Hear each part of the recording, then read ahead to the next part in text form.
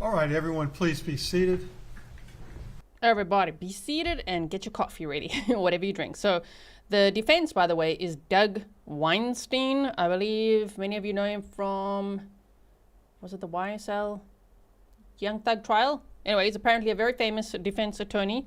And then the prosecutor is Assistant District Attorney Laurie Bayo, and the judge is Charles Rose Jr., I think his name is. All right, so here we go with day 2.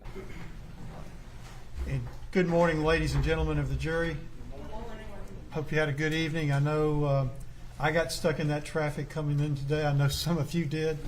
I'm hoping it was just the first day of school. It'll get a little better, but I'll leave a little earlier tomorrow. I come from the coast, so I came through the high school and then the Joseph Martin school. So hopefully it'll get a little better over the next few days. So anyway, we'll go ahead and get started this morning, and I believe, Mr. Weinstein, it's your opportunity to cross-examine. Your Honor, did the court wish to do the admonition concerning the media? I know you had indicated. Yeah, again, I trust that all of you were able to abide by the court's instructions about no access to the media. I assume everyone good with that? Yes. All right, very good. All right, thank you. You gotta check, Judge. Did they watch Grizzly True Crime or what? The jury better not. Jury, you're not welcome to watch it, okay? Don't ruin the trial. Also, this picture, thank you to Grizzly Cat for not only finding lots of pictures of the victim, way more than I could find, but also making them so beautiful, editing them so that they're really high quality. Thank you, Grizzly Cat. Thank you, ladies and gentlemen. You may proceed, Mr. Weinstein. Thank you, Your Honor. Good morning, Special Agent Dickerson. Good morning. Just to formally introduce myself, I'm Doug Weinstein, and I am representing Mr. Kassotis in this case. I just want to make sure I understand your experience. You have been a crime scene specialist for about 4 years, correct? Yes, sir. That's with the GBI. I understand you have experience before that as well, right? That's correct. And did you say yesterday, and I understand you're not a statistician, I think that's the words you used, but you see about 20, or you analyze about 25 to 50 scenes per year? 25 to 30. 25 to 30. Yes, sir. So over 4 years, 100, 120, roughly. I won't hold you to that number, but 100, 120 is about right? Sure. Quite a few. Yes, sir, right around there. Okay. Let's go back to December the 2nd. You go to, I guess, the scene at Jones Road and what we're calling Hunt Club Road, that intersection where the gate is, correct? Yes, sir. And you get there at about 9:15 at night, roughly. Yes, sir. You said that there was lots of trash on the side of the road, correct? Yes, sir. You said there were beer cans, right? Yes, sir. You said there were Coke bottles. When you say by the side of the road, was that on Jones Road or was that on the Hunt Club Road?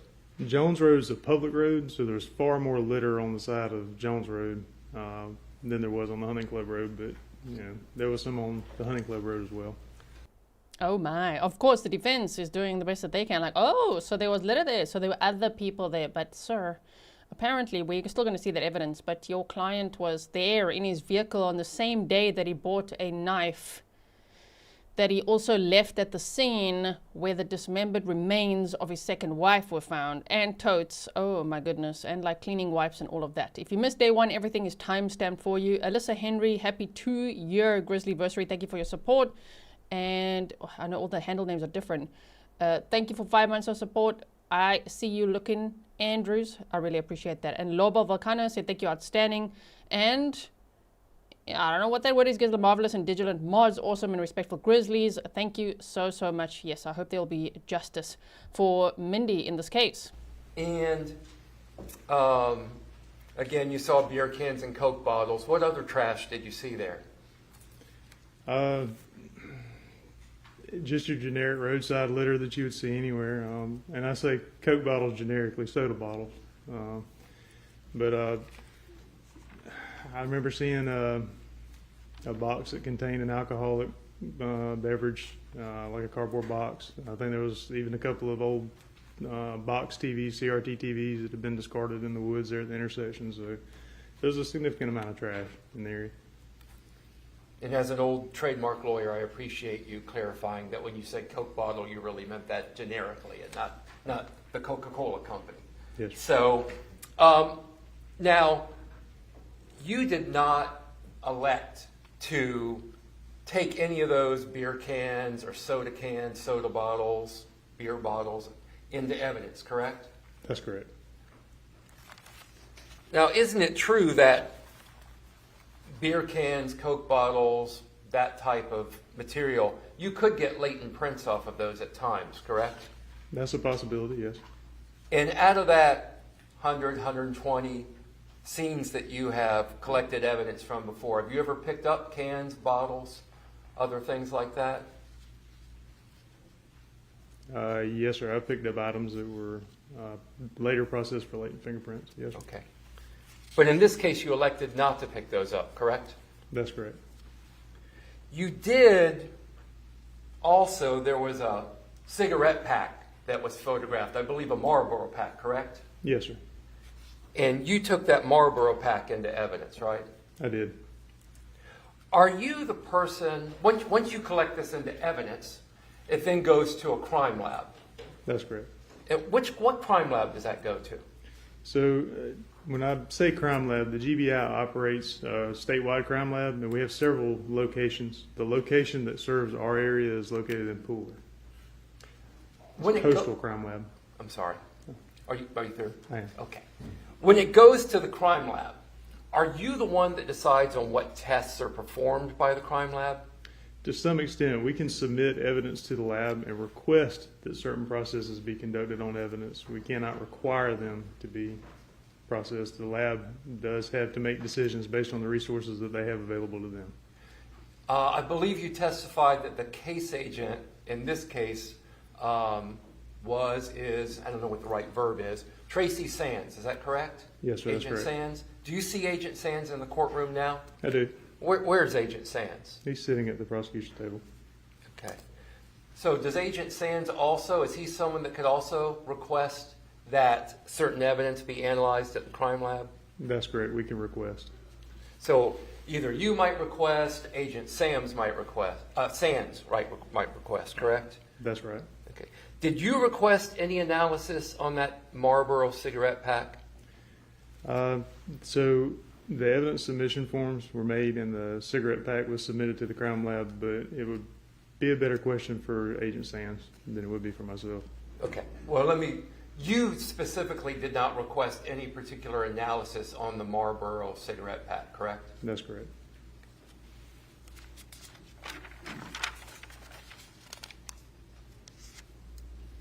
We mentioned the bottles and the cans and that you could get latent prints off of those, or you have at times, correct? Yes, sir. Can you also get DNA evidence off like a Coca-Cola can? Certainly, it's a possibility. But in this case, you collected none of those, correct? That's correct.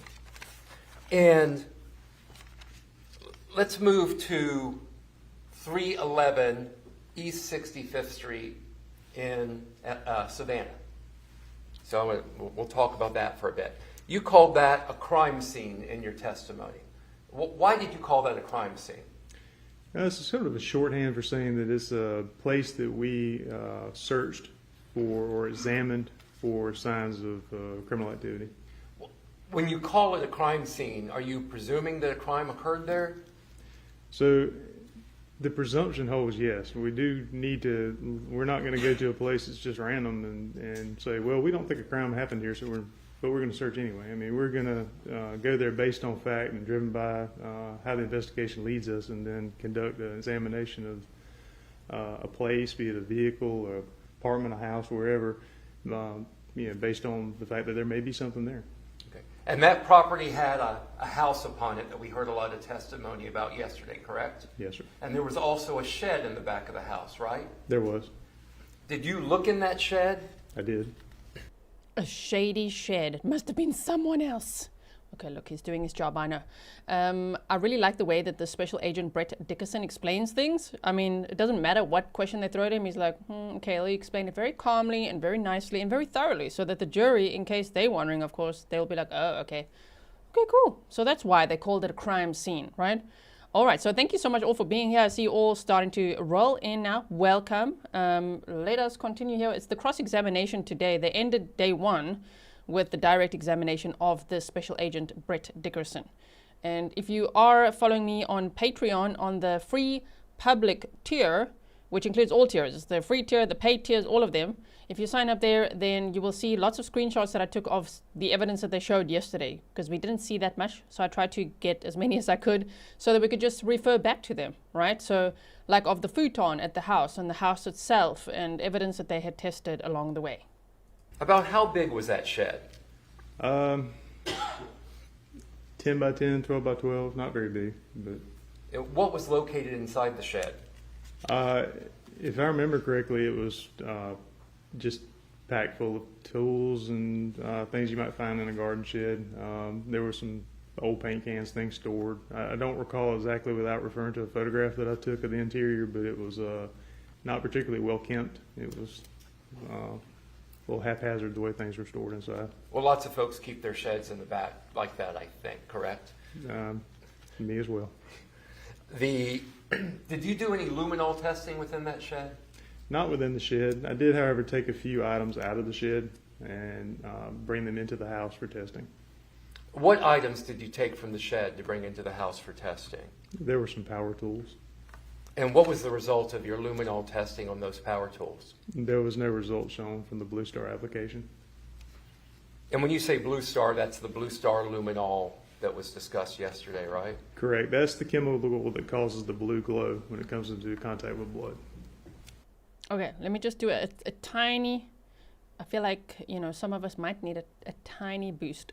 Let's just boost this a little bit, make sure it's not too much. You also, and correct me if I'm wrong, always correct me if I misstate anything that you said, because I don't want to mischaracterize or get anything wrong about your testimony, okay? So please just stop me. Will you do that? Yes, sir. Thank you. I think you will anyway. I just want to make sure I hear it from you. Did you testify yesterday that you do not believe, and I'm sorry, I have to be indelicate because of the nature of this case, you believe Mrs. Kassotis was not dismembered in that house? I believe that there's not enough physical evidence available to make that determination decisively. One way or the other? Correct.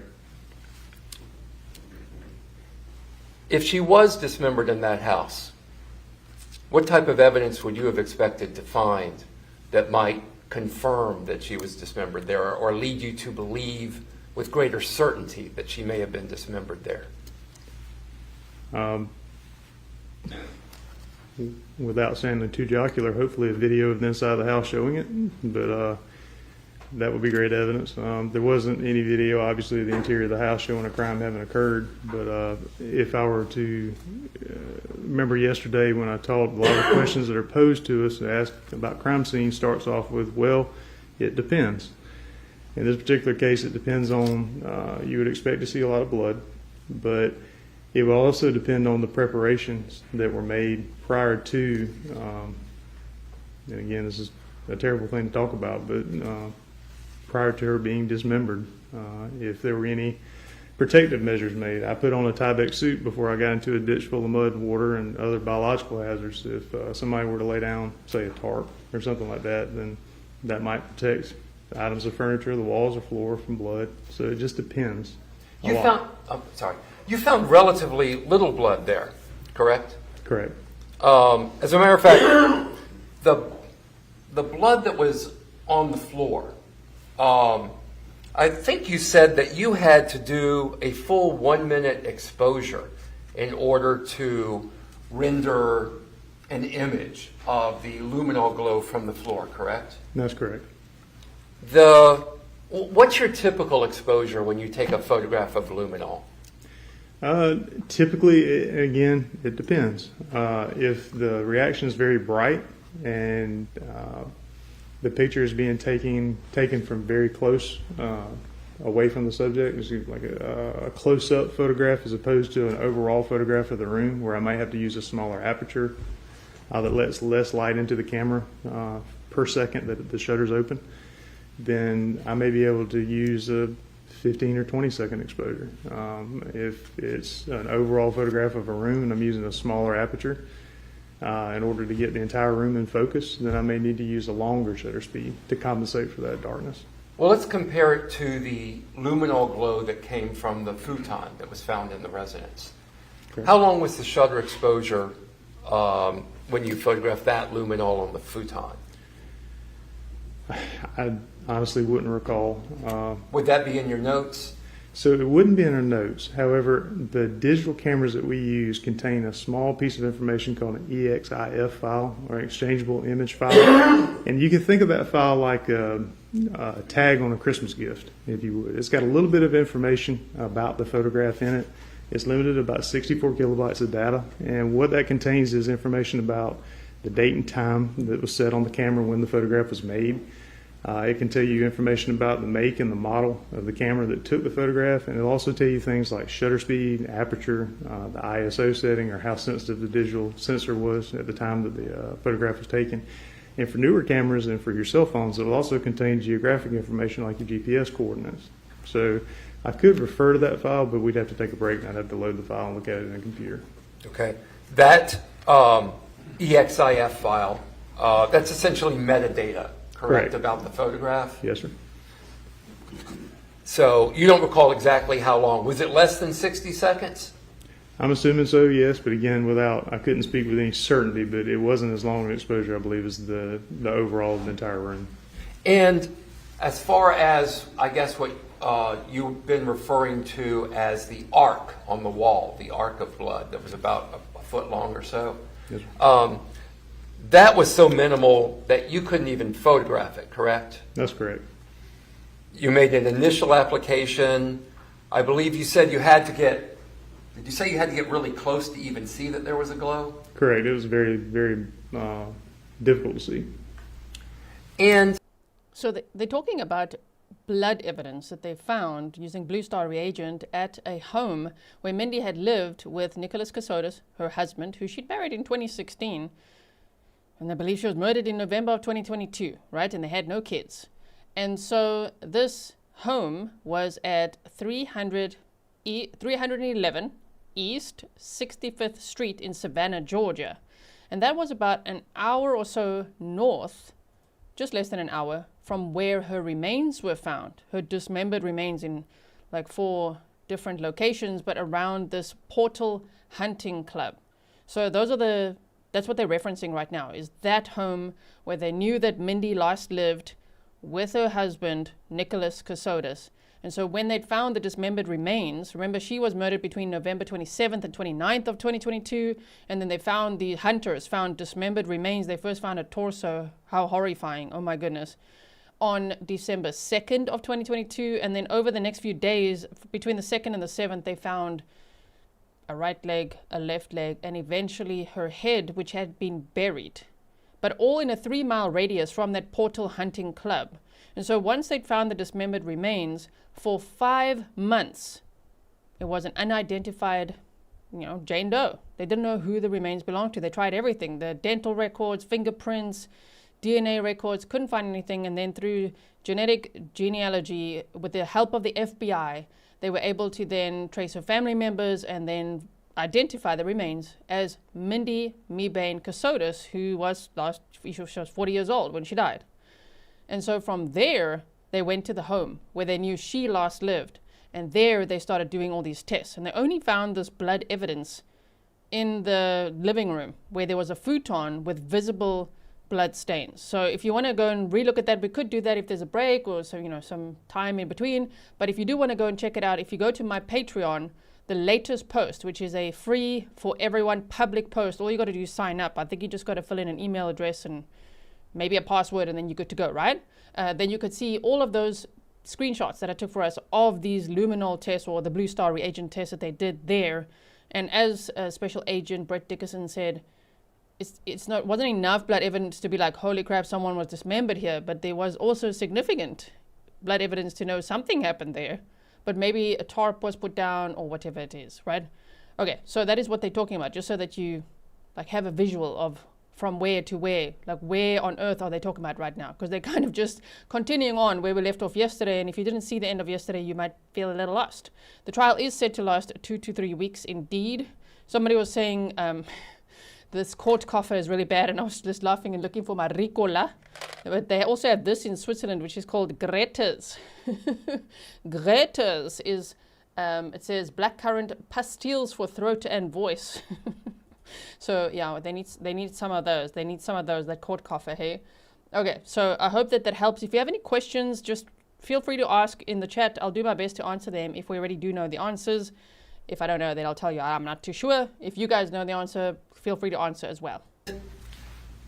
That futon, the location of the blood on the futon, you testified yesterday that, well, I guess you went to the house in May of 23, correct? That's correct. And Mrs. Kassotis' murder was back in that November, December 22 time frame, correct? It was 6 months prior. Mrs. Kassotis was murdered about 6 months prior to that. Her body was recovered on December 2nd, yes, sir. Okay. So it had been 6 months, and you said that futon, you don't know what position that futon was in 6 months prior to you being at the house. No, sir, it's movable within the scene, so I have no idea. So the futon could have been flipped around, correct? Correct. And when you saw the futon, I guess the blood was would be, I guess, behind on the backside of where your head would rest if it was a couch, correct? Correct. But it could have been flipped around. Yes, sir. And that blood could have been in the seating area of the futon if it was flipped around in that way. Yes, sir. It'd be more on, like on the edge. Like if the futon was a mattress, so to speak, that was just foldable, then instead of it being on the top or the bottom, it would be kind of on the side. So if you were sitting on the edge of the futon, then that blood could be beneath where you're sitting, correct? Possibly. When you do the luminol testing, that is just showing the presence of blood, correct? Yes, sir. Could be human blood, could be animal blood, right? You don't know what type of blood. Yes, sir.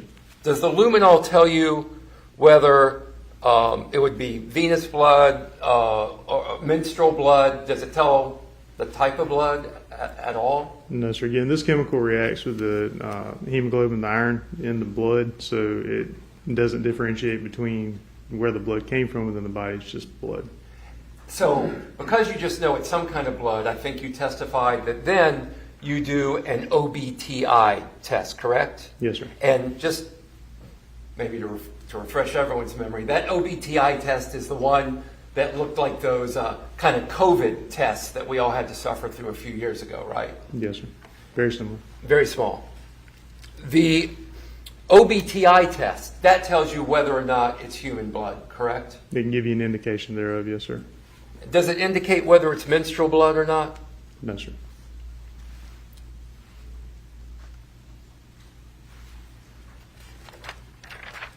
Can we pull out, let me see, which specific exhibit? Give me just one moment, please. Max is like, really? He's suggesting that was Mindy's menstrual blood on the futon and the wall? Yeah, he is suggesting that. I mean, oh, no. But he's got to ask, you know? Oh, my goodness. You still have all your exhibits from yesterday up there behind you, correct? Yes, sir. Could you pull out exhibit 1.8, which is the package that contains the wipe that you found wrapped around the handle of the knife?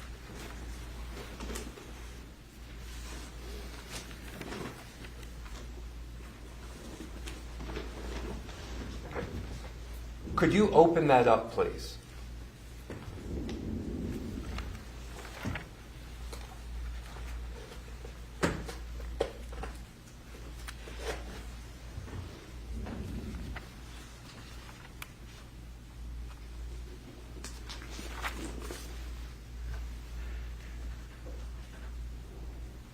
Zaza Sky said, so there's a missing beautiful woman, dismembered, definitely dead, just happens to be this freak's wife. There's blood on the sofa and wall and on the floor. A lot on the floor as well. So yeah. Sherry, thank you so much.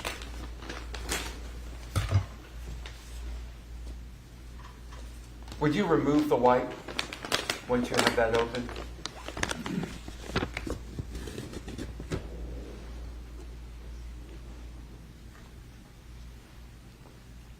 Okay. Is it possible to open that up anymore without damaging it?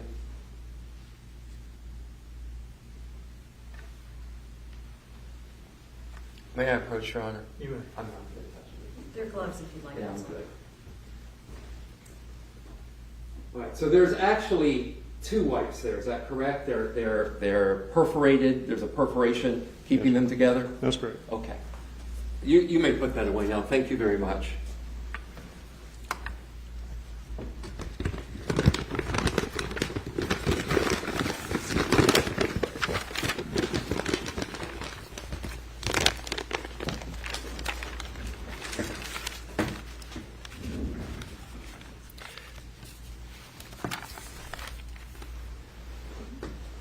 So you collected all of these wipes as evidence and you submitted them to the lab, correct? That's correct. You testified yesterday that in some cases these cleaning wipes can destroy DNA, correct?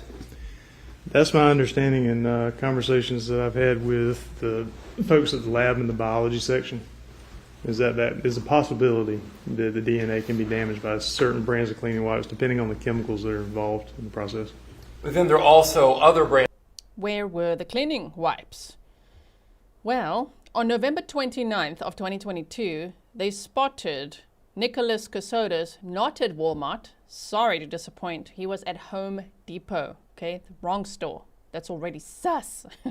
Anyway, he was at Home Depot buying a knife. And so let me show you a picture of the knife. Hold on one second. Okay, trigger warning. I'm about to show a picture of a knife. That's for YouTube. Okay, here we go. So he bought this knife, and that knife was found at the scene where the dismembered remains of his second wife were found. But he had put the sheath on the wrong way, so it didn't go all the way like that. That's how he's showing it's put on the wrong way. Yeah, so that knife that he bought at Home Depot was found at the scene with a cleaning wipe on the handle. There were cleaning wipes around as well. They even mentioned cleaning wipes like in the tree or something like that at some point. Yeah, there were these Clorox or cleaning wipes everywhere. I don't know if they were also, I don't think so at that time, because they only went to the house 5 months later. But that's what they're talking about, is these cleaning wipes. And that is, they didn't test those, even though it looked like there was blood evidence on it, because they said the cleaning solution could actually destroy the DNA evidence. So they're not going to test every single little thing, just all the things that they need, of course, as evidence in this case to prosecute this person, right? Yeah, so Ave Push says he put the cover on backwards. Yes, he did. But to buy the knife on November 29th, and that same day your vehicle is seen on camera in the area where your second wife's dismembered remains are later found, and then there's cleaning wipes around, and then there's totes over there. Wow. And then you burnt your car. He burnt his car completely. Apparently in March of 2023, when he'd already moved to Pennsylvania, got engaged in February of 2023, burnt his car in March of 2023, got married in April. Weird. And he was really surprised, like, wait, what? You could track where my vehicle went? Yeah, they could track it. They could track the car, even though he thought he destroyed all sorts of evidence. Of cleaning wipes where DNA would not be destroyed, correct? That's possible, but I couldn't speak to it with any certainty. Did you ask that these wipes be checked for DNA? Again, with Agent Sands having submitted the evidence himself for testing, then those requests would have been made through him. So if you could just answer that one question, did you request that these wipes be tested for DNA? I did not. Okay, thank you. I have no further questions, Your Honor. Thank you very much, especially. Briefly, Judge. Okay, so now it's going to be a redirect. Thank you. Ali B from Tennessee said, for those asking, Doug represented Diamante Kendrick, aka Yagotti, in the YSL trial. Thank you so much for your sticker and for that information as well. Tracy Smith said he was trying to confuse us by not going to Walmart. Yeah, but he was still doing all sorts of shady shopping, and they saw him on camera. Look, I've got a screenshot of it. Look at it. Here it is. Here he is. Yep, that's him on November 29th. And then on the same day, later that day, this was early in the morning. I think they said it was like 8:26 a.m. or something. Yeah. Later that day, his vehicle spotted there at the hunting club, even though he's not a hunter. It's spotted there. That's where his wife's remains are found on December 2nd. Wow, of 2022. Here he is, not at Walmart, doing all sorts of shady shopping at Home Depot. Okay, so let's see the redirect. Agent Dickerson, you were asked by counsel whether you saw certain drinking containers on the roadway, correct? Yes, ma'am. Do you recall that series of questions? Yes, ma'am. How far were they from the body? So, as we spoke several times yesterday, the body was about 650 feet away from the intersection, down the Hunting Club Road, and then Jones Road itself, there was an orange gate pretty much at the intersection. The majority of the trash that I observed on scene was pretty much as you would expect to see. It was in the ditch and along the edge of the road on the public road. That's on Jones Road? Correct. Okay. And if that trash, including those drinking cans, had been found in proximity to the torso, would you have taken them? Of course. Did you, with respect to the Marlboro pack that you referred to? I did. It wasn't exactly found near the body. It was about halfway back toward the intersection from the body. So there wasn't necessarily a direct connection between the two, but we took it out of an abundance of caution. Okay. And I believe you testified yesterday about the conditions of the weather in the days leading up to December 2nd of 2022. Can you refresh us as to what it was in those days? Yes, ma'am. We spoke with, as part of our initial briefing when we arrived on scene, we spoke with... Objection to hearsay. He's just saying who he spoke with. He didn't say what they said. As long as he doesn't say what they said. All right. Did you speak Understood. with anybody about the weather conditions? I did. Were you yourself in Liberty County on those days beforehand? I was not. Did you see if there was any rain in the ditch anywhere near these areas? Yes. How much rain? Meaning, on your body, how deep was the water? Well, there was standing water in the ditches, and the ground was very saturated when we got there, even though it wasn't actively raining at the time. Okay. And just so we're clear, we're in South Georgia, so sometimes we have standing water all the time, right? Yes. I can also say that as part of the forensic entomology that was done, there was some weather conditions that had to be researched, and I was able to access weather data from a nearby weather station. And while I don't remember the exact numbers, I can tell you it recorded precipitation in the area in the days leading up to the discovery of Mindy's torso. Do you know if anybody else actually recorded, or without telling us what was recorded, whether that actual data was secured in connection with this case? Will you repeat that question for me? What I'm asking is, do you know if anybody else secured the precipitation data in the days leading up to December 2nd of 2022 without telling us what it was? So again, in working with Dr. Edward Mondor at Georgia Southern, the forensic entomologist, part of his studies are to include weather data in his interpretation. So yes, I know that he accessed data. So he knows how much rain there actually was? I can't say what he knows, but that's a possibility. Okay. And with respect to rain, and again, if I am going too far afield of your forensic expertise, please let us know. Counsel asked you whether or not the cleaning wipes, the chemicals in them, can destroy or damage DNA. Do you know what water can do to fingerprints or DNA if it comes into contact with it? And there's a possibility that it can remove both from the surface of a piece of evidence or a piece of potential evidence. What about wiping with a cleansing wipe? What could that do to fingerprints or DNA, if you know? Well, again, there's a lot of unknown variables to the question that you're asking, but even something as simple as a dry paper towel rubbed across latent fingerprints, which are primarily made up of oil and water, would cause some mechanical destruction of those prints. They wouldn't be there anymore on a hard surface. Now, on a porous surface, that may be a little different, but on a plastic or a metal surface that's smooth, then yeah, certainly rubbing something across it could destroy those fingerprints. Okay. And do you know if light has any impact? Only if you know. On latent prints or DNA? On either or. So sunlight is got a large component. A large component of sunlight is ultraviolet light, and ultraviolet light is not good for DNA at all. In fact, you may see ultraviolet lights being used to sanitize certain things, and that's given enough exposure. My training indicates that DNA can be damaged by sunlight. So at a minimum, you're aware that as of December 2nd of 2022, that's when a portion of her remains were recovered, correct? I'm sorry, you A portion of her remains were first recovered on December 2nd of 2022. Correct, that's when Mindy's torso was found. Okay. And the rest of her body was recovered over how many days? The right leg was recovered on the 3rd. Her left leg was recovered on the 5th, and her head was the last item to be recovered, and it was recovered on the 7th. And do you know where that head physically was? Meaning, was it on the ground or in the ground? I wasn't there.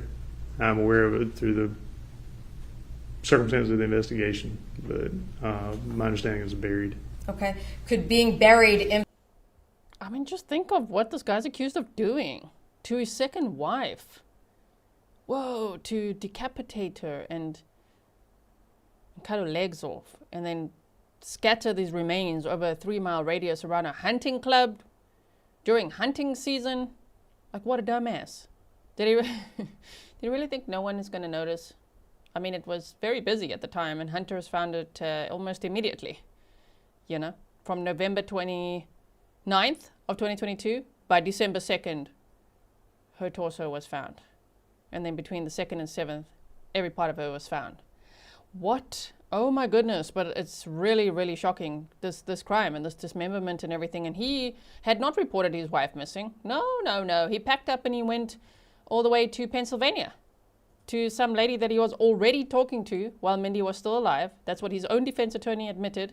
He was inappropriate with her, he said. Oh, well, clearly he had feelings for her because he immediately packed up and then went to Pennsylvania without reporting his wife missing or anything, changed his name, burnt his car, and got married. What? Oh my goodness. Impact the ability to recover any additional DNA potentially?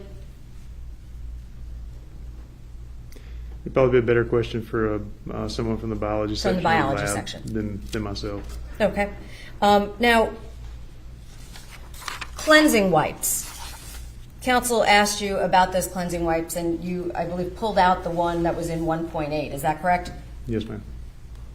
As we sit here, did you see stains on that actual set of wipes? Yes, ma'am. Okay. But you don't know what those stains are, right? No, ma'am. Okay. Would you have been able to field test those stains out at the scene? I could have. Okay. Why didn't you?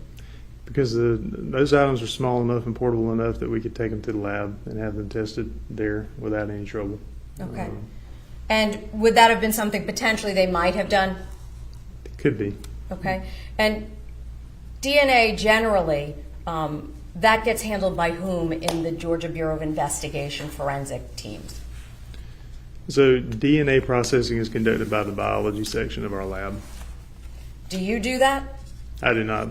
The crime lab is actually a different division. The Georgia Bureau of Investigation is made up of 3 divisions, and the lab in the medical examiner's office is one of those. I'm in the investigative division, so while we're the same parent agency, we operate independently of one another. Now, I just want to talk for a moment about the items in the shed. Do you have any idea who those items belong to? I do not. I'm assuming the homeowner. Do But you have that's any an assumption. Okay. Do you have any idea if they were there when Mr. Kassotis and Mindi Mebane lived there? I have no way of determining that. Do you have any idea Well, let me back that up. Did you see any blood on any of those items? Not the ones that I processed, no, ma'am. And which items you processed, you said were the power tools, is that correct? Yes, ma'am. Do you remember what type of tools you Uh, processed? Again, I'd have to look at the photographs, but there was a circular saw and I want to say maybe a drill and something else. I'd have to look back to make sure that. Okay. Do you have that in your notes? Uh, Or would that be in a photograph? it would probably be in a photograph. Okay. And can you tell us what a circular saw is? Not everybody uses those. Certainly, a lot of folks down in the South call it a skill saw, which is kind of like calling a soda can a Coke bottle, but it's basically a saw that you would use to cut wood, lumber. It's handheld, about that big. There's a blade on the side that loads in, spins, and you can push it through wood to cut it. But you didn't see any blood on it. No, ma'am. But I you didn't see tried. any blood on any of the tools that I checked. Did you try to find any of the tools that could have potentially been used as cutting tools? Yes, ma'am. And were those all of the ones that you looked at for blood? Only the ones that could have even potentially been used are the ones that I checked for blood. And again, out of an abundance of caution, I didn't see any. But since I already had the chemical mixed and it was there and I had enough left to test, I went ahead and pulled the tools inside and tested them So you before we blew, left. you blew Sorry, trying to find a good pausing point. Tizzy said, I'm a prosecutor. My boss told me when we first started that the smart ones don't make it to us. I think that is very accurate, right? Yeah. Every time we're like, what is wrong with these people? Like, this is not smart. Yeah, that's why this guy's sitting in this position now. He's presumed innocent or proven guilty, and the state's building their case, and we're only on day 2. So I'm looking forward to hearing all the evidence that they have in this case. stored those in the blacked out house as well. Yes, ma'am.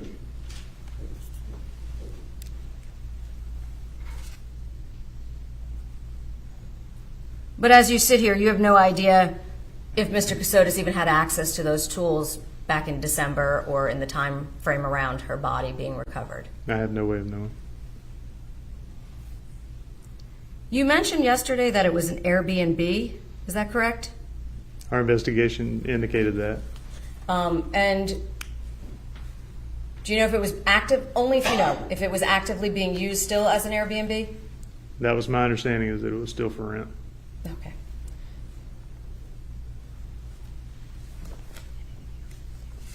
I have nothing further, Your Honor. Anything else? Briefly, Your Honor.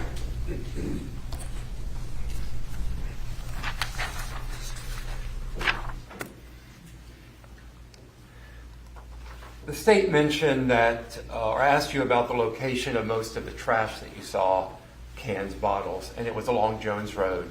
Yes, And sir. that was approximately 650 feet away, correct? Yes, sir.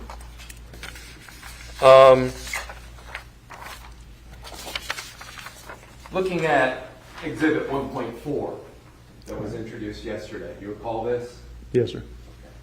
In Exhibit 1.4, evidence placards 1 through 3 and 4 through 7. Those ones down by the gate. That's approximately 650 feet away as well, correct? Yes, sir. So even though those were also 650 feet away, you felt that that was evidence that should be collected. I did. And that evidence included the Husky storage container. You took that, correct? Yes, sir. You took the Milwaukee knife that was 650 feet away from her torso. I did. You took cleaning wipes that were 650 feet away from her torso. Yes, sir. You took torn, cut, gray cloth that was 650 feet away from her torso. I did. And you took literally a black plastic trash bag that was 650 feet away from her torso. Yes, Correct? Sir. Yes, sir. I did. And you, and when I say you in this case, I mean the team that was there. So y'all picked up an empty cigarette pack that, at least on Exhibit 1.4, looks to be several hundred feet away from her torso, correct? That's fair.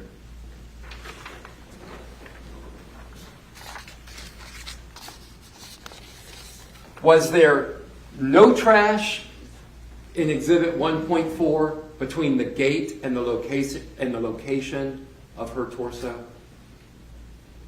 There may have been small pieces of trash that I just overlooked. That's a possibility. Okay. Thank you. I have no further questions. All right, can the witness be excused? State has no additional questions. No question. All right. Thank you, sir. You're excused. Thank you.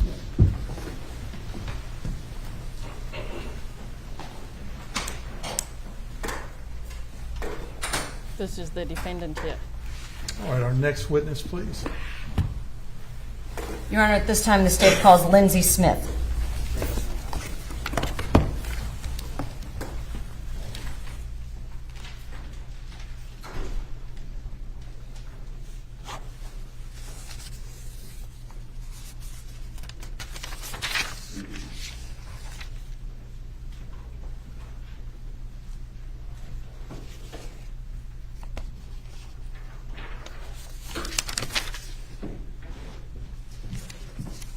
Good morning. Please raise your right hand. Do you swear or affirm the testimony that you're about to give will be the truth, the whole truth, and nothing but the truth, so help you God? I do. Please be seated.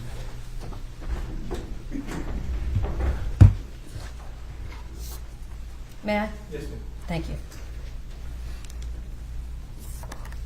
Good morning. Good morning. I'm going to ask if you could just keep the microphone nice and close to your mouth so that the jurors can hear you. Okay.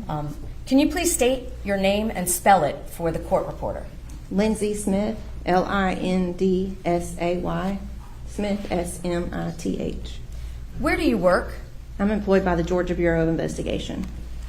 And what is your role at the Georgia Bureau of Investigation? I'm the special agent in charge assigned to the Statesboro Field Office. What is a special agent in charge?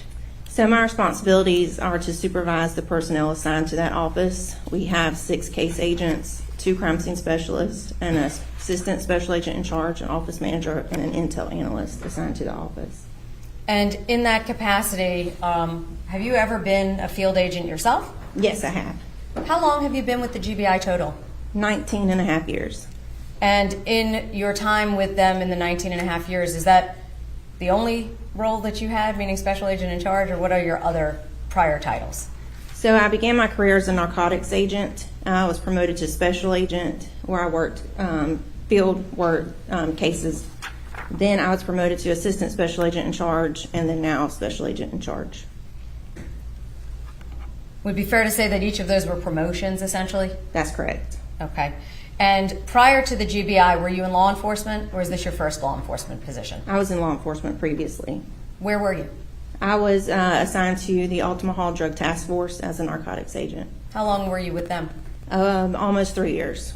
Okay. So in total, how long have you been in law enforcement? 22 years. And in that time, would it be fair to say that you've also assisted in crime scenes and investigations of cases? That's correct. How many cases do you think you've managed over the course of your career? Estimated, not exact. Hundreds. Okay.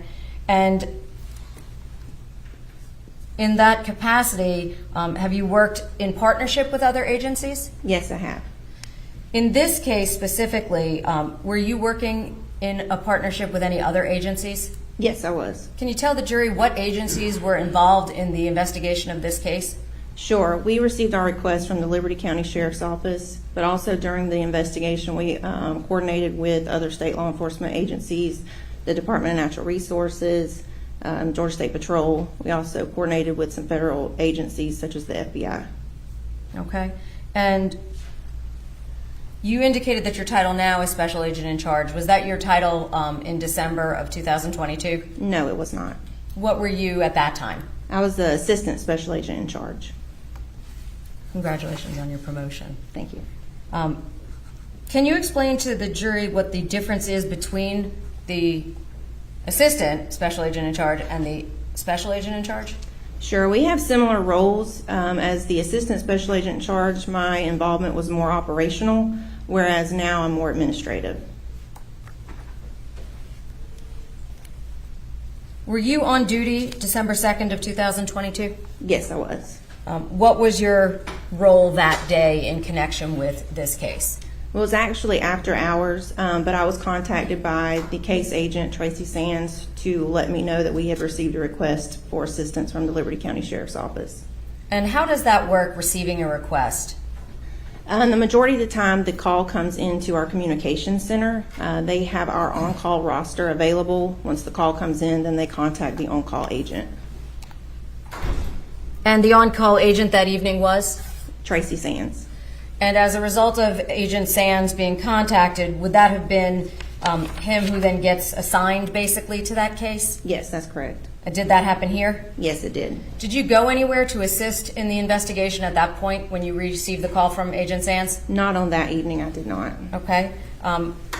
Is there a reason you didn't respond yourself? I didn't feel that there was a need for me to be there at that time. How long had Agent Sands been working with the GBI by the time you had gotten that call? Probably 25 years. Were you confident that he was able to handle that? Yes, I was. And when you got the call initially, you said it came in from Liberty County Sheriff's Office. Did you know what county that the remains, the initial piece of her remains, were recovered? Yes, it would have been Liberty County. Okay.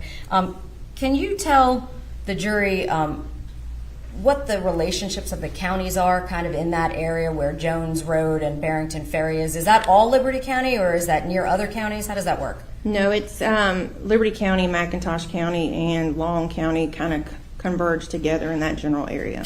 Okay. So her physical remains initially were in Liberty County. Do you know if any of the other remains were found in places other than Liberty County? Yes, they were. Where were they found? In McIntosh County. Okay. So Liberty and McIntosh? Yes. Okay. And when the initial call came in, though, her remains were in Liberty? That's correct. Did that impact who you partnered with in connection with this case? Yes, it did. How so? So since we got the request from the Liberty County Sheriff's Office, we would be working with them. Okay.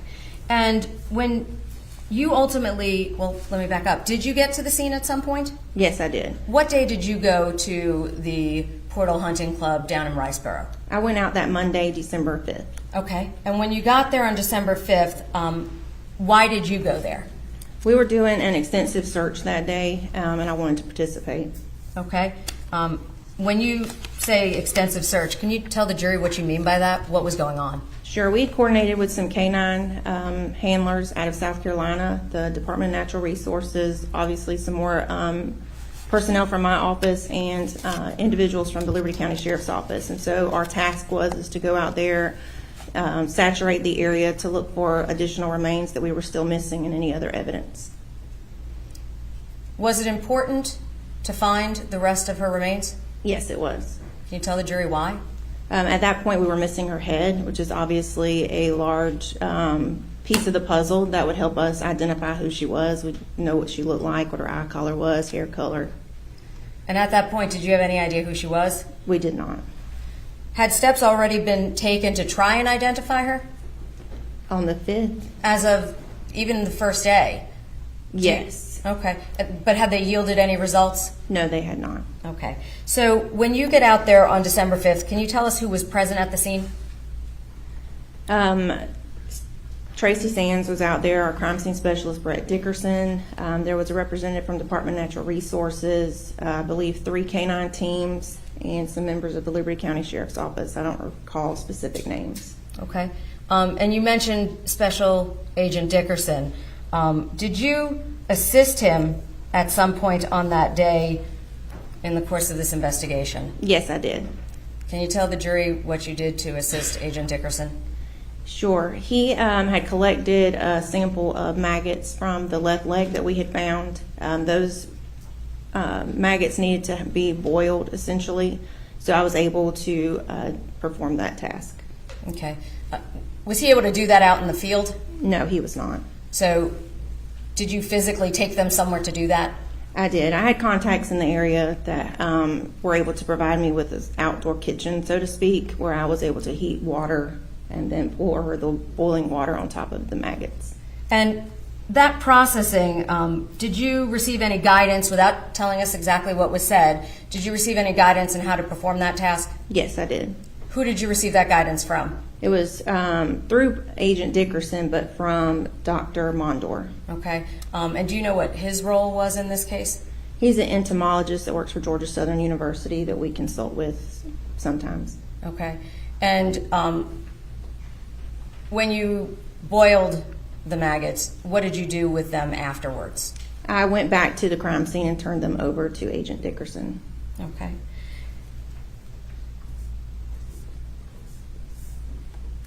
Did they remain in your custody the entire time that you went to process them before you returned them to Agent Dickerson? Yes, they did. And so when you gave them to Agent Dickerson, he was the last person that had them after you? That's correct.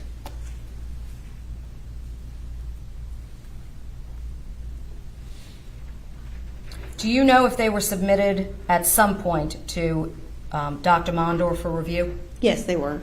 And would the special agent in charge and the assistant special agent in charge have to manage somehow the funding for taking care of that?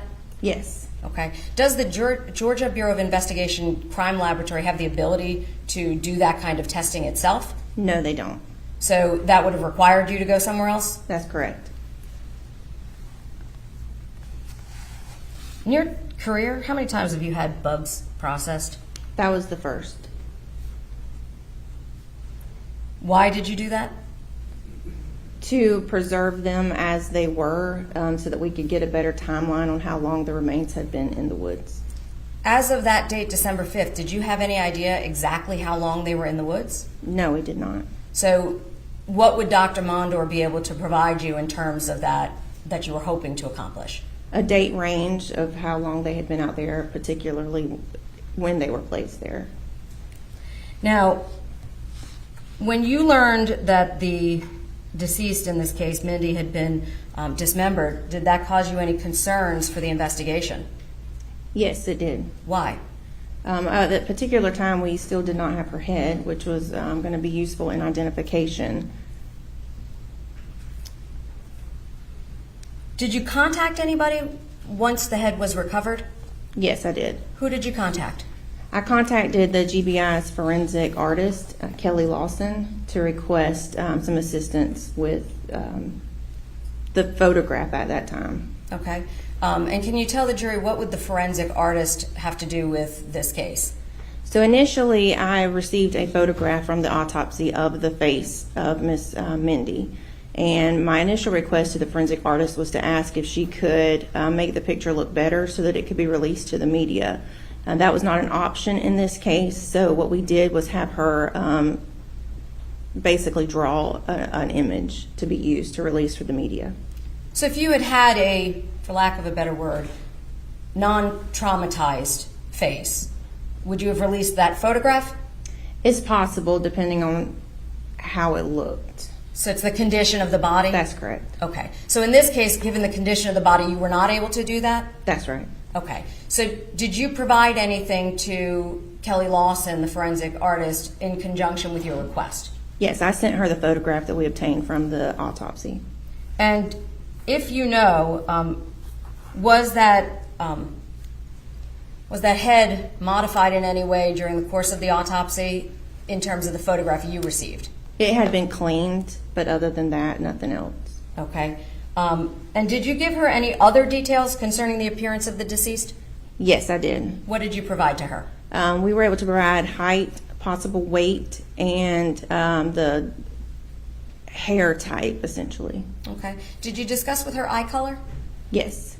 What eye color did you tell her? We told her brown at the time. And you say at the time. Why did that change at some point? It did. Why? I don't know the scientific reasoning behind it. During autopsy, the eyes appeared to be brown. I do believe they were naturally a different color. Okay. Would Dr. Lehman be able to explain that as he did to you at some point? Yes. Okay. And Oh, sorry to pause it like that. Hold on. I want to quickly show you this, just the sketch that the sketch artist made. Hold on 1 second. Let me just move this. Okay. From yesterday's presentation, because my goodness, when they had found these dismembered remains and they had no idea who it belonged to, then the GBI sketch artist created the following sketch. Hold on. Look there. They made this. Kelly Lawson, the GBI sketch artist, made this based on the remains they found and what they had described to her. And it actually, it's just about spot on. right? Look there. So that's what they're talking about as well. My goodness. Okay, now let me bring this back on. Now I say Dr. Lehman, who was he? He was our medical examiner who performed the autopsy. Okay. So initially, you simply thought the eyes were brown. That's correct. Okay. And so when that information was provided, did that include that information to Ms. Lawson? Yes, it did. Ultimately, did you ever receive a drawing back from Ms. Lawson? Yes, I did. Can you explain to the jury what you did with that drawing? Sure. We were able to create a flyer per se with the photograph on it and some additional identifying information, and then we've included our phone number and ways to contact the GBI should someone recognize the picture. And do you know what day that was that you received and posted, so to speak, that flyer that you just referred to? So I received the flyer on December 11th, which I believe was a Sunday, and it went out to the media that Monday, the 12th. Okay. And that was in 2022? Yes. Okay. And as a result of receiving that and posting it, did you receive any leads or tips from people seeing that photograph? We did receive some leads. Okay. Tell us how you managed those tips coming into the GBI. We have an intel analyst assigned to our office, and she was able to maintain a spreadsheet with information that we were getting as the calls came in. We received tips from over 17 states across the country. Okay. Were you fielding those tips and investigating them? I believe I may have taken a call or two, but mostly that was being handled by a case agent and the intel analyst. Okay. When those tips started coming in, did you ultimately identify her through the tips? No, we did not. So subsequent to that first photograph, did there come a time when there was a second drawing? Yes, there was. When was the second drawing? If I can refer to my notes, that was on. Wait. She almost said January. I was like, pop quiz. We know this, right? Okay, I think the first sketch was around December 22nd, and the second sketch was somewhere in January, like January 3rd. Let's hear. January 3rd. Ooh, January 3rd. Okay.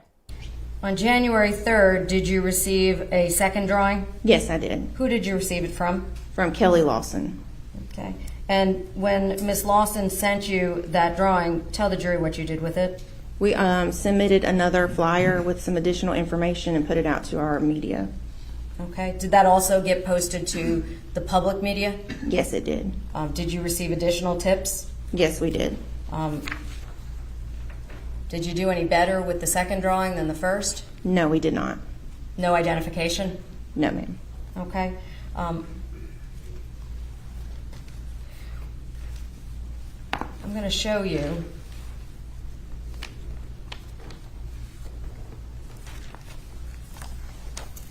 What I'm Someone was saying, why are they spending so much time on this? I think so that the jury can understand just how hard they tried for 5 months to identify these dismembered remains. They tried dental records, they tried fingerprints, any DNA records that they had. They couldn't find anything. They didn't know who it was. And then they made the sketches and all of that and put that out. And eventually, with the FBI's help with genetic genealogy, they were able to identify the remains as Mindi Mebane Kassotis, who was 40 years old when she was murdered, and they believe she was murdered between November 27th and 29th of 2022. Now, I'm going to quickly go off screen because I'm trying to tell myself to just do a quick stretch every hour if I can, okay? I want to be with you for a long time career. So I'm still here in the room. I'm looking at your comments. I'm right here. I'm just taking myself off camera for a second, okay? going to mark as 1.16.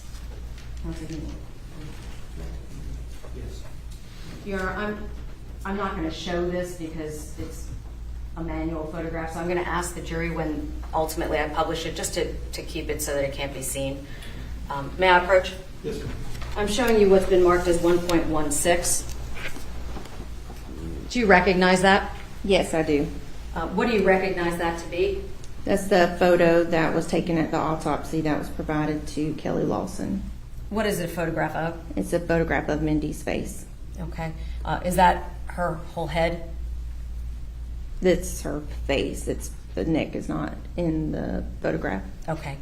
Is that a fair and accurate duplicate of exactly what you sent to Ms. Lawson? Yes, it is. Your Honor, at this time I'd like to tender 1.16. Any objection? Your Honor? It's admitted. Your Honor, at this time, I'd like to publish that to the jury. Ladies and gentlemen, if you would just hold it closely so that it's not exposed to anyone.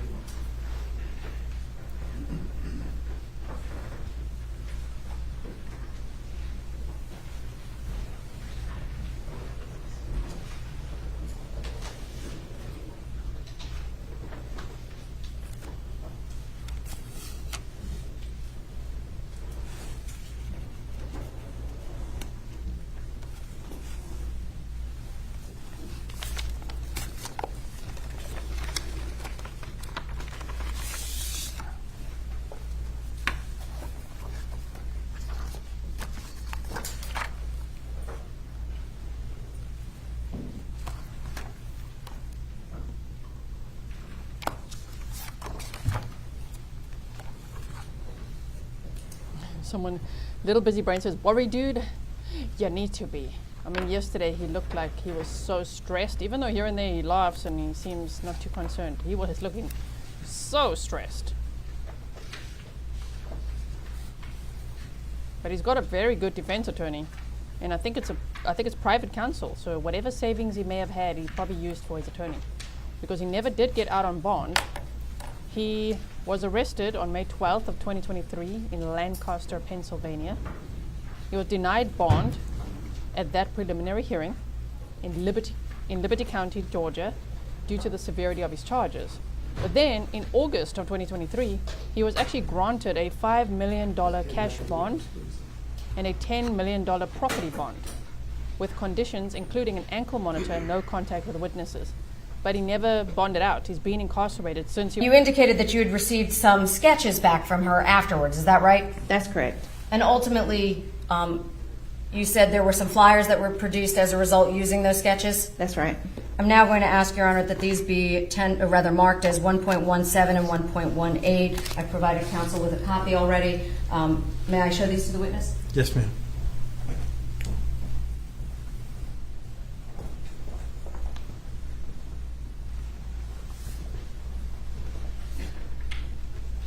Do you recognize what's in 1.17 and 1.18? Yes, I do. Can you tell us what's 1.17? This the first rendering that Kelly Lawson gave us. Okay. And that was back on December 11th of 22, is that correct? That's correct. Okay. And with respect to 1.18, what is that?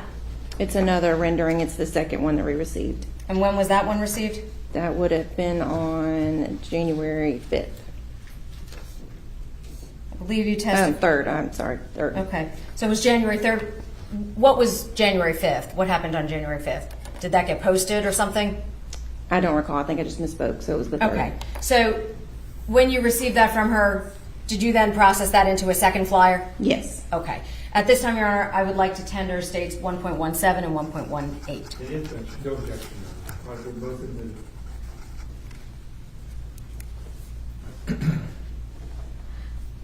Your Honor, at this time, I'd like to publish those to the jury.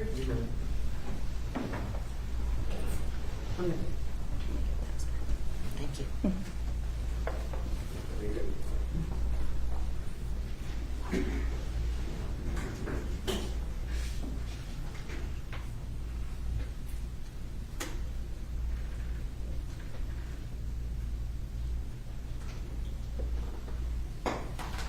Now publishing 1.17 for the jury.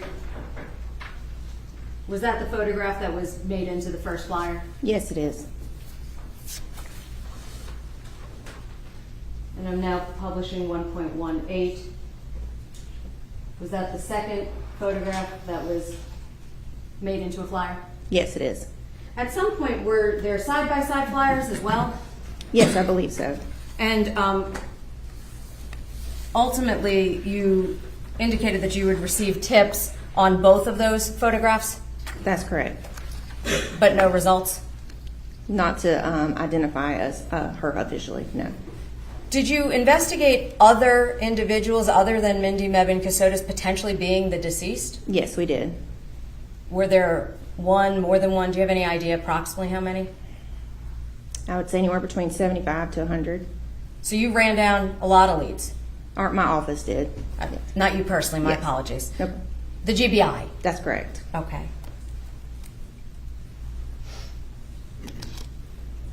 Now, when you wound up with no results from the forensic sketches and from all these leads, what did you do next? So I reached out to another special agent in charge within the GBI who had had success in identifying an unidentified individual. He put me in contact with an FBI agent. And why did you call the FBI? They were in the process of doing some genetic genealogy testing, and I reached out to him to see if he could help us with this particular case. Do they normally help you? Not disrespectfully, but I mean, do they normally work as your partner unless requested? No, they don't. Okay, so in this case, you reached out for assistance? That's correct. Okay.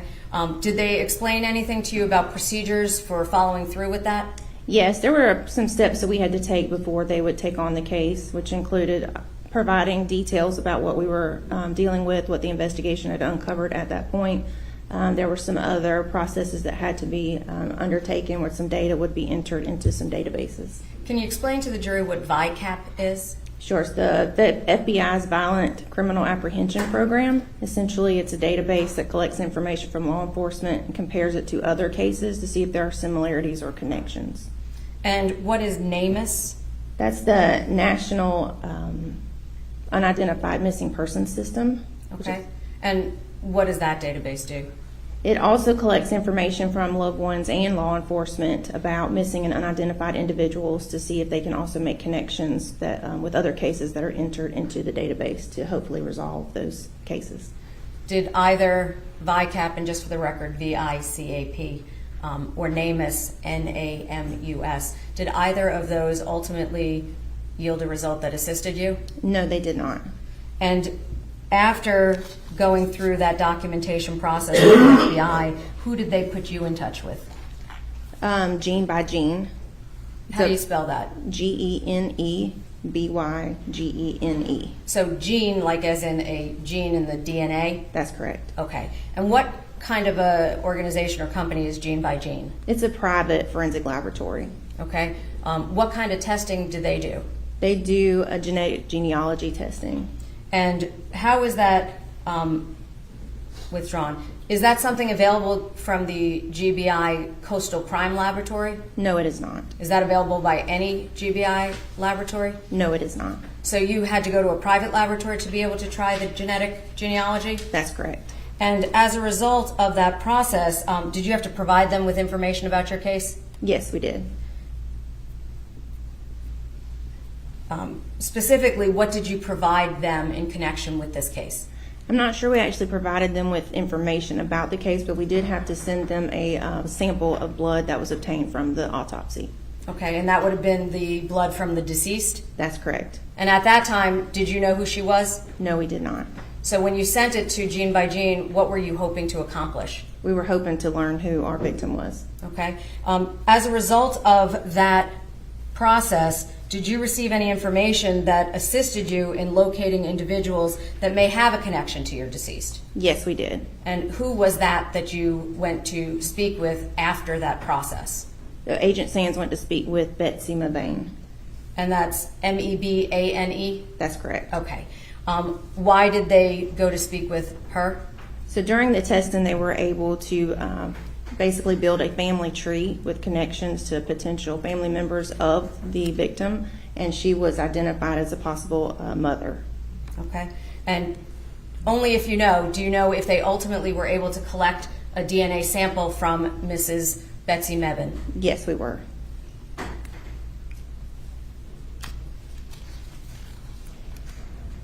Did you assist in any other way in the investigation? No, other than just general oversight, supervision. Now the crime lab, I want to be sensitive here because I'm not trying to be disrespectful. Are there times when you submit items to the crime laboratory for analysis? Yes. Does your team submit items to the crime laboratory for analysis as well? Yes. Do you always have every item tested you request? No, we do not. Can you explain why? Sure. The resources at our crime lab are limited. We are short-staffed with some scientists in certain areas, so it's impossible for them to be able to test every piece of evidence that's submitted. Have you had your fair share of conversations hoping for potentially more items to be tested? Yes, I have. Did you do that in this case? I believe so. And can you explain what a briefing is with the crime lab? Who would do that? So it would be a supervisor from the office and a supervisor from the crime lab get together and discuss potential additional steps that we would request be taken. Okay, and did anyone do that in this case as supervisor? Honestly, don't recall, but I believe so. Do you know if you had any conversations with the crime laboratory? Yes, I did. Okay. Did you make requests for evidence to be examined? Yes. And did you do that in assistance with any other agents from your team? Yes. Who was that? Would have been Agent Dickerson and Agent Sands. Okay. And ultimately, did you receive reports back from the crime laboratory on the items they did ultimately test? Yes, we did. Without them being able to do the forensic genetic genealogy, is that why you went to gene by gene? That's correct. Did that ultimately provide you with identity for the purposes of knowing who that torso and the rest of the remains belonged to? Yes, it did. And who was that? Mindi Mebane Kassotis. I have no further questions for this witness, Your Honor. Quick pause. Let me actually show you this. Hold on 1 second. Like this. All right, this forensic artist, I feel like we had heard her name before. And so let's just take the text off here so we don't get confused here. So remember the sketch that I showed you this? This was done by Kelly Lawson when they found Mindy's dismembered remains but had not yet identified her. And so the forensic artist who did it, Kelly Lawson, is an Atlanta native. She's the daughter of Harry Lawson, a former battalion chief with the City of Atlanta Fire Department, and Marla Lawson, the highly esteemed first ever forensic artist for the state of Georgia. All throughout her childhood, occasionally she would visit with her mother while she performed her duties as a forensic artist at both the Atlanta Police Department and the GBI. Kelly had no idea at the time, but she was being taught by example the skills and practices of a forensic artist. In 2001, Kelly graduated from Northgate High School in Coweta County with a partial scholarship for the study of art at Brigham Young University in Provo, Utah. At BYU, Kelly pursued a bachelor's degree in the visual arts with an emphasis on drawing, painting, and printmaking. She also studied sculpture in multiple mediums, including wax, clay, metal, and bronze. From December 2003 until July 2005, she went on the mission field with her church in eastern Ukraine. When she returned, she came home with a renewed desire to find work that allowed her to help people. In 2007, she graduated from BYU and returned to live in Metro Atlanta. She worked briefly in the graphic arts with different companies until beginning her employment at the GBI in May of 2012. Wow, okay, so I don't know I hope you find that interesting. I was like, wow, I find it very interesting. So just wanted to show you that. Okay, it's always nice to see the face behind what was going on in this investigation as well, with the sketches and trying to figure out who the remains belong to. Thank you. Good morning, Special Agent Smith. Good morning. My name is Doug Weinstein. I'm representing Mr. Kassotis in this case. Just a few questions. You testified that you were hoping for more items to be tested. Is that correct? That's correct. What specific items were you hoping that the crime lab would test? I would hope they would have tested everything that we submitted in a perfect world. Which specific items did you hope they would test that they would not test? I believe the Clorox wipes or whatever type of wipes those were. Specifically, that's what stands out in my mind. So did you request those to be tested? You had discussions with the crime lab and then they would not test them? I don't believe specifically we had the discussion of that. We were presenting them with the list of everything that had been provided, and once something was tested and we didn't have any success or any leads, we would ask for something else to be tested in hopes that we would get some additional information. You said the crime lab is short-staffed in certain areas. What areas to your knowledge, is the crime lab short-staffed in? I believe most of the scientific fields are short-staffed across the state. And just to help the jury understand, What are the scientific fields specifically that are short-staffed across the So I state? believe toxicology, the chemists, biologists. And because of that, items that special agents or assistant special agents want to be tested, or other agents want to be tested, may not be tested by the crime lab, That's correct. even though you believe they should be tested. That's correct. No further questions. Thank you. Just one follow-up. If you had thought something was critical to the case to be able to prove or disprove the case, would you have taken that somewhere else than the GBI Coastal Lab? Yes, we would have. Did you do that in this case? We did. And did you get results from it? We did. Nothing further. Anything else? Real quick. Do you ask for items that aren't critical to be tested from the crime lab? I believe all items that we collect are critical. Thank you. No other questions. All right. Any objection to the witness being excused? No objection. No objection. Thank you. You are excused. You're free to go. You just leave that there. All right. All right, ladies and gentlemen, we'll go ahead and take a 10-minute recess this morning. If you would step out with the bailiffs, please.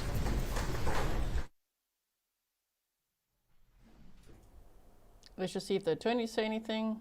Doesn't look like they're gonna, but we'll just skip right over this break. So buckle up, everyone. Are you ready? There is the defendant. Oh my word, 43-year-old Nicholas Kassotis. I think there's a lot of suspicious things the state's already shown. It makes me very suspicious of him. But we have to see more evidence in this case, right?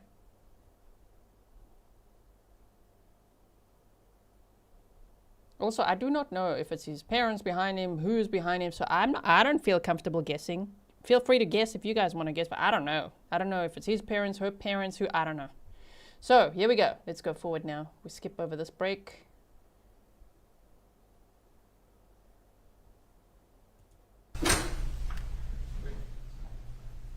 Hello to the ceiling camera.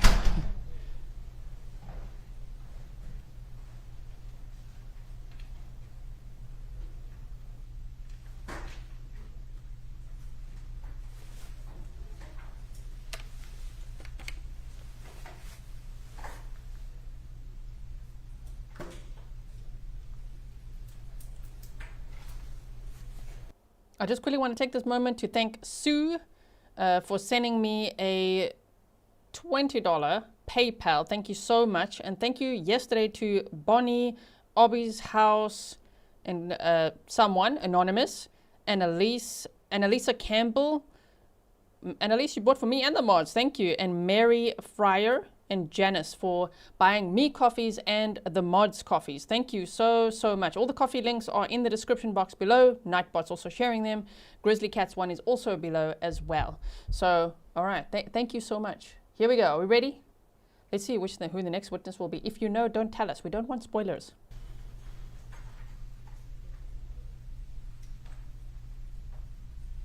Now, what is he writing? He wrote horror stories. There is a link on Web Sleuths and Reddit where they found his writings as Nicholas Stark. Something like that. That's also what his fake name was. And he was writing horror stories. And people in the comments there were like, oh wow, the story's so good. I didn't read it yet. Yeah, let's lift that camera, shall we? But maybe he's writing another horror story. Don't worry, dude, you don't have to write one. You're in one. A true story of your second wife being murdered and dismembered. Yeah, and you're facing 12 charges. We went over all the charges already. They include malice murder, felony murder, aggravated assault, tampering with evidence, and the removal of body parts from the scene of death or dismemberment. All right, everyone, please be seated, and let's call our next witness.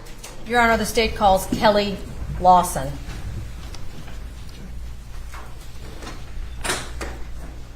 The sketch artist, Kelly Lawson. We just spoke about her. Okay, cool.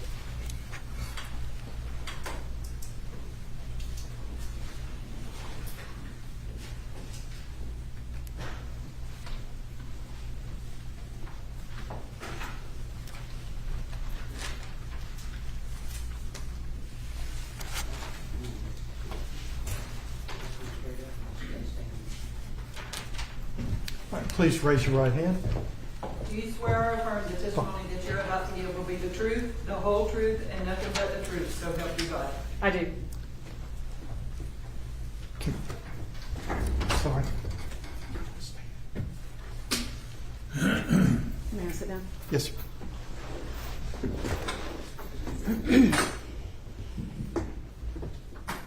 All right, you may proceed. Thank you, Your Honor. Good morning. Good morning. Can you please state and spell your name for the court reporter? My name is Kelly Lawson, and that's KELLYLAWSON.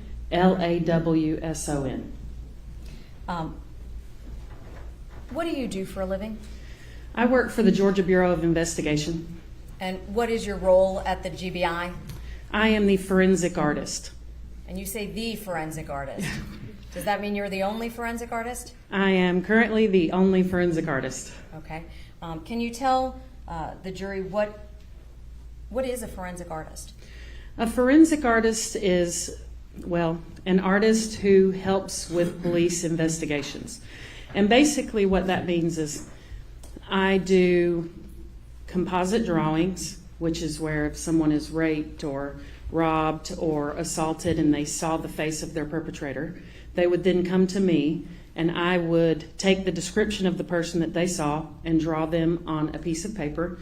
Usually they're very large, 18 by 24 sheets of paper. And the police then can use that drawing to narrow the field of possible suspects and get an idea of what the guy looked like. The other half of what I do is working for unidentified remains cases. So if someone is found and the investigators don't know who that person is, then it falls upon me to do an illustration or a sculpture of that person representing what they would have looked like while they were alive in an effort to get their name for the police. How long have you been with the GBI in that role? I've been working with the Georgia Bureau of Investigation since 2012. Okay. Do you have any specialized training to be able to do the job that you do? Yes, I have a degree in drawing, painting, and printmaking from Brigham Young University. I took a course, a 40-hour course from Betty Pat Gatliff in Oklahoma for two-dimensional skull and three-dimensional skull reconstruction.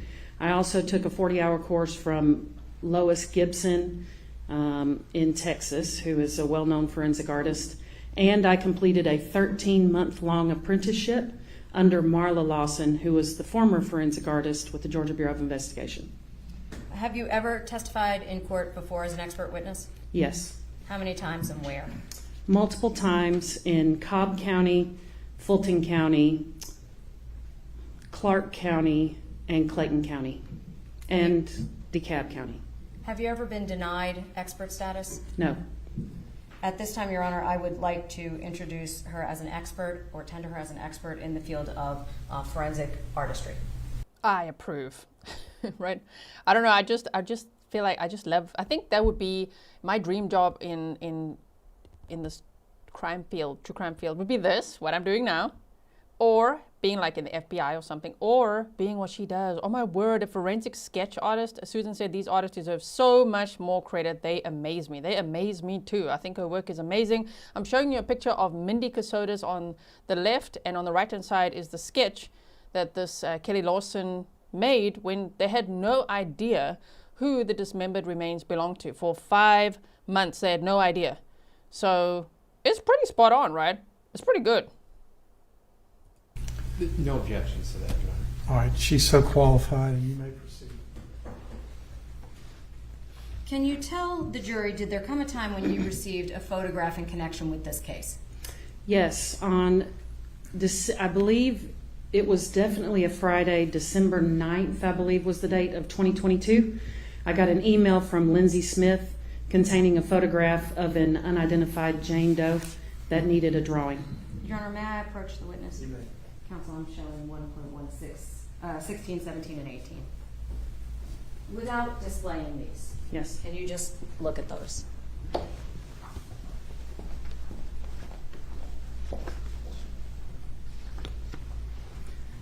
Okay. I'm specifically referring to 1.16. Do you recognize that photograph? Yes, I do. And what is that a photograph of? That is a photograph of the head of the Jane Doe. Okay. And as a result of receiving that photograph, did you make any drawings? I did. And what drawing did you make? I actually, throughout the weekend of December 9th through the 11th, I completed 2 drawings. Okay. I completed one drawing with the hair down and one drawing with the hair up because the hair is not very visible. Okay. So I completed 2 drawings. Did you provide both of those drawings right away? I did not. Which drawing did you provide first?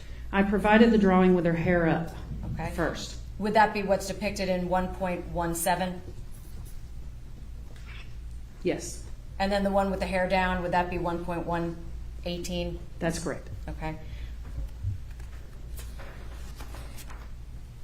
Did you have any difficulty? Sorry to pause. The craft said, "Don't be looking down your nose, sir." Right? The defendant is like all looking at all this evidence. What? Drawing this drawing in particular? Absolutely. Can you tell the jury why?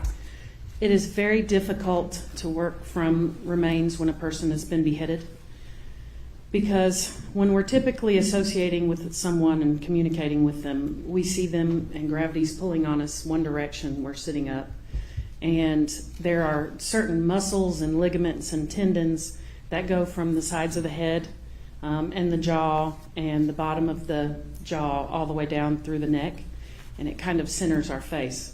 So when those are severed from the rest of the body, it changes the entire expression, it changes the entire structure of the face. It makes it very difficult. And did you in fact then do more than one drawing in part because of that?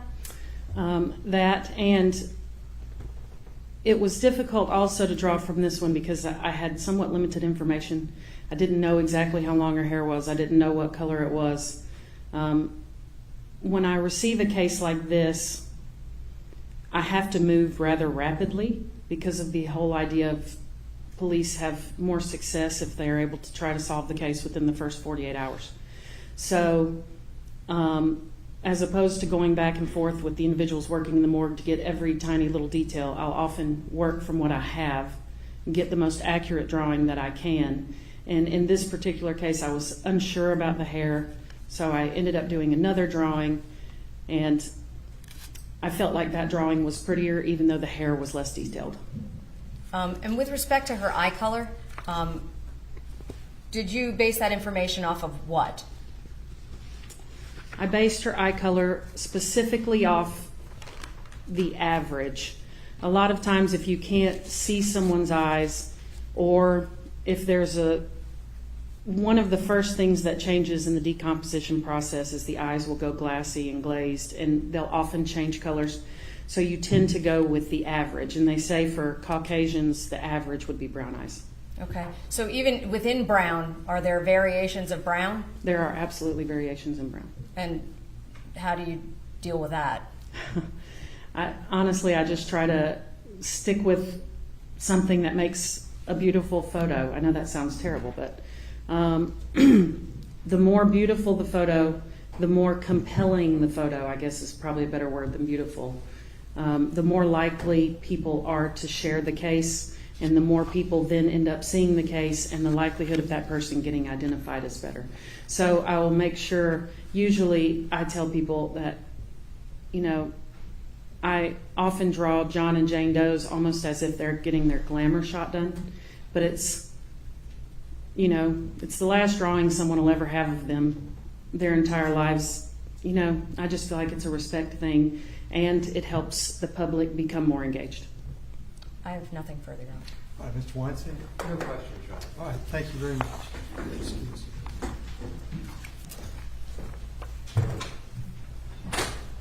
Your Honor, I'm going to bring those back. He just permanently looks like that. How on earth am I here? Facing 12 of the worst charges possible. Over, if that's okay. Yeah, that's fine. That's fine.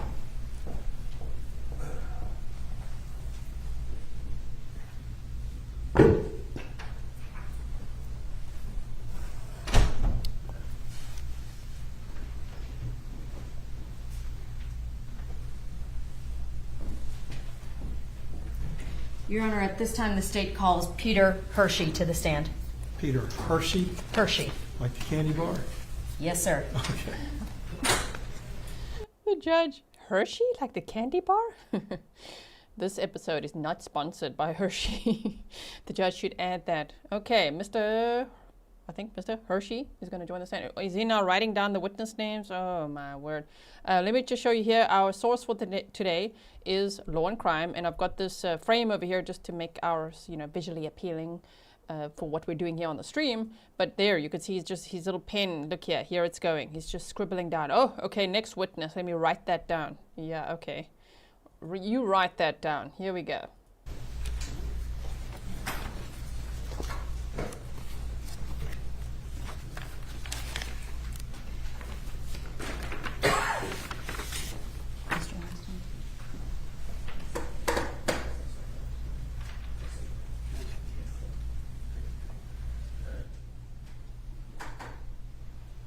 I think it's pretty scary that this defendant has 2 law degrees and he was also a JAG officer, a judge advocate general in the Navy until his departure on August 29th of 2019. His role involved providing legal counsel on military law, international law, and operational matters. My goodness. And he's got a very good defense attorney here, so let's hope the state can bring it. If he's guilty, of course. Good morning, sir. Before you have a seat, if you would please raise your right hand and take the oath. Do you swear or affirm the testimony that you're about to give will be the truth, the whole truth, and nothing but the truth, so help you God? I do. Please have a seat.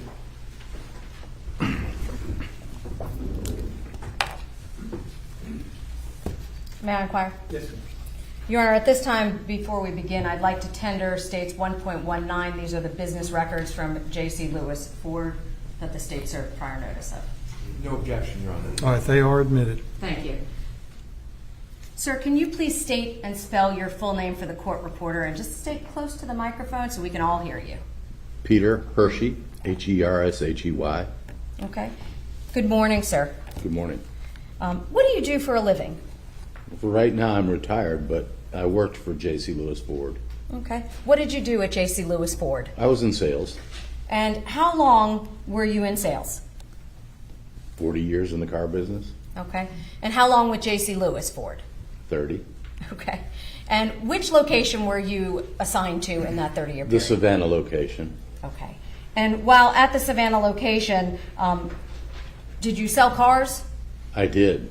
Okay. And were you employed there as of July of 2022? I was. In anticipation of your testimony here today, I'm going to present you with States 1.19, if I may.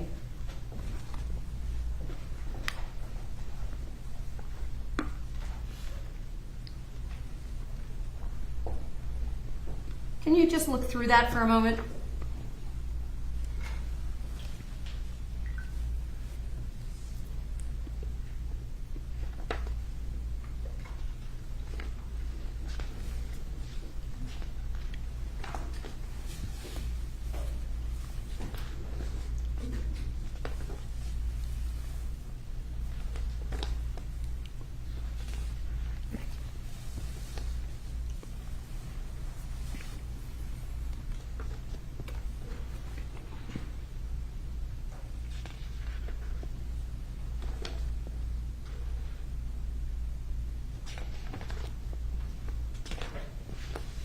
Do you recognize those types of documents? These would be customary documents that would be signed during the course of normal car purchase, yes. Okay. And does that specific set of documents include the sale of a 2022 Ford Explorer? It does. Is that a car you sold? Possibly. I've sold 600 cars since then, so I Okay. don't remember specific, but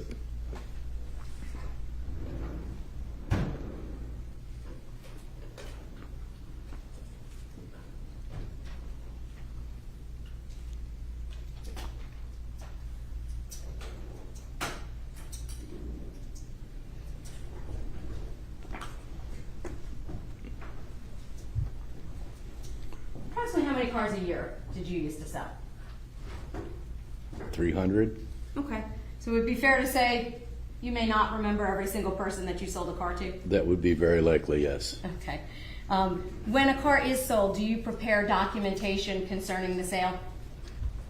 My side, in the sales side, it's very limited. We do a credit application, we capture driver's licenses, insurance cards, and that kind of thing to substantiate. Then it gets turned over to a business manager who actually contracts and does the documentation. Okay. So with respect to this 1.19, I'm referring to page number 1 after the certification. I'm going to publish this if that's okay, Nora? You may.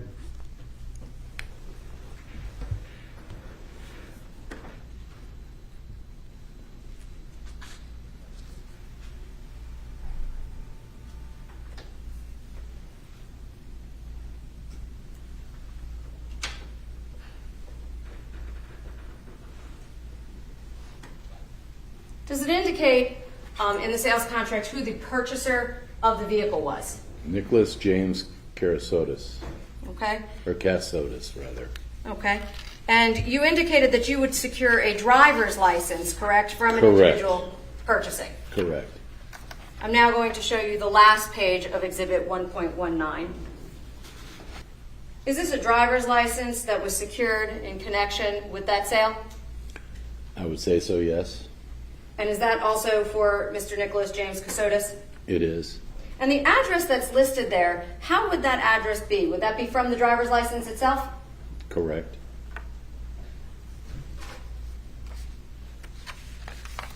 I'm going back to that first page of the sales contract. Would that also list the price of the vehicle? It will, yes. And will it also list how it was paid for? It will. So down here on the lower right corner of that document, I'm referring to, forgive me while I try to manipulate that. No worries. Does it indicate how much the total was? After taxes, tag, and looks like a what I call a back-end product, which is your 3-for-1, looks like $44,853 and 74 cents. Okay, so just shy of $45,000? Correct. And what is a 3-for-1? 3-for-1 would be like paintless dent removal, chips in the windshield, and tire and wheel. Basically covers your tire against road hazard. So some type of insurance that you could purchase at the time of Correct. the car? Yes, ma'am. Okay, so Mr. Kassotis purchased that coverage as well? Yes, ma'am. Okay. And can you tell the jury what a vehicle identification number is? Oh, yeah. You need it broken down by digit or just the whole thing? Just generally? Okay, so one indicates, the first digit always indicates the country of manufacture. The second digit always indicates the manufacturer. Then the third, fourth, and fifth, the third and fourth digit indicate plant, I think. Then you go to the model, which is the next 3 digits, and then the engine, and you get to the year, which is, I believe, an N for 22. Okay. And so would it be fair to say that each vehicle has its own vehicle identification number? It would be absolutely impossible for 2 vehicles to get the same VIN number. Okay. So every vehicle has a unique VIN number? Correct. And you said VIN, is that the abbreviation for vehicle Vehicle identification? identification number, yes. Okay. And with respect to the vehicle purchasing process, what type of a car was this that was sold? It was a Ford Explorer, Okay. And that was what year? 22. Okay. Do you know if Ford Explorers in 2022 had the ability to have Bluetooth or telematic connection? They did. Can you tell the jury what the difference is between telematics and GPS? No, I cannot. Okay. Well, let me be more clear then. Does the car have the ability to connect to a phone? Yes, it does. Okay. And in doing that, does that require some equipment inside of the car? Yes, there's a modem inside the car. Okay. And do you know, if you know, who Ford uses as their cellular provider for that modem? That would be AT&T. Okay. Did this car have an AT&T modem for that 2022 Ford? I would say it would be very likely that it would, yes. Okay. And would that be able to be tracked based on the vehicle identification number? Meaning AT&T records. It should be, but that would more come off the phone rather than the car. Okay. And with respect to this vehicle, there was that vehicle identification number associated that you just referred to. Correct. And is that listed here on that contract right there on the top left side under? It is under serial number. Okay. And that is a number. Can you tell us what that number is for the record? Read it off. Yes, please, sir. 1, F is in Foxtrot, M is in Mike, S is in Sierra, K is in Kilo, 7, D for Delta, H for Hotel, 7, N for Nancy, G for Golf, B for Bravo, 37068. Thank you.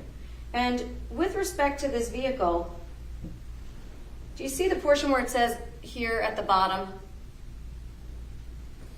amount financed? I do. And what amount was financed? None. So how was this car paid for? Cash or check. So that would be the full $44,853.74? Correct. Now there's a section on that buyer's order that'll show a lien holder if there is one. Okay. And with respect to this vehicle, are there oftentimes recalls with respect to vehicles? Yes. There can be, right? Most undoubtedly are. Okay. And would that be something that is preserved in the business records as well by J.C. Lewis Ford? That would be a federal document. Okay. And I'm going to ask... We pull a recall. We used to customarily pull a recall notice because it is against Ford policy to sell a vehicle with an open recall. Right, for safety's sake. Mm-hmm. Is that a yes? That is a yes. Sorry, just the reporter needs to get that. My apology. Not a problem. I'm now showing you the third page of that exhibit. And that recall for that vehicle, can you tell us what it was? It was a rear axle bolt fracture. If there were other recalls, would those be part of the sales packet? Yes.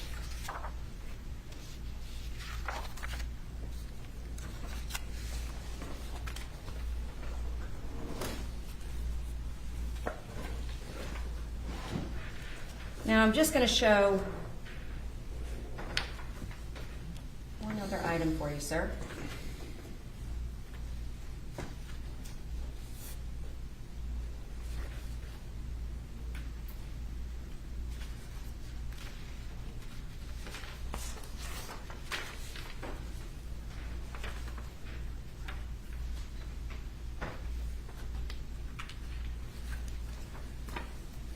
Angela says, imagine burning a 44 grand car to the ground, right? I'm trying to find this picture for you. Here it is. He burnt his car, and they said it was in March of 2023. Mindi was murdered between November 27th and 29th of 2022. Her remains were found, her dismembered remains, between December 2nd and 7th of 2022. He, the defendant, Nicholas Kassotis, moved to Pennsylvania, and then he got engaged to some other lady that he was already talking to while Mindi was still alive. And then they got engaged in February. He burnt his car to the ground in March of 2023, and they got married in April. He got arrested on May 11th. I do not know where the third wife is. I don't know anything about her. I only know that he was, based on what we've heard, running from his first wife, who he owed $1.5 million to in a divorce settlement. Yeah, it sounds like he wasn't really running from Jim McIntyre, some character that it sounds like he made up. The state alleges it's a made-up person. The defense says it's a real guy. But even the defense's opening statements made it sound like, you don't even think it's a real guy, do you? Anyway, it sounds more like he was running from his first wife, who he owed a lot of money to, than he was running from a Jim McIntyre. But like, damn, like you burnt your car, but then they're talking, you see, about that the car can connect to a phone. There's a modem inside the car. It uses AT&T. They're talking about the Bluetooth and telematics, so yeah. When they arrested him, they probably just looked at his phone and got all the records, right? Because they could track not only cameras around that hunting club where the remains were found and spotted the defendant's car there on November 29th, the same day he bought the knife at Home Depot. Yeah, but they could also track where he'd been. And he's like, but I turned the GPS off. They're like, no. No, we could see you exactly where you drove that day. They could see his whole drive. Okay, so burning the car to the ground, I don't think it helped him at all. Okay, so.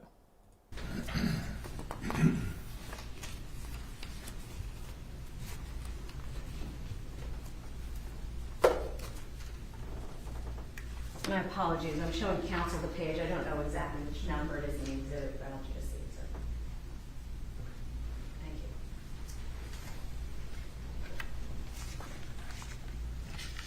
I'm showing you a single page from within this exhibit.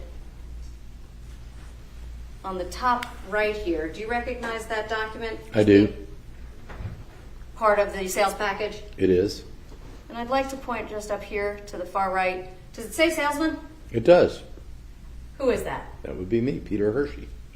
And specifically, in order to gain commission as a salesman, do you need to get your name on a sales contract? I do. Okay, so you would be fairly convinced that that would be you that had sold that vehicle? Yes, ma'am. I have no other questions, Your Honor. Ms. Weinstein?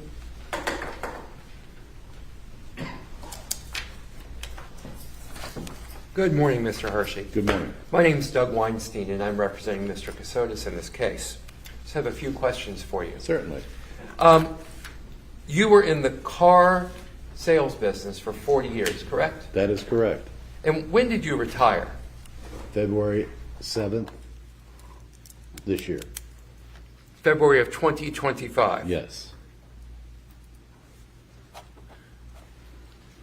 Can you tell me in broad strokes, what do you do when you go about selling a car to an individual? What's your approach?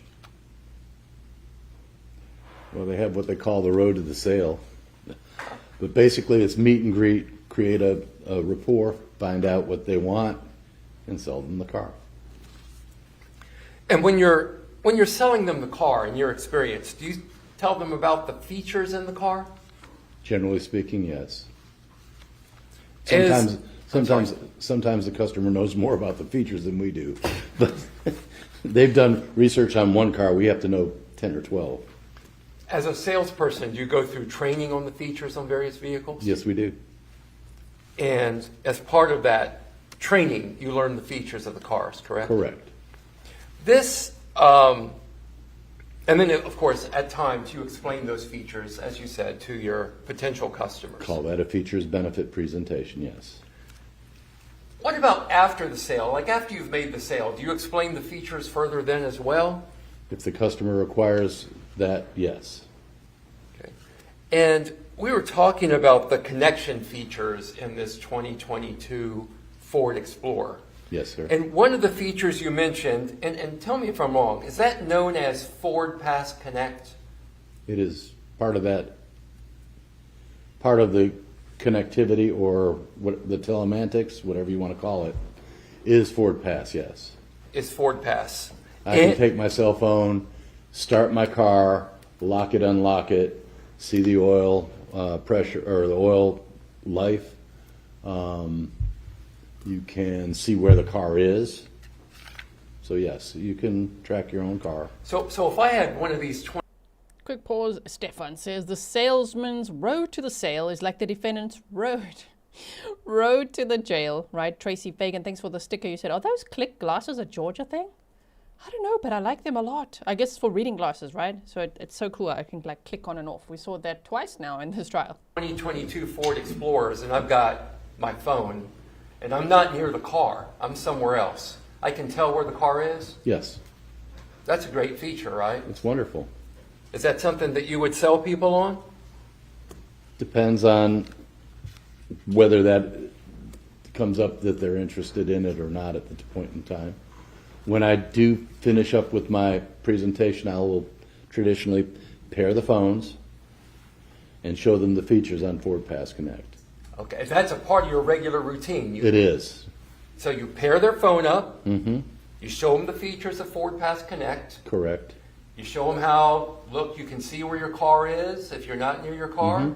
You can see, I believe, the oil level in the car, you said? Fuel level, oil level, miles to empty, Whether there's a recall on the car or not, there's all kind of information there. Now, as I understand it, you don't recall specifically selling this car to Mr. Kassotis because you sell so many cars, correct? Sir, that would be like 600 to 900 cars ago, yes. And it was during COVID, and half the time during COVID, we didn't meet the customer. I understand. The car would get delivered to them, and we would have done the paperwork. Okay. The How dare you not demonstrate to my client during COVID that he's actually going to be tracked and that burning his car just a few months later will not help his case. The other thing I wanted to ask about, do you keep up? We were talking about recalls on these vehicles. Mm-hmm. So this car was sold in 2022, Mhm. correct? Mm-hmm. It's a 2022 vehicle. Mm-hmm. And I believe that we saw that there was one recall at the time of sale. Mm-hmm. Now, at the time of sale, you don't know about recalls that are going to pop up in the future, correct? That is correct. So if there's recalls that come in 2023, that wouldn't be on the sale paper from 2022. It would not. And if there's recalls from 2024, that's not going to be on the sales paperwork either. Not unless you can get somebody to have a crystal ball and print from that crystal ball, no. I know. I mean, my clients often want me to have a crystal ball, but I don't have one. And I'm sure your customers are the same way, right? That's correct. But if I could look into one, I feel like he might be, wait for it, could he be guilty? I don't know, he's presumed innocent right now, but shame. This back and forth is getting a little tense, right? There's a little bit of tension in the room here. Okay, but going well so far. So you were still working as a salesman with Ford as August 2024, in August 2024. That is correct. So are you aware of the recall that Ford issued in August 2024 of 85,000 Ford Explorers for engine fires? Objection, Your Honor, as to when? In August of 2024, or when was the recall counsel's referring to? I'm asking if the witness is aware of a recall that was issued in August of 2024 for 85,000 Ford Explorers for engine fires. Which would only matter, Your Honor, for relevance if that was applicable to a 2022 model. These, let me be more specific, I'm sorry. I'll rephrase the question. Are you aware of a recall that Ford issued in August of 2024 for 85,000 2020 to 2022 model year Ford Explorers for engine fires? I probably knew about the recall at the time. I probably had some kind of issue, would have called the service department to see if they could fix them, because I would get phone calls from customers that would ask about the recall. Do I remember that specific recall? No. Ford has literally, I hate to say it, but literally several recalls a year. And Ford is not unusual in that, right? No, every Every manufacturer has those. Okay. But again, an August 2024 recall would not have shown up in 2022 paperwork, correct? That would be obvious, yes, sir. It would be correct. Thank you. I have no further questions. Anything else on redirect? You simply said, correct me if I'm misunderstanding, you just don't recall if there was or wasn't one. Yes, you are right. Nothing else, Your Honor. All right. Can the witness be excused? No objection from the state. Mr. Hershey, thank you very much. Have Thank a good you. day. You too. Looking stressed, darling. Or not, he's just like nod along, yes. Ooh, what are they saying now? Kerry Lewis, RN, said, oh, they're saying the car burst into flames spontaneously? Not likely, in my opinion. And Stacy Monroe also said, is he trying to insinuate the car burnt itself due to the engine? Oh my. Oh my. I don't know. Even if so, it's a bit odd, hey? Did he report it to anyone? How did it happen? Did any witnesses see it? I don't know. All we know is that, so far, is that the car was burnt to the ground like this, once he'd moved to Pennsylvania. A brand new car, there it is. He's just like, okay, done with that. Likely, we could speculate it's because he transported his second wife's dismembered remains in it, and he was trying to destroy evidence, or, I don't know, what else it could be, right? Okay.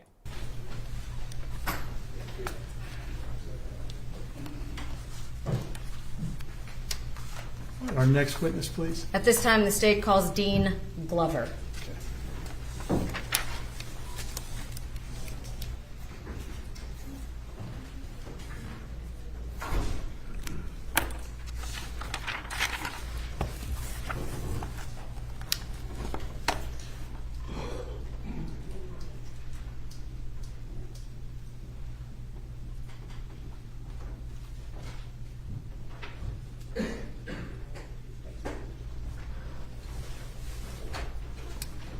Good morning, sir. Good morning. Please raise your right hand and take the oath. Do you swear and affirm the testimony that you're about to give will be the truth, the whole truth, and nothing but the truth, so help you God? Yes, ma'am. Please have a seat, sir.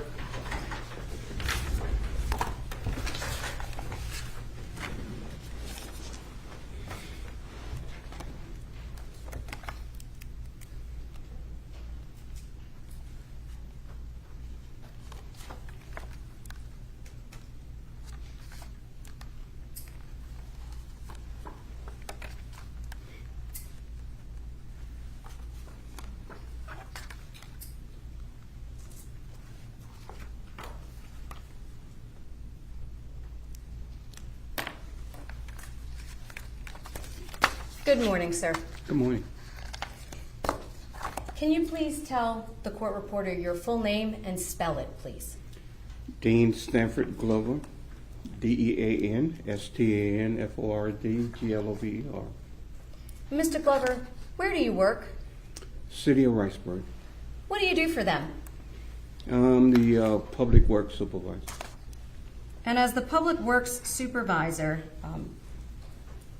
you said that was with the City of Riceboro? Correct. Okay. Can you tell us where is the City of Riceboro located in Liberty County? Wow. It is between Hinesville and Brunswick, actually. So about 20 miles away. Okay. So if you headed south on I-95, would you hit basically your Yeah. area? Yes. Okay. And what do you do as the supervisor for that department? I'm pretty much is the director, for the public works, sanitation, and just wastewater, sewer, and Okay. public. Just anything dealing with the city. Okay. And in that capacity, do you have a location that you're assigned to? Yes. Where are you assigned? 793 Barrington Ferry. Okay. And is there a building at that location? Correct. Okay. When I'm going to turn your attention back to December of 2022, were you assigned to work at that same building at the time? Correct. And where is that building located? You gave us an address, but how would you get there? Basically on Barrington Ferry is just go to Riceboro to the caution light and take a left. Okay. A right, I'm sorry. Okay. And if you were coming down I-95, would there be an exit that would take you there as well? 52. Okay. And what roadway would you come off of I-95 to get to that building? That is 17, Okay. Highway 17. Okay. Does that also connect at some point to Jones Road? It passes by, correct. Okay. Is it fair to say that Barrington Ferry and Jones Road are kind of the same name, just at different places on the roadway? Correct. Okay. So depending on which county you're in, will kind of depend on what you call it? Yes. Okay. How long have you worked there? 12 and a half years. And in that 12 and a half years, do you know if there are any cameras at that location? Yes, there are. When did those cameras get installed? After 9/11, Why did you install cameras after 9/11? it was mandatory after 9/11. Federal government required it, Correct. and they were installed? Yes. Are there cameras on the pumping station building? I believe that's what that is. Is that correct? It's a well. It's a well, okay. Yes. Are there cameras on that building? Correct. And is there any type of security surrounding the building? Fencing. What kind of fencing? Chain link. Okay, is there anything on top of the chain link fence? Barbed wire. Barbed Yes. wire, right? Correct. Yes. And were the cameras at that building working in late November of 2022? Yes.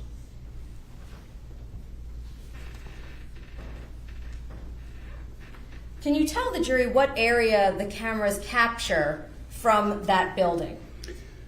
The roadway and the entrance of the well. Okay. Yes. And does there exist a security system to preserve that video footage? Yes, it is. Okay, I'm going to call it a DVR, that digital video recording device. Was Yeah. there one present inside of the building? Yes, ma'am. And would you have been responsible for maintaining that? Correct. Would you also have been responsible if there were any problems to get it fixed? Correct. Did there come a time when you had a chance to look at that video footage and determine if there was a timestamp on it? Yes. Is there a timestamp? Yes. Is that timestamp accurate to the best of your knowledge? It is because it's controlled by the satellite, just like your cell phone. Okay, so that is correct and current. Yes. Okay, and you indicated that those cameras do record, correct? Correct. Correct. And that video recording equipment, who has access to it? Basically, just myself in the city when something happened. It's myself. Okay. Yeah. And did there come a time when law enforcement asked you about that video footage? Correct. Do you recall when that was? Date and time, no, but it just happened when we had an incident now. Okay. And the reason why, because I am a volunteer fire department on that. So when we get situations, we do. Okay. So if I direct your attention back to December of 2022, is that approximately when, even if you don't recall the exact date? Yes. Okay. Yes. And when law enforcement requested to see that footage, did you show it to them? Correct. I gave them the DVR for them to extract. You gave them the whole thing? Yes, I did. Okay. And was that, would that have enabled them to download any footage from that device? Yes. And you turned that over to them yourself? Correct. Did that device include footage from November 29th of 2022 that you had a chance to look at before your testimony today? Yes. And was that a accurate and complete documentation of the entire time period surrounding the very end of November into December of 2022? Yes. Specifically, in anticipation of this court date, were you able to look at just smaller clips of that time? Yes, ma'am. And were those a fair and accurate depiction of what was captured by the cameras on those dates? Yes, ma'am. Did it display the timestamp? Yes. I'm going to ask, Your Honor, that the witness be shown 1.25, a USB. Are we actually going to see it? I've had this marked. Do you recognize the initials Thank on you. that USB? Yes, that's mine. Okay. And is this the actual USB that you watched on that day? Yes.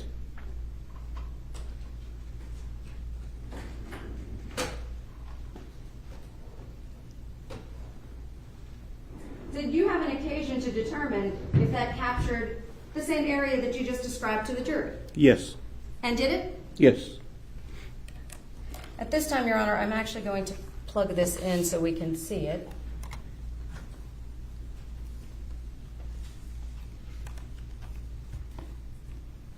If you want to just leave it off for one moment.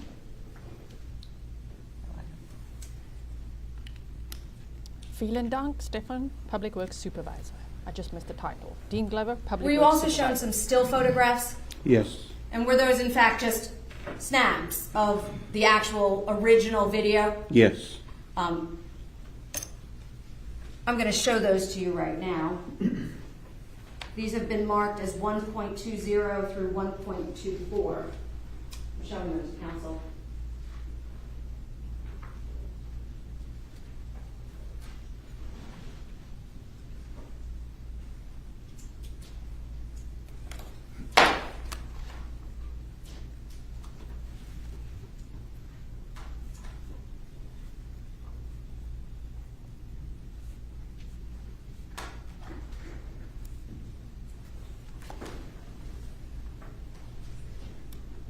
Your Honor, may I approach? You may. Mr. Glover, I'm showing you 1.20. Okay. Do you recognize what's depicted there? Yes. What is that, sir? That is the well. Okay. Is there a building there as well? Correct. Okay. And is that building the one that has cameras on it? Yes. Does that building have that fencing and the stuff you just described Yes. to us? That's And your I'm now car, showing sir. you 1 point. I know we can't see it yet, but look, in opening statements, they already showed us this. Let me show you. Hold on. I'm so glad I took all these screenshots because I'm like, we're going to have to refer to it, especially if they don't actually show us anything, but I think they're going to. This. They showed us this in opening statements. Ah, there's your car. There it is. I think he's going to be feeling a little more worried now. Right? Okay, so that was from the 29th of November of 2022, the same day that he bought that knife at Home Depot. I almost said Walmart, but it was Home Depot. And then there he is, spotted. Well, the defense attorney said, you can't say that that's my client. That's just his car in the area. And then the knife that he bought when he was spotted on camera at Home Depot, it just ended up there. And so did his second wife, dismembered. But you can't say that that's my client. Okay, but we could see it's his car. And apparently it matched what was found on his phone. And they could tell with all that combined information that he was there that day. But anyway, let's have a listen.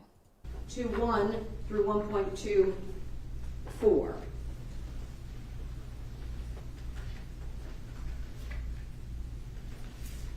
In that order.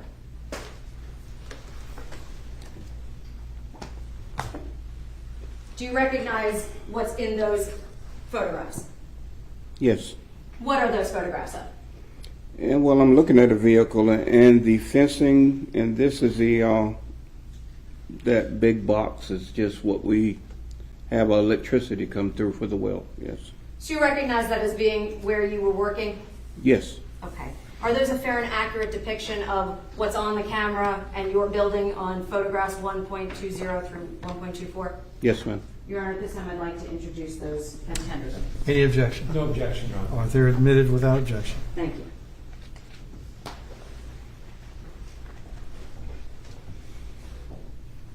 I'd also, Your Honor, like to tender 1.25, which is the video footage of those two clips I was referring to.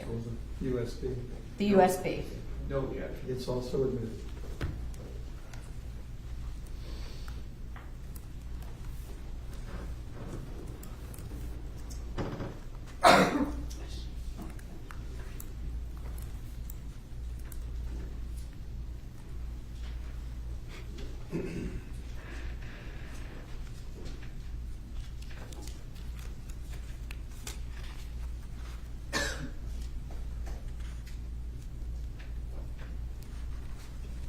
Yeah, they're about to show you in the area, sir. Or your car. 1 moment, my apologies. You guys are so sweet. Thank you so much. You fly, Danny says. Geez, organizational skills are unmatched. Oh, thank you so much. We want to see. We're curious. We want to know. If they're not going to show us, then we're going to get all the screenshots we can from opening statements, and we're going to look at them. But I hope they show us.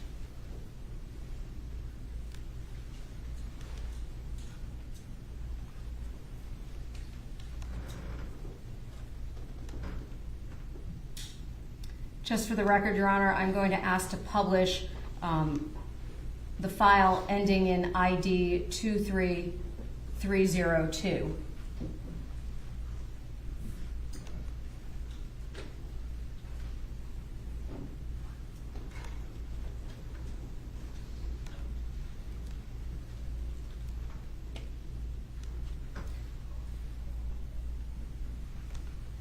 Now I have this up on the screen. Do you see that video that's playing?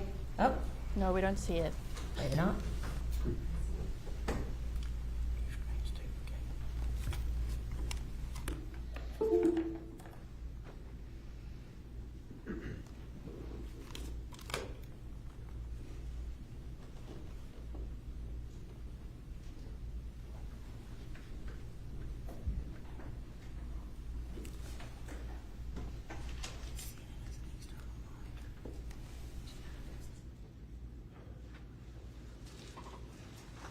Travel nurse iOS says, what an unlucky guy. Crazy stalker, wife killed by crazy stalker, and he bought a faulty Ford.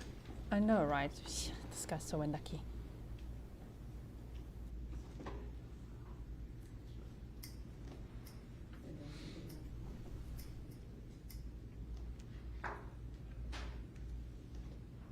For the purposes of moving along today, Your Honor, it's in evidence. I'll publish it at another time. Mr. Glover, you did recognize, however, those two videos that we've talked about. Yes, I did. And those are on the USB that have your initials? Correct. Okay. So in the meantime, I'm going to show you the still photographs. Okay. I like it. It's like, okay, yeah, show it to us as well.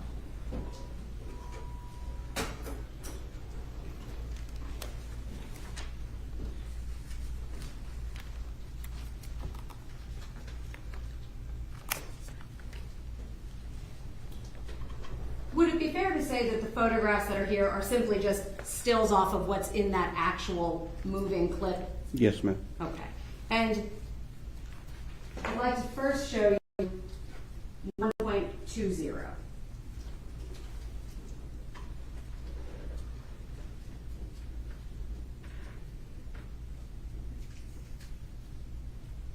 What building is depicted right here? It is the well.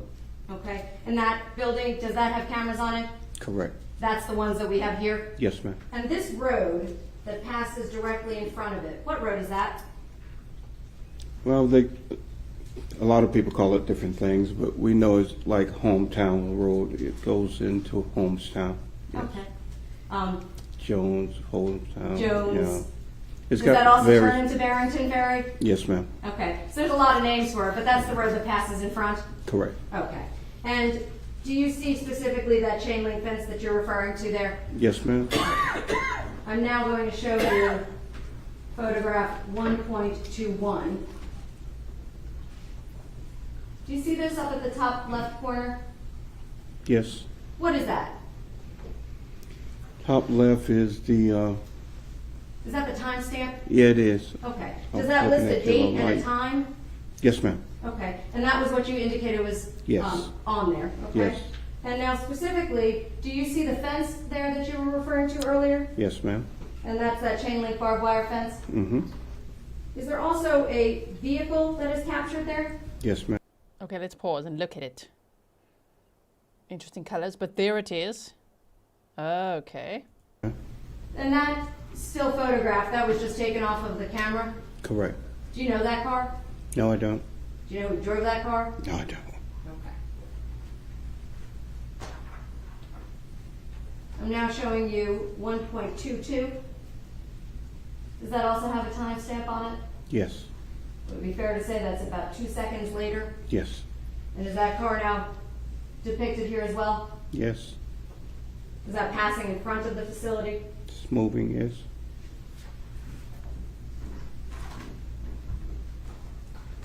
And just so the record is clear, what side of the car, driver's side or passenger side, is closest while passing here? It is the passenger. Okay, so fair to say you can't really see the driver of this vehicle? No, I don't. And now I'm showing you 1.23. Is there a timestamp on this one? Yes. And what time is that? 12 12 and o'clock and 13 seconds, seconds. right? Yes. It's very precise. Mm-hmm. And do you see anything on that roadway? Yeah, I see a vehicle. Okay. And is that the same type of vehicle as the one in the last screenshot? Yes, going in the opposite direction. Okay, so now the driver's side is closer, is that right? Yes. And now showing you 1.24. Does this also have a timestamp? Yes. Would it be fair to say just a couple seconds later? Yes, Do you have a better view of that vehicle now? I do. Okay. And again, do you recognize that vehicle? The same as we've seen before in the pictures, but not. I don't know it. You don't know it personally. personally? No, ma'am. I Okay. don't.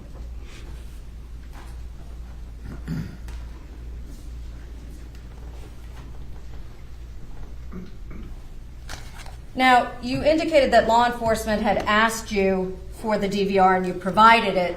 Is that right? Correct. Was that the material that they were able to retrieve from there? Yes. Okay.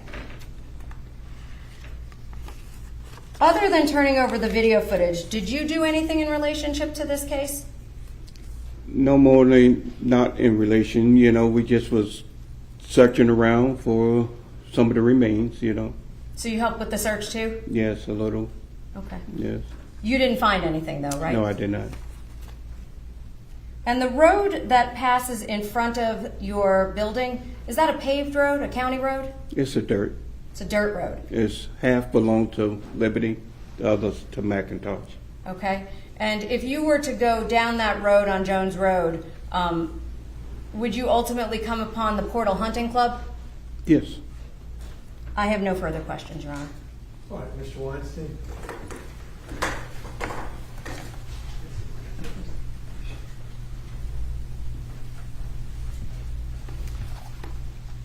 Good morning. Good morning, sir.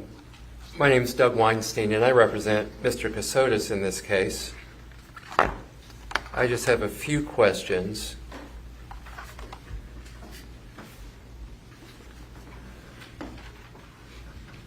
Let me see that. Okay. With respect to this exhibit, which is 1.21, I believe you testified that you can't see who's driving that vehicle, correct? Correct.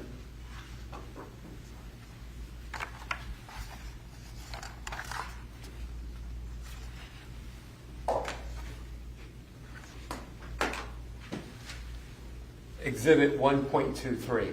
You can't see who's driving that vehicle there either, can you? I cannot.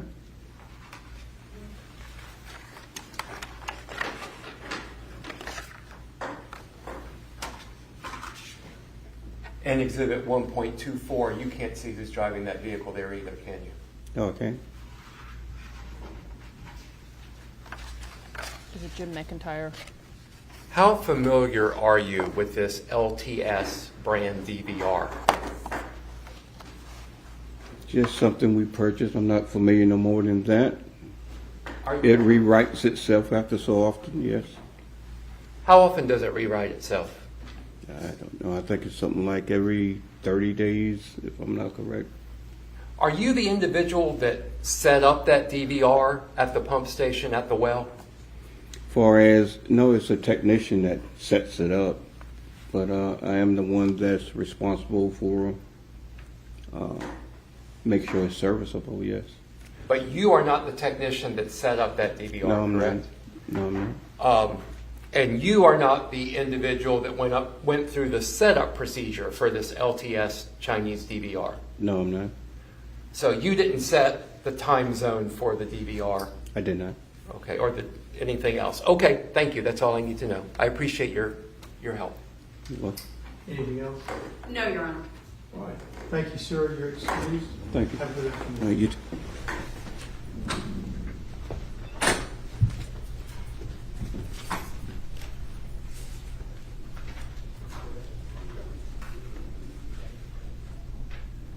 Yes, ma'am. At this time, Your Honor, the state calls Brittany Gresham to the stand.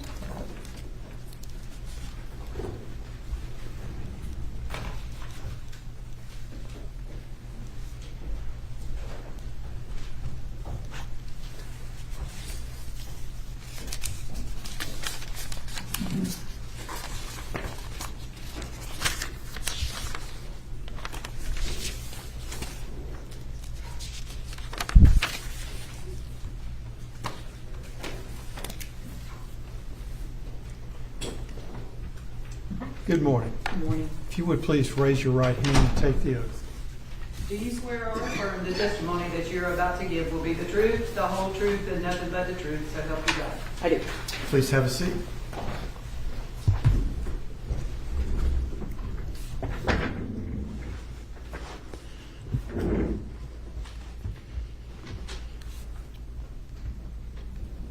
I think it's still good morning. It is. Okay. Can you please state your full name and spell it for the court reporter? Yes, my name is Brittany Gresham, Brittany Gresham.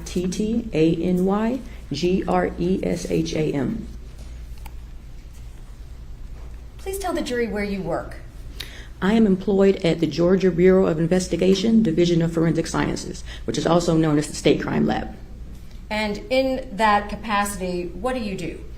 I work in the toxicology section. What is toxicology? Toxicology is the study of drugs in the body. So we are testing biological specimens, typically blood, urine, but then also some tissue such as liver and muscle and gastric contents for the presence or absence of alcohol, drugs, or poisons. How long have you worked for the GBI? It's been about 14 years. And in your role there, what would be the title that you carry? A forensic toxicologist. Okay, so they call you a forensic toxicologist? Yes. And can you describe your educational and professional background for the jury? I have a Bachelor of Science degree from the University of Georgia, and then upon being hired at the GBI, I underwent a about 8-month training program, which included, but is not limited to, evidence handling, our extractions as we call them, those are the laboratory tests that we perform, instrumentation, and then pharmacology, which is the study of what the body does to drugs and what drugs do to the body. And you indicated, I believe you said 14 years? Yes.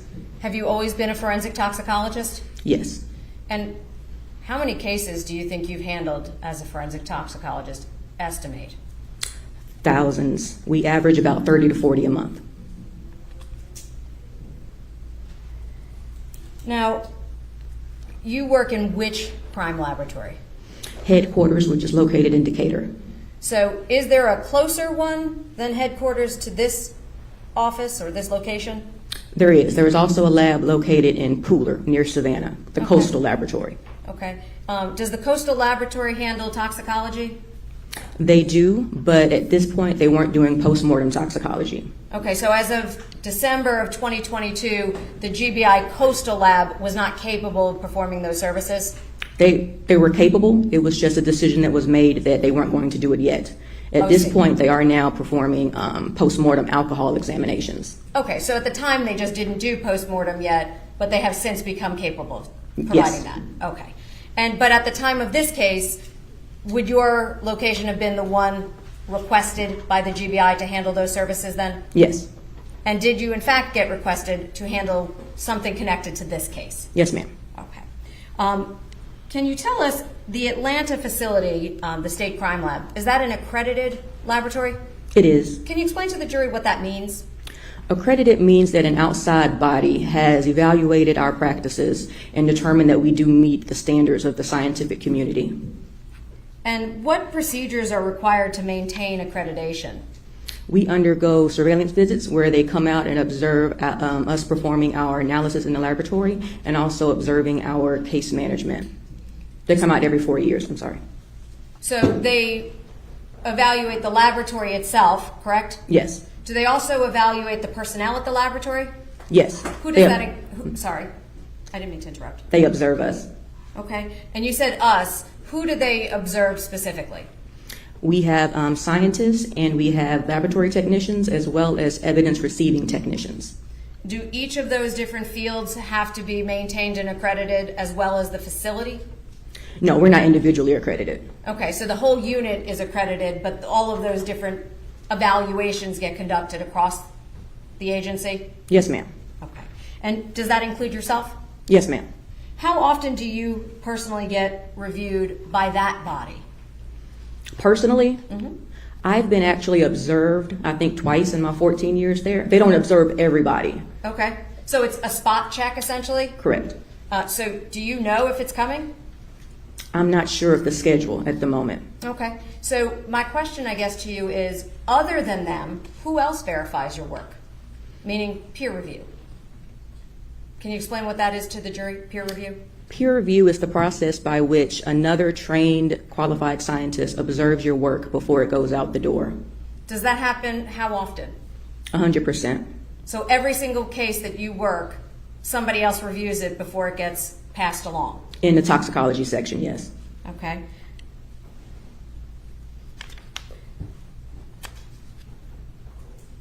Have you ever testified before in court in the field of forensic toxicology? I have. How many times?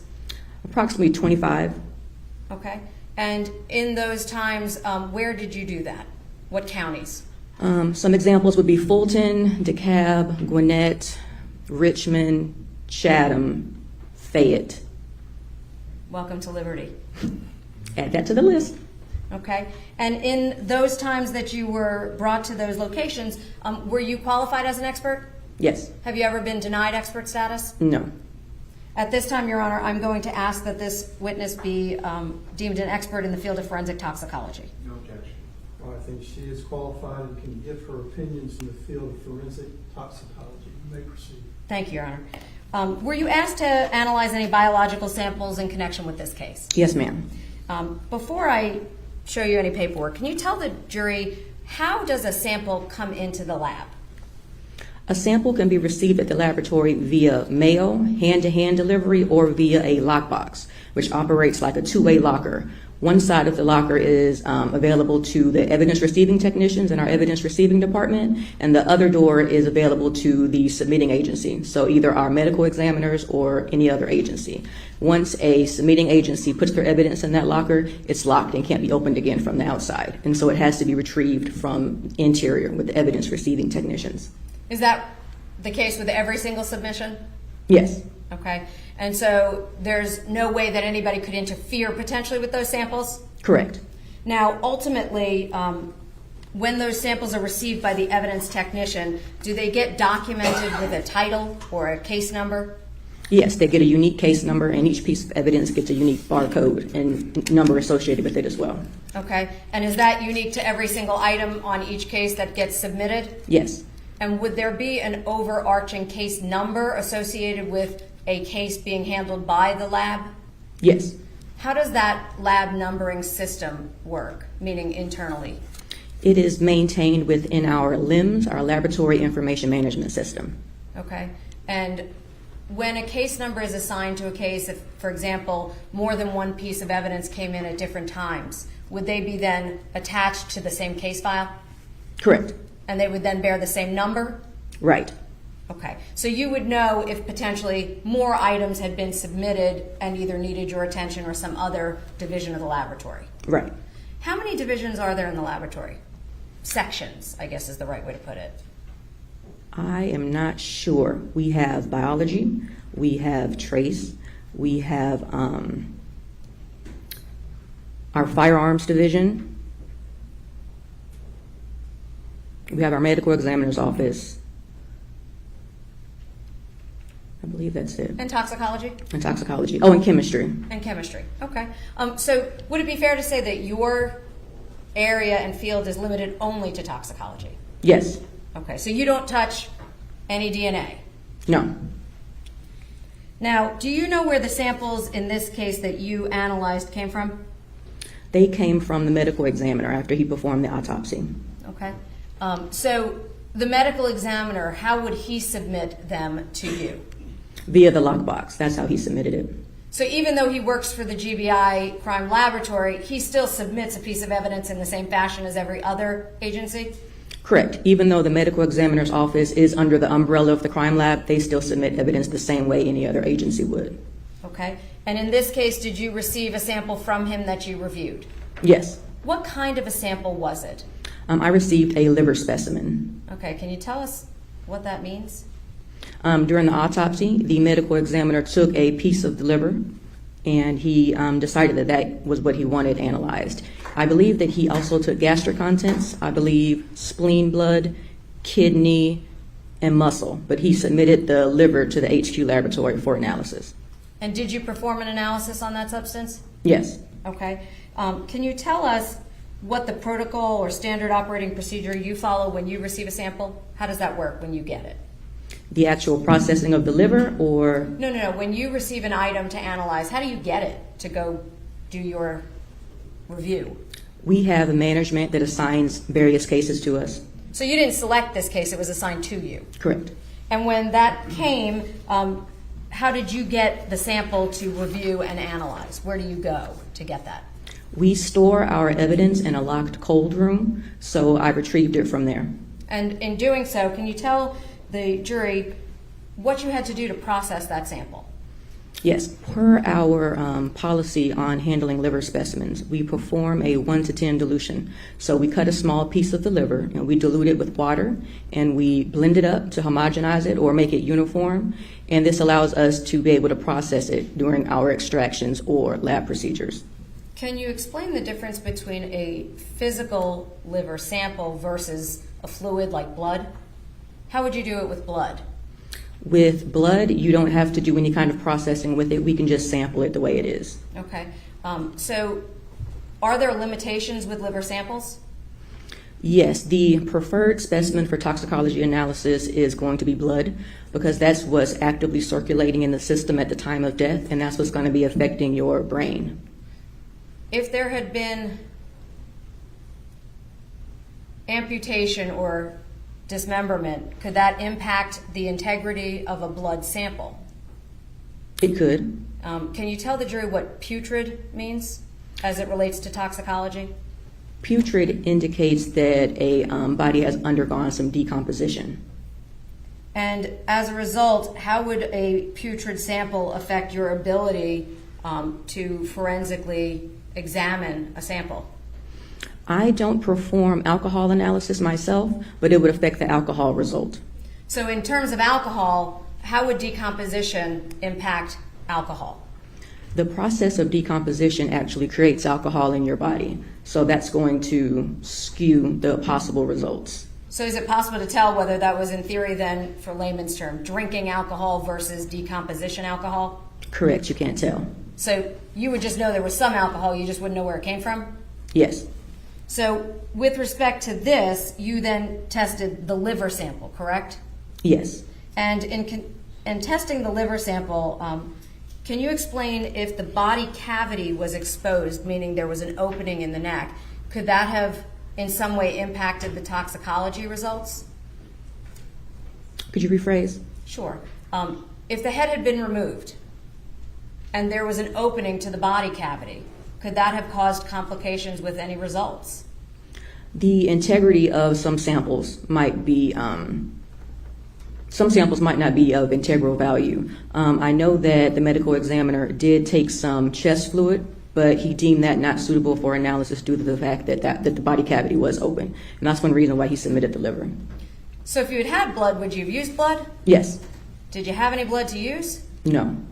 All you had was the liver? That's what was submitted. Okay. Now, can you tell the jury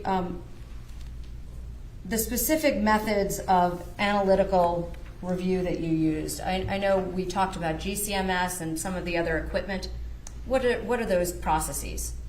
To start with, the specimen was screened on something called, on my report, it's referenced as a LCHR-MSMS, which is high resolution liquid chromatography mass spectrometry. And what that's going to do is it's going to separate the components of a mixture, and then it's going to help us identify them via the mass spectrum. The other instrumental techniques that I used are LCMSMS and GCMS, which work similar. The GCMS is gas chromatography mass spectrometry. So once again, they're going to separate the components of a mixture and then help us to identify them. That sounded very complicated. Is that where you get the specialized training? Yes, we do have training in that. And you're trained on how to use that equipment? Yes. Okay. So when you do that initial analysis, are you able at that point to determine what, if any, components may be in the specimen? Yes, our screen looks for about 150 drugs, and whatever is found there will go forward for confirmation testing to determine if it is present above our limiter report. Okay. Can you test for every single drug that's out there? No, we don't test for everything out there. Why not? Some things aren't necessarily applicable to our casework, and other things we just don't even know are out there yet. So we're constantly improving our methodologies and adding new drugs to our libraries. So you use the phrase library. Would it be fair to say that in order to know what's there, you would have to compare it to something? Correct. So if you ran the specimen and you didn't have a comparison for a particular type of drug, you wouldn't know if it's there? Right. Okay. When you performed this, did you recover or see any particular substances that were present during the analysis? Yes, I was able to detect and confirm diphenhydramine in the liver. Okay. Can you spell diphenhydramine? DIPHEHYDRAMIN. Sorry. I did not mean to put you on the spot. I was trying to help our court reporter. What is that commonly known as? Diphenhydramine is commonly known as Benadryl. Okay. So diphenhydramine is the fancy chemical name for it, but Benadryl is what we're talking about? That's a common brand name for it, yes. Okay. Can you tell us what the effects of Benadryl in your system may be? Diphenhydramine is a antihistamine. That's the classification. What it's doing is it's acting on the histamine receptors in your body to prevent allergic reactions from occurring. One of the possible side effects of that, however, is drowsiness. And as such, it has also become a common sleep aid. Can diphenhydramine be distributed over the counter or with a prescription? It's over the counter. And in that over the counter form, is it sometimes sold as a sleep aid and sometimes also sold as a allergy antihistamine? Yes, ma'am. What are common names that some of the jurors might know those to be? For a sleep aid, you might see it in ZQuil or Unisom, or sometimes it's in combination with Tylenol to be like a pain reliever and sleep aid combo. Now, when it's in a pain reliever combo, would you also see then potentially the acetaminophen, which would have been the pain reliever component? Yes. Did you see any of that in this case? No, ma'am. So the only item that you saw in the liver sample was the diphenhydramine, the Benadryl. Yes. And are you able to determine what's called a concentration? Yes. What does a concentration mean? A concentration is an amount of substance that is present in the specimen. Okay, so it's like how much is there compared to the rest of the sample? Yes. And in this case, did you determine a concentration? I did. Does the amount of the substance found impact the effect potentially on a person? Yes. So a higher concentration may have a more profound effect or less?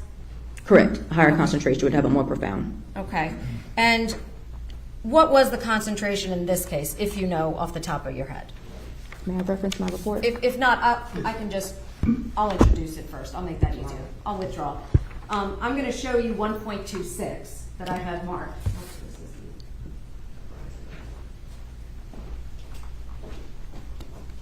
Do you recognize 1.26?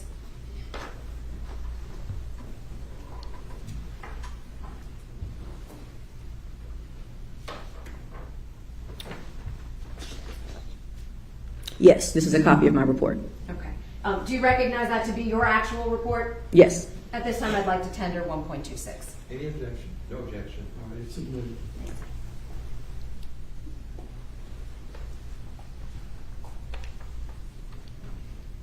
Before I get ahead of myself, do you make reports in connection with the work that you do at the crime laboratory? Yes, ma'am. Why do you do that? It's going to be an official document of our results. Do these get reviewed for accreditation? Yes, they do review our casework. And do you also potentially use it to testify in court? Yes. How many samples do you think you've done in the last year? Samples? Yeah, how many cases do you think you've worked? Maybe 200? Be fair to say this might help your recollection as well? Yes. Okay, so I'm now going to ask to publish this, Your Honor. You may.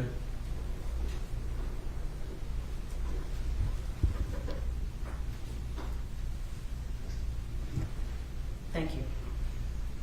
That case number that you were referring to, would that be marked up here in the top right corner of this official report? Yes. And would it also indicate at the end your signature here? Yes. And the results and the information that you secured in connection with this, that would be listed, is that correct? Correct. And is there in fact a concentration that you found of the diphenhydramine? There is. Okay, and what was that? 2.9 milligrams per kilogram. Can you tell us what that means? It's difficult to say with a liver specimen. It's very limited in what you can say. Once again, a blood being our preferred source, since that's going to be what's actively circulating and going to be affecting your brain. Oftentimes in the field of toxicology, we have ranges that we refer to. So we have therapeutic, toxic, and lethal. Therapeutic would be what you would expect to see in the blood if someone is taking a drug as prescribed. Toxic is getting into more adverse effects, perhaps loss of consciousness, disorientation, things of that nature. Lethal is going to be what's consistent with an overdose or death. We have those levels for blood. We don't have those for liver specimens. In a research or clinical setting, you can administer a drug to somebody, draw blood, and draw correlations between doses and blood concentrations. With the liver, you can't do that. You can't give drugs to somebody and then just take a piece of the liver to analyze to make a correlation between. So it's difficult to say what this value is going to mean. What I can tell you is that in a study of 11 deaths that were attributed to diphenhydramine, the average liver concentration was 34 milligrams per kilogram. And this is nowhere near that. So you wouldn't expect this to be a lethal level. Right. So can you also tell us what happens when a body is dead and it's potentially laid out? I believe you explained to me something about how there's redistribution. Can you explain that to the jury? Yes, after death and blood is no longer circulating and the body just settles, drug concentrations can redistribute throughout the blood and tissues. So that could be affecting this level as well.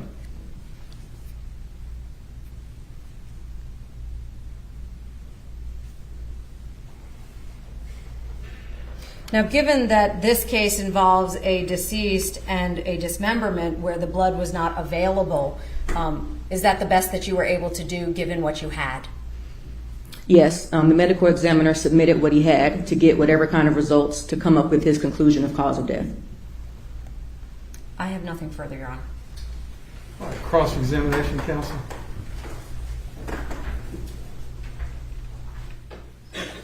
Good morning, Ms. Gresham. Good morning. I'm Doug Weinstein. I represent Mr. Kassotis in this case.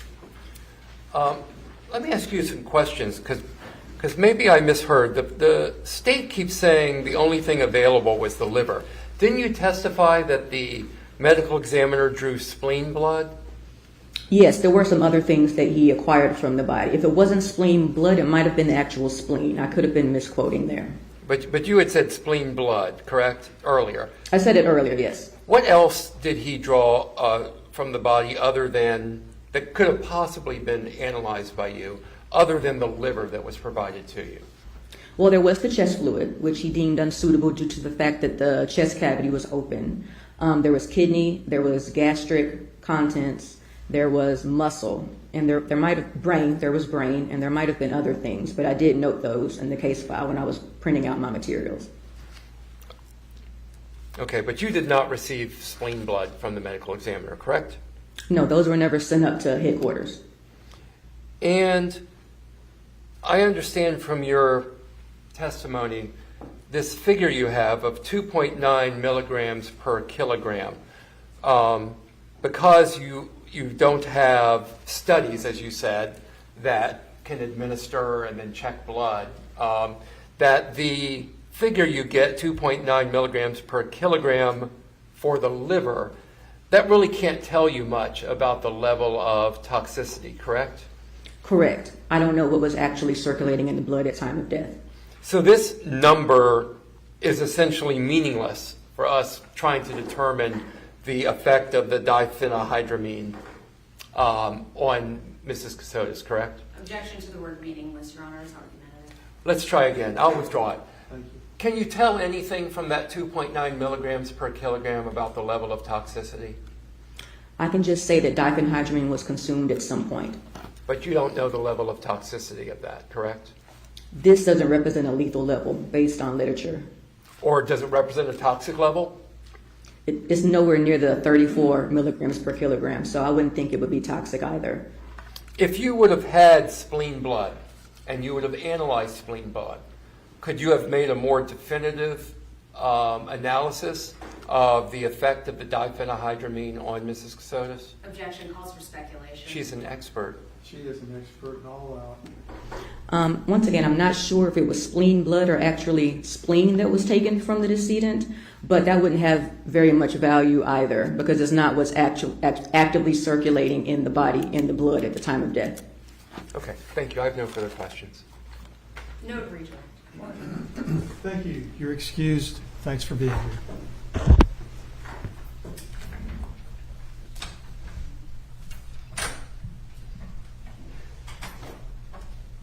Your Honor, may we approach for a moment? Yes, ma'am.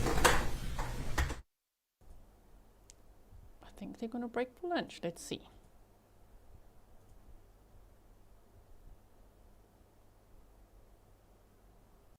There's no sound when there's the sidebar, of course. I think this trial has run very well, right? It's going smoothly.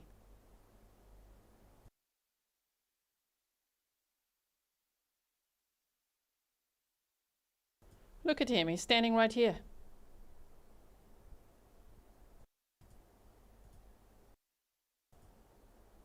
My bad. Gentlemen, that concludes all of the witnesses we have scheduled for this morning. The next witness is the medical examiner, and we were given information that that individual was testifying in another county earlier this morning. I believe he's traveling here to Liberty County. We don't expect him here until after 1:30, possibly 2 o'clock. So I'm going to give you, it's 11:52. I'm going to ask you to come back at 1:30. So please don't be later than that. Be here at 1:30. We'll see you then. Thank you.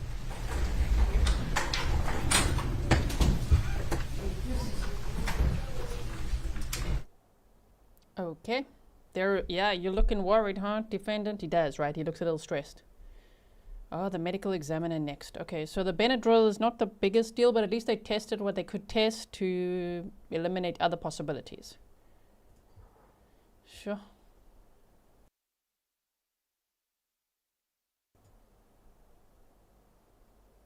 Little busy brain said, how does that work, that a defendant stands there with them? First, for me to see that, I've never seen that either. I've seen them wear like headphones, you know, so they can listen into the sidebars, but walking up with them, I haven't seen that either. Not that I can remember.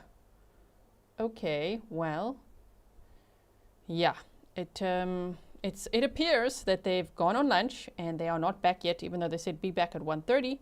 So I don't know why this signals like this. So what I'm going to do is actually refresh it, and I've got things to show you, of course. So hold on one second.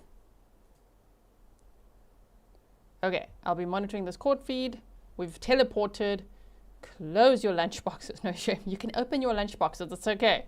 I want to quickly show you for those, because there's quite a few people who are new here to the case, and we did some trial prep before, but if we have to wait a little longer now, what I want to do is just quickly show you the trailer that I made, right?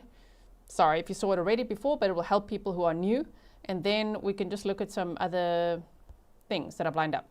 Mindi Mebane Kassotis was last seen alive around November 27th of 2022 in Savannah, Georgia. On December 2nd of 2022, her dismembered remains were found at the Portal Hunting Club in Riceboro, Georgia. Identified via genealogy DNA on May 11th of 2023, after months as a Jane Doe, her husband, Nicholas Kassotis, a former Navy JAG officer with 2 law degrees, was arrested the next day, May 12th of 2023 in Pennsylvania. Kassotis, who married another woman in April of 2023, faces malice murder and 11 other counts. His trial began with jury selection on August 4th of 2025 and opening statements on August 5th of 2025 in Liberty County, Georgia. The trial is expected to last 2 to 3 weeks. Can the state prove their case? Will justice for Mindi Mebane Kassotis be served? Let's watch the trial together, and let's hope so. Okay, and we are back. I hope that that was helpful for anyone who didn't know much about the case, just a little bit of a timeline. I want to show you this as well. I am monitoring the court feeds. So they said the jury should be back at 1:30 p.m. Eastern. If you're watching live with me right now, it's already 1:44, but they did also say the next witness is a medical examiner and that they were testifying elsewhere and that they are traveling and they might be there between 1:30 and 2. So we might have, 15 minutes or so more. So let's start by looking at this, this right here, which is when he was arrested. He looks very different, this defendant here. Hold on. Trying to move it. Okay. Like that. So it says a video, husband charged in late wife's death returned to Liberty County. This guy looks this guy looks like I've got him. Or I got this guy. Yeah, you did in Pennsylvania, right? And so they say here a man accused of killing his wife and dumping her body, disposing of, near Riceboro last December is in custody in Liberty County, Georgia. So he was arrested in Pennsylvania. So after Mindi was murdered and dismembered, for some reason, her husband decided to not report her missing. but then rather just moved to Pennsylvania and married someone else. Yeah, that doesn't look great for him, hey. So anyway, he's arrested, and he was arrested on this day, May 12th of 2023. 1 day after Mindy's dismembered remains had been identified. Wow, 1 day later. So they really worked on that case quick, even though meaning they had 5 months already when they found the dismembered remains. They had no idea who it belonged to. And then on May 11th, 2023, they identified the remains as belonging to Mindy. They then went to the house where Mindy lived before. They did those Blue Star reagent tests, and they were like, get the husband. So they arrested him, and they said Nicholas James Kassotis was returned to Liberty County on Friday afternoon. Kassotis, wanted in connection for the death of his wife, Mindi Kassotis, was arrested in Pennsylvania and extradited to Georgia. Mindy's body was found on a hunting club which covered areas in Liberty and McIntosh counties on December 2nd of 2022. She was 40 years old at the time that her body was found. The couple was living in Savannah at the time of Mindy's death. GBI agents assigned to this investigation sought the FBI's assistance with genealogy DNA. The FBI used a lab specializing in this advanced testing and received results that furthered the investigation. The GBI interviewed family members and obtained DNA swabs for comparison to the profile created through genealogy DNA. Mindi Kassotis was identified on May 11th of 2023. Nicholas Kassotis is being charged with malice murder, felony murder, aggravated assault, tampering with evidence, and removal of body parts from the scene of death or dismemberment. Mindi, Ruth Mebane, and Nicholas James Kassotis were married in November of 2016. I actually think it was October. Let me just check that. Hold on one second. They actually got married on October 9th of 2016 at Morven Park in Leesburg, Virginia. Their wedding announcement noted plans to honeymoon in Sonoma, California, and settle in Alexandria, Virginia, and Mindi would then take the name Kassotis. Nicholas was a 2000 graduate of Monadnock Regional High School in Swansea, New Hampshire, and he held a Juris Doctor professional law degree from Northeastern University, and he was pursuing a Master of Laws in National Security Law at Georgetown University at the time of their marriage. He served as a JAG officer, Judge Advocate General officer in the Navy until his departure from active duty on August 29th of 2019. Very early retirement. Nobody really knows why. There's a little bit of speculation out there that he was part of dismissing one of the Marines, and that person fought their case and eventually came back, and shortly after that, Nicholas Kassotis resigned. So I don't know if it has anything to do with that. It could also be because they said in opening statements the Navy was going to make him pay the $1.5 million that he owed to his first wife because she won a divorce settlement against him. And so, I don't know. He left and then started living a transient life. Now I want to show you this video clip over here quickly. It was a tough case because, according to the GBI press release, she had been decapitated, and which made it difficult to identify her. And I know you guys worked with GBI and the FBI to identify who she was. How difficult was that? It was very difficult, but our hard-working detective here did a great job of doing their due diligence to work with the Marshal Service along with the GBI and the FBI in solving this case. It was long, tedious, but we didn't give up, and you can tell about the results of the day of what happened. And he was captured and arrested by the marshals or by the local police in Lancaster, Pennsylvania, as far as you know? Yes, that's true. Mm-hmm. And your detectives, recently went up there to secure him? Yes, they went up there and secured him and brought him back through the Atlanta airport, and now he's here. And what does this mean to you? I mean, to bring closure to such a difficult case. Now, and obviously he's presumed innocent till he faces trial, of course. It means a lot for the citizens here in Liberty County, knowing that we have great detectives and we will have a great relationship with all the agencies here in Southeast Georgia. So it's going to help bring some closure to some of the family members that we did locate their loved one, and hopefully we get the justice done that need to be done. Okay, so that's that video clip I wanted to show you. Let's see. Okay, there's nothing else. Here, the jury was selected as well, as we know. So we've looked at that one. Then there's also this that I'm just going to show you. I'll link it as well, where they said that Nicholas Kassotis was actually a writer. Like, he wrote horror stories. Okay, dude. And under the name N.M. Writes. So he said, "Hi all, if I'm sending you this, it's because I've been trying to automate some of this process and find a good way to work with narrators that doesn't eat up a lot of my time. If you follow this, you should be able to narrate a story of mine easily," and all of that, right? So he wrote horror stories. Apparently this is his posts. I mean, you're going to write horror stories and then you're going to allegedly murder your second wife and dismember her. Like, dude, these stories will haunt you, right? So yeah, let's not give it too much airtime, but I just wanted to show it to you. That's what it is if you go find it on Reddit. NM Writes, and they use the name Nick Moorfox. And he also used the name, wait, I'm going to find it quickly. They said the name was Nick Moorfox and Nick Stark and Nicholas James Killian Stark. That's the name that he, was using when he was arrested in Pennsylvania. All right, let me quickly just check the court feed. Everything there is, we're still waiting for the medical examiner. So yeah, trigger warning, because I think that's going to be some rough testimony as well. I re-listened to the opening statement. So just hold on. Let me just put a text up here in case people think, what are you doing? Court is on lunch break. If they're like, why is this lady talking now? We want to watch the trial. Okay, the court's on lunch break and we're monitoring, right? I rewatched the opening statements. Did you as well?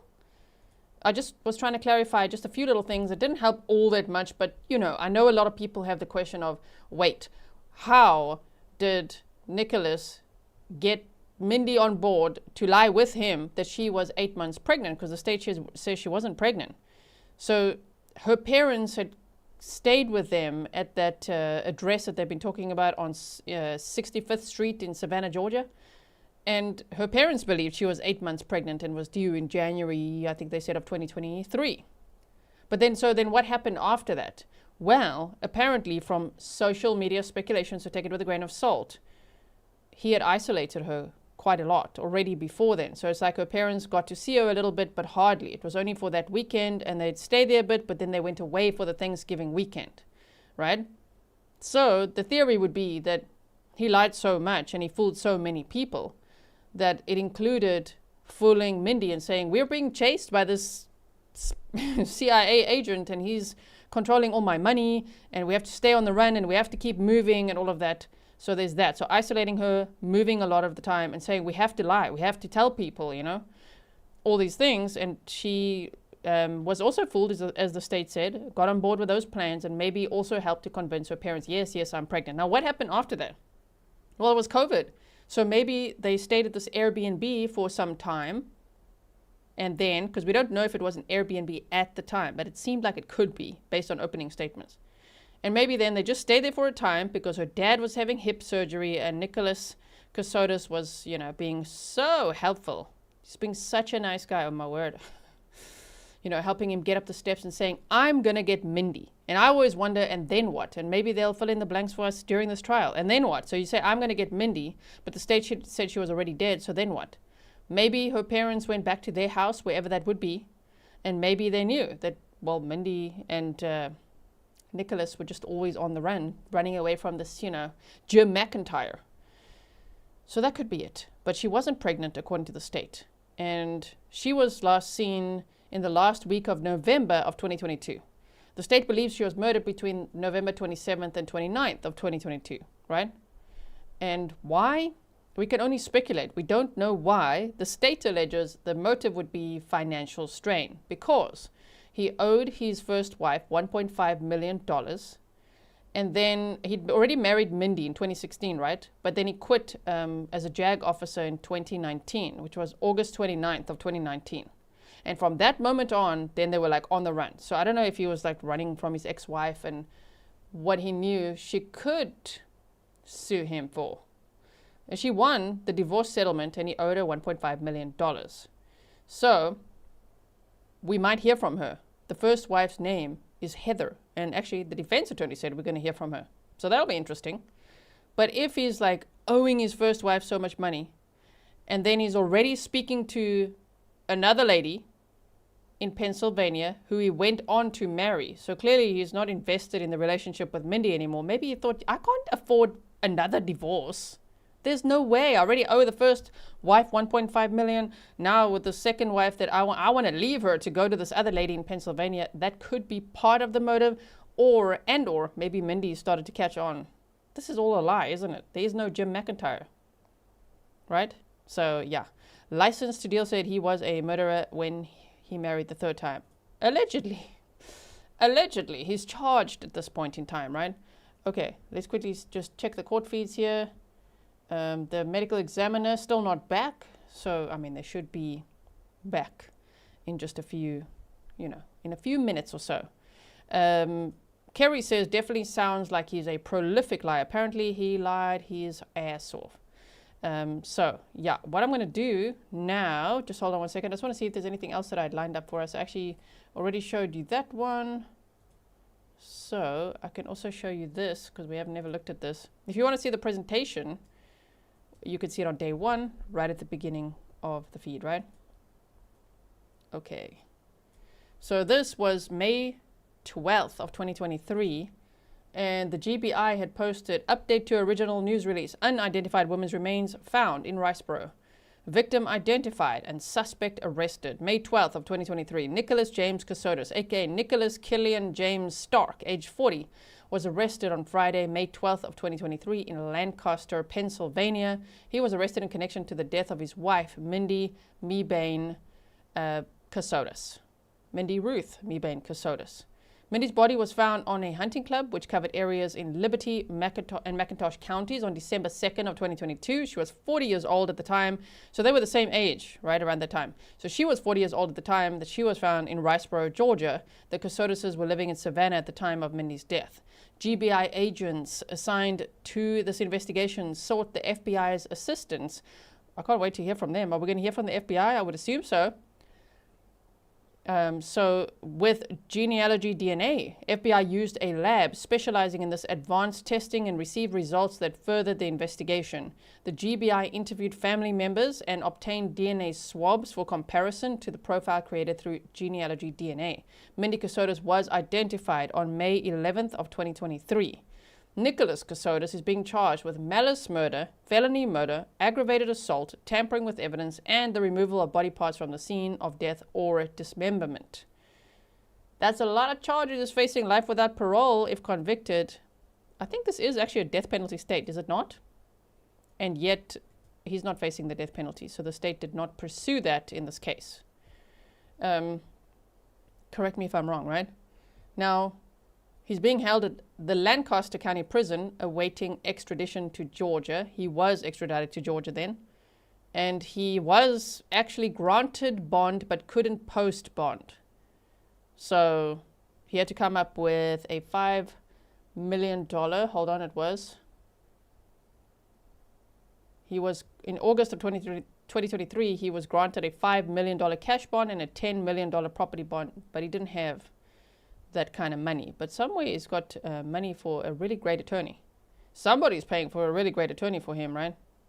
Anyway, and so they said the GBI would like to thank the FBI Atlanta, FBI Baltimore for their assistance in identifying the victim, and FBI Lancaster, Pennsylvania, the U.S. Marshals Service East Pennsylvania Fugitive Task Force Lancaster Office, the Lancaster Police Department, Pennsylvania State Police, and the Liberty County Sheriff's Office for their assistance in the arrest.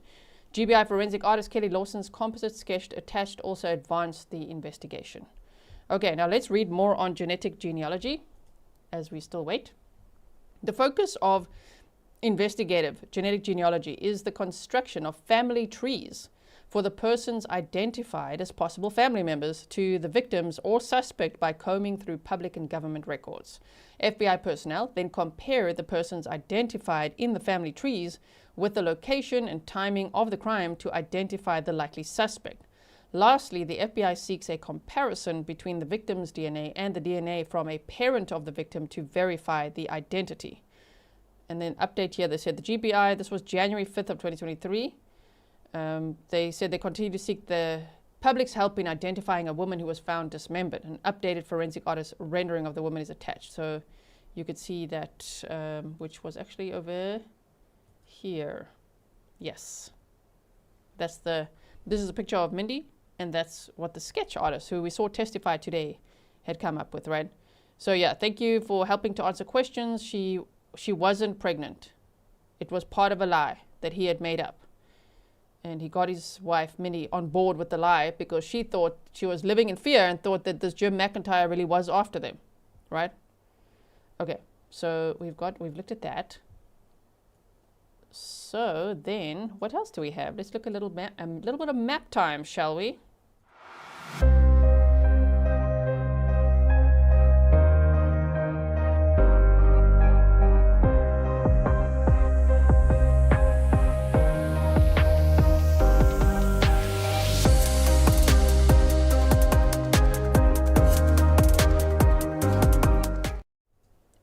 We are back, everyone. Okay, so we're going to bring up the map for you. Damn it, there we go. I'm like, bring it up. There it is. Okay, so just in case you missed some of this map time yesterday as well, just to be able to picture, well, where did this all happen? What are they talking about? Where did they see his vehicle? So if we look at this, we are in Savannah, Georgia. Let's actually zoom all the way out, especially because we're an international audience. Sometimes we don't even know where exactly is this. We want to see the whole map, right? Okay, how about that? Okay. Yeah, Erin says, map time. Right, Erin? It's map time, everyone. And Becky B says, IGG fascinates me. Yes. Wait, I have one more comment. Samantha says, GBI agent Brett Dickerson was an awesome witness. He perfectly avoided hearsay and provided pristine clarity on the investigation. I agree. Okay, so here's Bermuda. Here's Florida. We've been there a lot as well. That's where Stefan Stearns is in prison forever. Okay, Florida. And now if we zoom in, here's Georgia, South Carolina.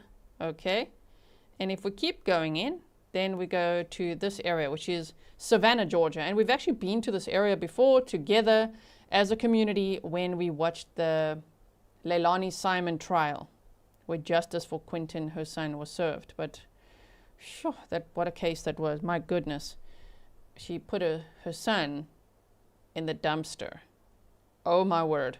So that case happened in Savannah, Georgia, right? Now this case also happens in Savannah, Georgia, where Mindi and Nicholas, for a little time, because remember they were on the move the whole time.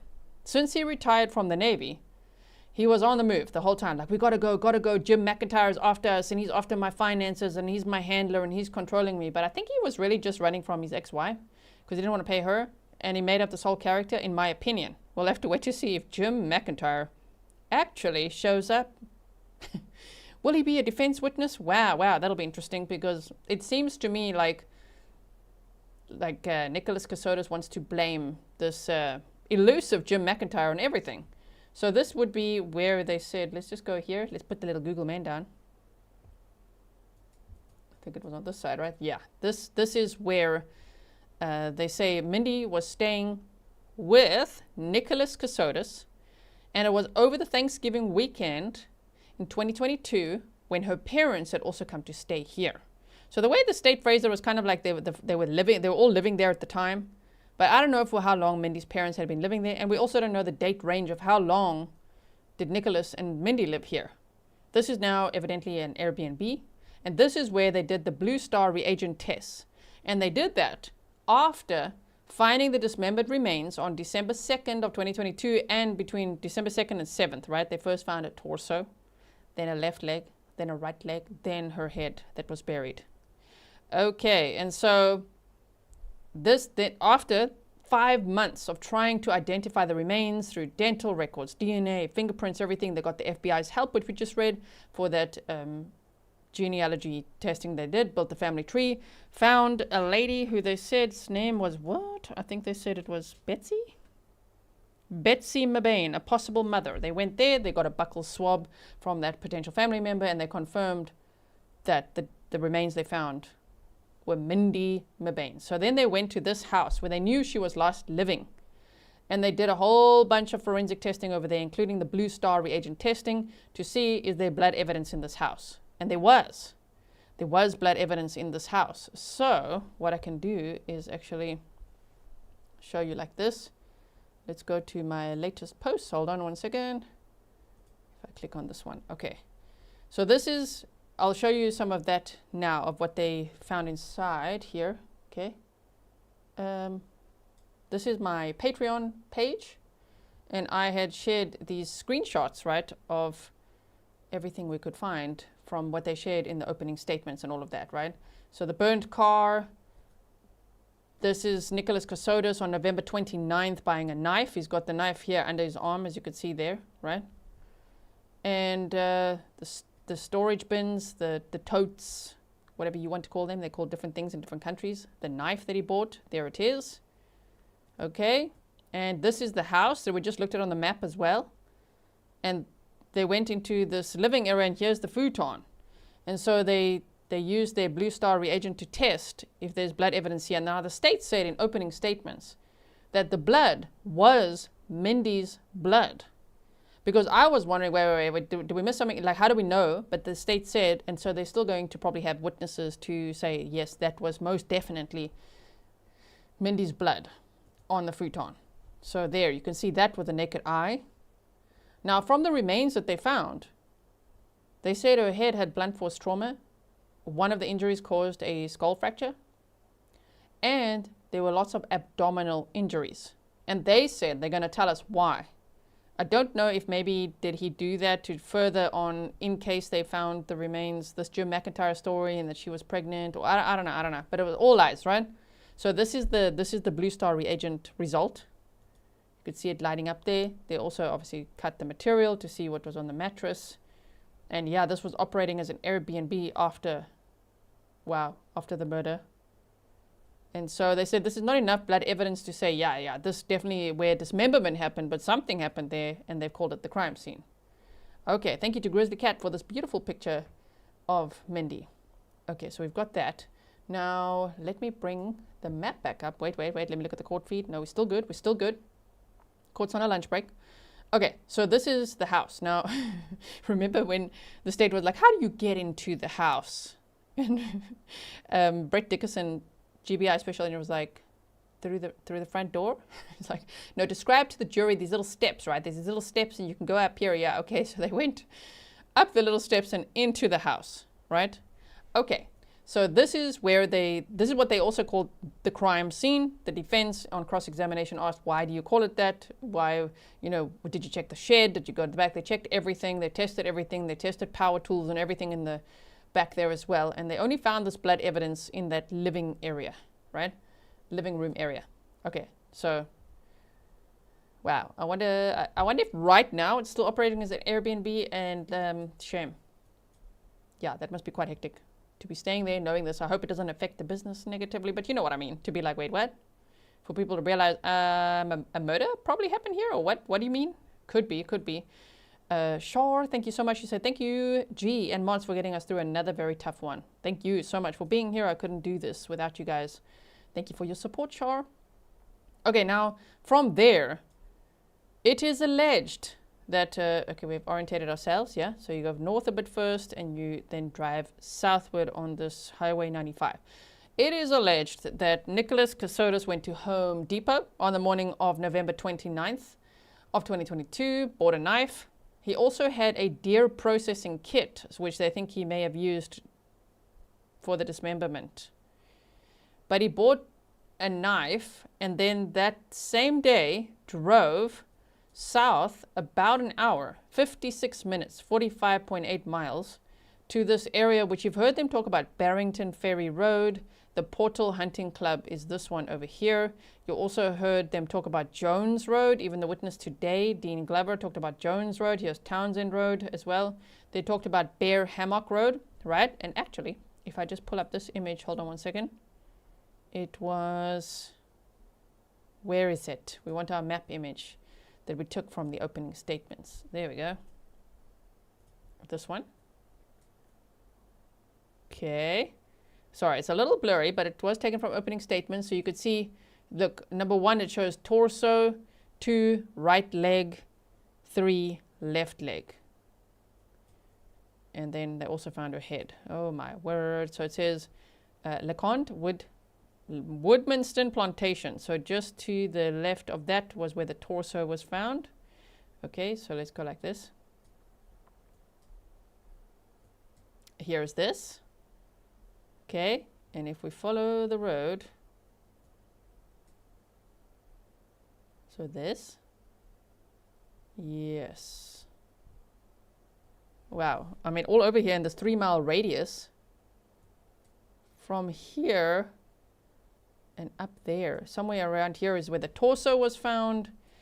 Whew, scattering her remains in this 3-mile radius around this hunting club. I mean, really, what was Nicholas Kassotis thinking? Sarah says, I just looked up a deer processing kit. Oh, no. I haven't looked it up. I just saw it in opening statements. Hold on one second. Oh, my word. A deer processing kit. That is, it's quite hectic, hey? If you type that into Google, yeah, that's a lot of knives and all sorts of things, huh? Is it like this? Okay, tell me if you guys know. Is it something like this? If so, they allege he used a deer processing kit in the commission of this crime. That's what he's accused of, right? Oh my goodness. Sarah, you made me look. So this, and then he also bought a knife.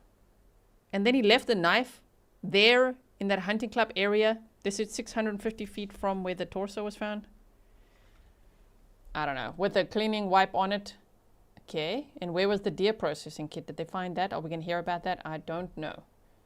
So let's just close this. Okay, so we're back here. So in this area, drove around and thought it was a good idea to leave, allegedly leave his second wife's dismembered remains in a 3-mile radius where hunters were very active, especially that weekend. It was hunting season, but they said, especially around that weekend, which is, you know, around that Thanksgiving time, yeah, they're very active there. So did he really think, what did he think? If he did it, what did he think? Like, oh, there's going to be so many people there, no one will even know? Or there's so much hunting going on, no one will know. Like, everyone will know. The hunters found, and their dogs, because they use dogs in hunting in this area, they found the torso very quickly. The remains were disposed of here in this area in 4 different locations on November 29th of 2022. And by December 2nd, yeah, one of the hunters, we heard from them yesterday, the hunters that had located the remains, right? They found her torso. And the next day, one of her legs. And the next day, one of her legs. And then on December 7th, her head that had been buried. So they also have a picture of him buying a shovel. Let me see if I've got that. Is it this one? Hold on. Yeah. Oh my word. And this was on November 4th. Now this makes me wonder how premeditated this all was. And how long he was talking to the other lady in Pennsylvania. And how badly he wanted to just start a new life, right? Robin Collins said if he's not a hunter himself, maybe it didn't occur to him. Right? Probably not. Let me just see. Did I miss a sticker or something? No? You guys are still replying to Shar. Okay. Jad Zia says, bears use hammocks? Obviously. Yes, we do. Okay. Anyway, so here he is buying a shovel on November 4th. Now remember they say the murder happened on November between the 27th and 29th? What? What you buying a shovel for? Now, obviously, the defense attorney will say he can buy a shovel. He can buy a shovel for anything. But they say that they believe he used the shovel. I don't know if they found it, tested it, but he used a shovel to bury her head because roots had been disturbed. Dirt had been disturbed, but also roots had been disturbed. So, my goodness. Yeah, for me, the most, if you could, as a defense attorney, you could probably argue away a lot of things. Be like, circumstantial, you don't know. But you know what he did afterwards is really the biggest red flag. Like, you didn't report your wife missing? You just like packed up and moved to Pennsylvania? You changed your name? They found you with multiple driver's licenses, all with different names in different states? Wow, that's weird. Okay, and then you got engaged to this other lady you were already talking to while you're still with Mindi? Before she was murdered. Okay, and then you burnt your car. Or was that a Ford recall problem? I don't think so, but okay. Then you burnt your car to the ground. and then you got married. And then you carried on writing your horror stories, sharing them on Reddit. Like what? Kim Wade says, wouldn't need a shovel for an Airbnb. Marley Mom says, I don't see a wedding ring. Well, yeah, it's not the most clear picture, but interesting if he bought this shovel. If he did, are we seeing a premeditated murder here? This was also at Home Depot, right? It didn't say Walmart. Home Depot. Mr. Antoine said, bears use trampolines too. Yes, they do. I got one again. Huh? You brought that up. I was like, how do I tell the Grizzly? I do have a trampoline again. And it's very good for me in my stretch breaks. You just quickly go there, jump a little bit, come back. Okay, yes. So, yeah, that is what we have so far. So that's the map time that we've got. And actually, he went to where now? Lancaster, huh? Lancaster, Pennsylvania. What? He went north, okay. So he went north to marry another lady. How far north? Let's look, so sure, like 12 hours. But that's a round trip, so about 11 hours. There's Baltimore. 11 hours? It's not far, it's not that far, especially if he's moving. But still, you just suddenly just packed up and you're like, what, still on the run from Jim McIntyre? Do you think he's going to take the stand? Yeah, Emily said he's lost a lot of weight. He really has. I think it's all the stress. I think it's all the stress, right? My goodness. Okay. Let me just quickly see. Sally, I've already covered one of the two that you're mentioning there. But I do want to use this moment while we're still waiting for, the court to come back to let everyone know that when we focus on cases, we generally just focus on that case. We're not looking for breaking news or other cases or anything else. We're just focused over here. Okay. So just keep that in mind. If you want to share something with me, other news, breaking news, ask a question, my email address is grizzlytruecrime@gmail.com. Karen says that is where he married Mindy in Lancaster. Wait, I got to check that again. Is that so? Wait. No, he married her at Morven Park in Leesburg, Virginia. Married her in Virginia. That's what their wedding announcement said. And he married the third wife, though, in Pennsylvania. So, yes. Okay, so the court is still on a lunch break. What shall we do next? Okay, we've looked at the map. Then, wait. Let's just refresh all the feeds. Shame, that witness is keeping everybody waiting. Emma says, how does one highlight a name to respond? Hopefully it can be done on mobile devices soon, but you just type @ and the name. It works very well on computers, not so well on mobile devices, but yeah. Kim Wade says, sounded strange hearing G say my full name. YouTube needs to give our handles back, right? Okay, do you have any questions based on what we've heard so far? Chow2315 says, question. Wonder if wife 3 will testify. I wonder too. If I had to guess, I would guess no. I'd guess she want absolutely nothing to do with him, never to see him again, all of that. But will she have to? I still don't think so. I think it would be pretty devastating because she had no idea. According to the state, she had no idea, right? Meadow Lane says, breaking news. This is not a news forum. Yeah, this is not a news forum. We don't need to be distracted. Squirrel, I think we can all be easily distracted. We don't want to be distracted. We want to focus on the case at hand, right? Okay. So let's put, so they're still on a lunch break. Shame, the poor jury. Can you imagine being on the jury? Let me tell you again the makeup of the jury and having to hear and see all of this and then go for lunch. Oh my. Wait. So they said in opening statements, by the way, possession of tools for the commission of the crime. They said that he had his Ford Explorer, an insulation knife, deer processing kit, and tubs and a shovel. Okay, so there was that. And then the jury breakdown, I'm looking at my phone here, is 2 white males, 3 black males, 3 white females, 4 black females. That's the makeup of the jury. So 5 men and 7 women. Yes, and 4 alternates. And the trial is expected to last 1 to 2 weeks. Now, Betts George said, will her parents take the stand? I also wonder about that. I would hope so, to clarify a little bit of the timeline of when they last saw her, especially how he was behaving, because on November 30th, was it the 30th? They said in opening statements, huh? When her dad came back from hip surgery, Nicholas Kassotis was being oh so helpful. Don't worry, I'll help you out. Telling Mindy's mom, you can go back to work. I'll take care of Mr. Mebane. And then he said, I'll go get Mindy. I want to know what happened next because Mindy was already dead. So how did that all work out? And what did they see? What did he tell them? I really hope they testify, right? Okay. Dida me that said, do you not have a list? Not always, and I don't for this case, no. It's not always easy to get. A Grizzly cat and I tried very hard to get all the things, and she sent me a lot of documents in this case, but no, I don't have the witness list, so I'm not too sure. And even if we have the witness list, oftentimes I find that they don't even call half the people, you know? Okay, so let's bring this back up. There's Court TV saying, live, court is on lunch break. What shall we do so that we can, you know, sometimes we're like, let's read something. And as soon as we get into it, then they start again.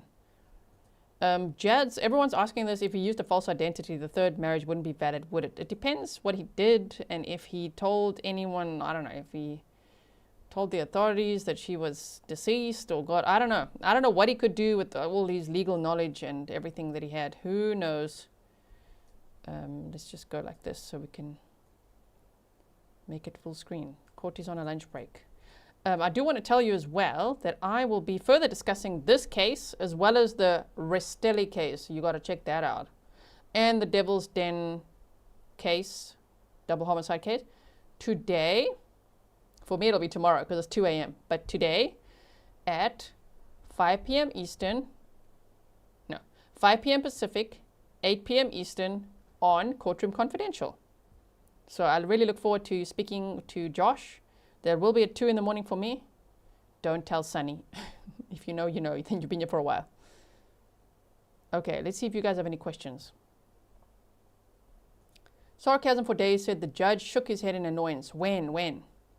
Jessica said the prosecution is bringing it. I think they're building their case very well. And yeah, I think this prosecutor, Assistant District Attorney Lori Bayo is doing, I think she's doing very well.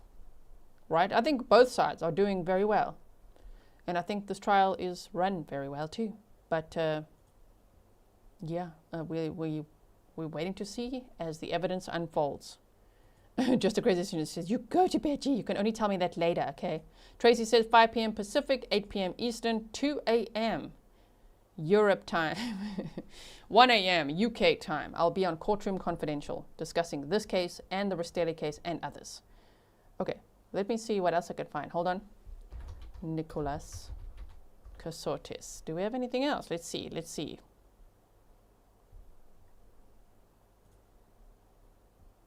Jeff Sneaker Arena said the trial is moving along very smoothly. I agree.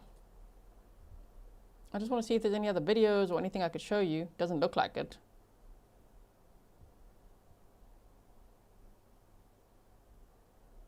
Hold on. Nope, not really. All I can show you is my presentation again. Maybe that will trigger them to come back. It usually does. So let's go like this. Okay.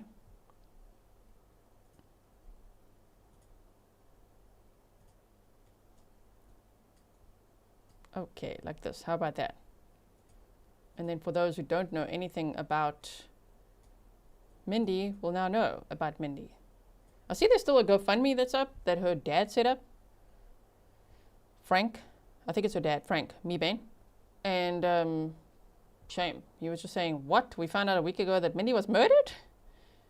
And dismembered? Like what? And we have to organize a funeral? They don't know. They had no idea. So I think, don't you think, if we were to speculate, don't you think that Nicholas Kassotis would have used Mindy's phone, because that's interesting, we haven't heard where her phone is, to continue to impersonate her? Right? So that her family thinks she's still alive and well. If he wanted them to believe that she was pregnant and was going to have a baby, he might have even texted them baby photos, fake ones. You know what I mean? I wouldn't put it past him, based on what we know so far. But those are just speculations, my personal opinion, and allegations.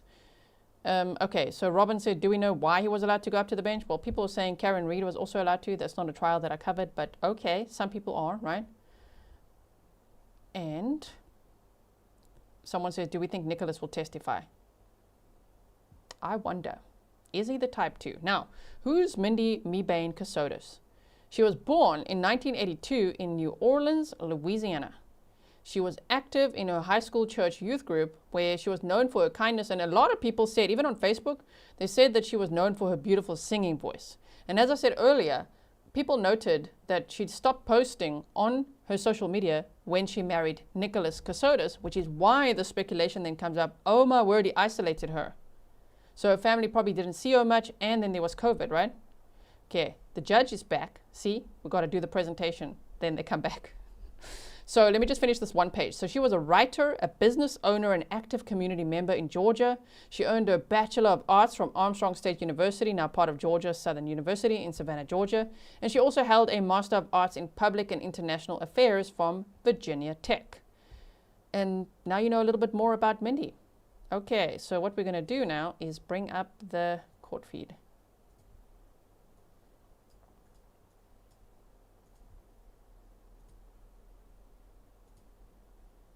Wait, Judge. Just wait for us, Judge. Nothing but the truth, so help you God. I do. Thank you, and please be seated.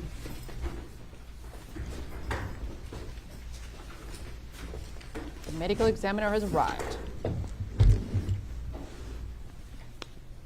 May I inquire? Yes, ma'am. Good afternoon, doctor. Good afternoon. Can you please state and spell your full name for the court reporter? Keith Lamar Lehman, Keith Lamar Lehman. And Dr. Lehman, where do you work? I work at the State Medical Examiner's office here in Georgia. It's part of the Georgia Bureau of Investigation. And specifically, where is your physical office? I work, most of the time I work out of the headquarters office, which is in the Atlanta area. Okay. Do you occasionally have to travel for that position? Yes. Did you ever have to travel down here to the Savannah location or Pooler Coastal Crime Laboratory? Yes. And is that part of your job as well? Yes. What are your duties at the crime laboratory or the state crime lab? Yeah, well, my duties are mostly centered around the performance of autopsies. Autopsy is basically an examination of the body after death in order to make certain determinations, including determining why the person died. And so I perform autopsies and then do other activities related to that, such as testifying in court. We talk to local investigators about cases to gather information. We review medical records. We have residents and fellows that rotate through our office, and we're involved in teaching them, basically teaching them how to perform autopsies and do the same kind of stuff that I do. How long have you been doing this? For 26 years. Has it always been in that role? Yes. And are you a licensed physician? Yes. What kind of a doctor are you? I'm a forensic pathologist. Okay. And does that mean basically the job description you just gave us? Yes. And as a physician, where are you licensed? I'm licensed to practice medicine here in Georgia. How long have you been practicing medicine? I've had my full medical license since 1999, so 26 years. And you've always done this? Yes. Are you still in that capacity right now? Yes. Where did you receive your training in pathology? Yeah, I successfully completed a residency training at the University of North Carolina Hospital System. And during my 5 years doing studies there, I did a special year of study called a fellowship in the field of forensic pathology. It's basically the field that I work in now. And then after my training in North Carolina, I did another year of training, this time at the Fulton County Medical Examiner's office in Atlanta, which was another year of fellowship training in forensic pathology. And can you explain to the jury the difference between a forensic pathologist and a coroner? In Georgia, the coroners are elected officials. The coroners are usually not physicians. They are involved with the county coroner's office. So they're like the first line of investigation of a death, along with oftentimes the local police agency. So the coroner is involved in doing the initial death investigation, and then if they feel like an autopsy may be warranted, a forensic autopsy may be warranted, they'll call us at the state medical examiner's office and talk to us, and then if we agree with them, we'll have them send the body to us, and then we'll perform an autopsy. One of the medical examiners in our office, one of the forensic pathologists, will perform an autopsy. And then at the conclusion of the autopsy, we will give our opinion as to what caused the death, and then we'll let the coroner's office know, and then the coroner is the one who fills out the death certificate. So you don't personally prepare the death certificate, correct? That's correct. Okay. And if the coroner has a body that they want you to consider, they would reach out to you? Is that what you said? Yes. And is that always the procedure? Yeah, almost always. Sometimes we'll get notified about a death by law enforcement, but the vast majority of the time it's the coroner's office who gives us the information and asks us about the case. Okay. And can you describe for the jury you described where you went to school and that information. Did you do any training when you came to the Georgia Bureau to the crime laboratory, the state medical examiner's office? Well, I in my last year of fellowship training at the Fulton County Medical Examiner's Office, which is in the Atlanta area, I rotated over to the GBI for 2 or 3 months and did some of my training during that year at the GBI. And was that all that experience that you just described? Was that prior to you starting performing autopsies? Yeah, well, we as a fellow in training, we do perform autopsies under the supervision of some of the medical examiners there. But that was before I started doing unsupervised autopsies. Okay. And at some point they basically cleared you to do it on your own. Is that right? Yes. Okay. And how long have you been doing that now on your own? For 26 years. Okay.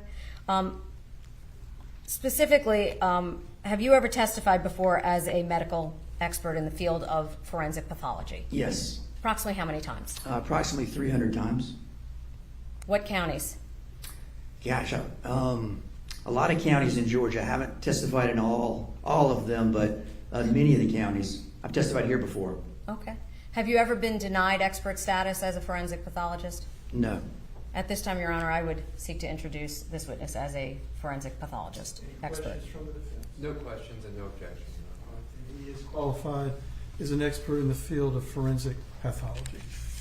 Now, I'm going to direct your attention to December 6th of 2022 and December 9th of 2022. Were you called upon to perform an autopsy on a person at the request of Special Agent Tracy Sands of the Georgia Bureau of Investigation and the coroner in this county? Before he answers, I just quickly want to tell you something about the timeline. And before I do that, I want to read Stefan's comment. Sorry, I've got a Ricola in my cheek now. If you guys wondering, Stefan said, coroner says if someone is dead, medical examiner says why someone is dead. Thank you so much.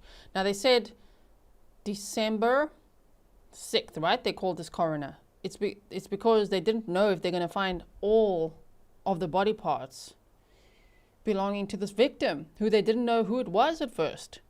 So on December 2nd, they found a torso of 2022. And the victim had been murdered just days before, between November 27th and 29th of 2022, but they found a torso. And then the next day, a leg, and after that, another leg. And they didn't know if they're going to find more. On December 7th, they found Mindy's head. But in the meantime, they got the coroner to perform an autopsy on what they had, right? Yes. And as a result of that request, did you in fact perform that autopsy? Yes, I did. Did this case get assigned a unique case number associated with that medical examination? Yes. And I don't know if I asked you this. Can you explain to the jury just what an autopsy actually is? Yes, so an autopsy is basically an examination of a body after death in order to make certain determinations, including determining what caused the death. And specifically, you indicated that this case had a case number. Can you tell us what that number was? Yes, it is 2022 6007185. Excuse me, Your Honor, may we approach?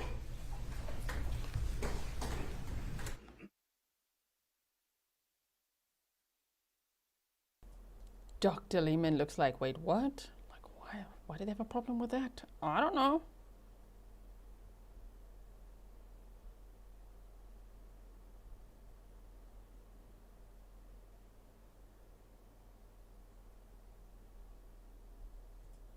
Court Looker is writing the dates. For those of you who don't live in America, we put the day first, then the month, so you got to do it the other way around. So if you say 12 to 2nd of December, 3rd of December, 5th of December, 7th. Is that case number unique for each autopsy you perform? Yeah. Each case that we go with, each autopsy gets its own number. And is that the same in every crime laboratory in the state of Georgia that you work with? Meaning if you're in Atlanta, you would get a separate case number for each case, just the same as if you were here in the local area? Yes. Okay. And what is the purpose of that case number?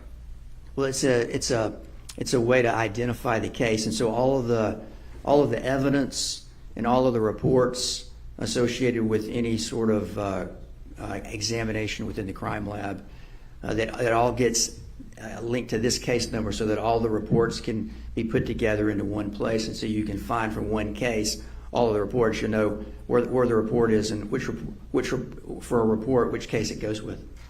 How many autopsies a year approximately do you perform? Per year, I would say it varies. It's varied depending on how busy we were in our staffing. I'd say I performed at the GBI probably anywhere from maybe 210 to 450 autopsies a year. A It year? could range. Yeah. And is an autopsy always associated with a criminal investigation? No. Can you tell the jury when an autopsy might be performed that's not associated with a criminal case? Yeah. So for forensic autopsies that would be ordered by the state to be performed, there's certain types of deaths that we might autopsy. You know, everybody that dies doesn't get an autopsy. So certain examples of cases that would get a forensic autopsy might be relatively young people who die suddenly and unexpectedly and don't have a medical history that reasonably explains their death. Somebody who dies and is suspected to possibly be a death related to a drug overdose. You know, certain types of suicides will autopsy. And some of the examples we might see are hangings, self-inflicted gunshot wounds, people that die from intentional drug overdoses. And many of the deaths in custody, in police custody, will autopsy. And then deaths that are suspicious, in other words, deaths where the case appears to be or appears to possibly be a homicide. Those are autopsied as well. So those are some examples of the types of cases that we might bring in for autopsy. And in this case, you indicated that case number and that came in through law enforcement, is that right? I'm sorry? This case came in through law enforcement, though. It was not one of those other types. It was actually a criminal investigation. Yes. Okay. Did you ultimately perform an autopsy at the time of that receipt of the body? I performed autopsy on December the 6th and December the 9th of that year, 2022. At this time, Your Honor, I'd like to mark this as State's Exhibit 1.62. It is an 8-page document. I'm showing it to counsel.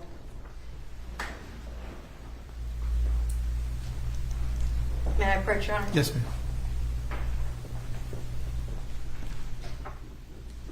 Take a look at that, please, Doctor.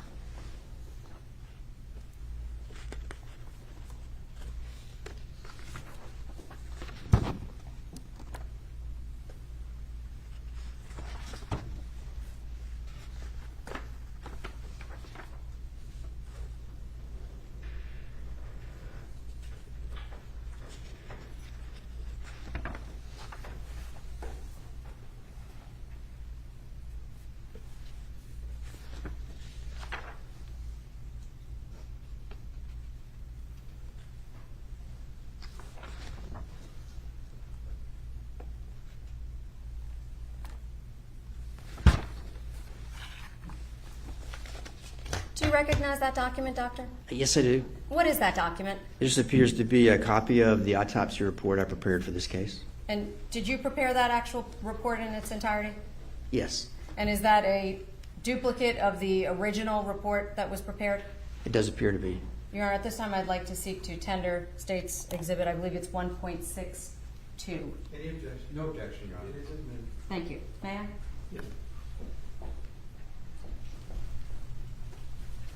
Doctor, if at any time you need to review your report, can you just please let us know and I'll be happy to provide that to you, okay?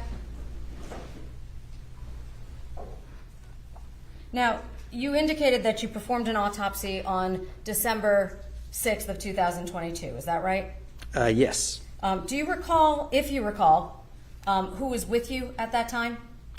I don't specifically recall. It would have been certainly we would have had some of the assistants there in the office. There was GBI crime scene specialist Brett Dickerson and Liberty County Sheriff's Office Detective Jack Frost did attend the autopsy. Would you have documented that in your report? Yes. And why do you document items in a report? Well, so when I get asked about it later, I can answer the question. Be fair to say with 400 autopsies a year approximately, you don't necessarily remember every single detail of each autopsy that you perform? Yeah, that's absolutely correct. And do you document things as you're doing them during the course of an autopsy? Yes. Do you create medical notes? Yes. And are those preserved? The notes are, some of the notes are preserved, yes, into the file. Okay. Some of them aren't. Okay. And would those be done for the same reasons to assist you in reviewing your materials if you needed to? Yes. Okay. And with respect to that autopsy, can you tell the members of the jury what you do when you first receive a body at the medical examiner's office for an autopsy? Yeah, so the initial step is we photograph, we take initial photographs of the body. We'll photograph the body bag tag that comes in. The body bags will be sealed, and before we open the body bag, we'll photograph the body bag tag to show how the bag was labeled. If the body is, if it's the type of case where we're going to do x-rays, we may go ahead and do x-rays at that time as well. And then the next step would be to open the body bag. And then really before we do any significant manipulation of the body, we'll go ahead and take photographs again just to document the condition of the body, as it was when we started the autopsy. And then after that, we'll begin examination of the body, which may include, depending on the case, recovery of evidence.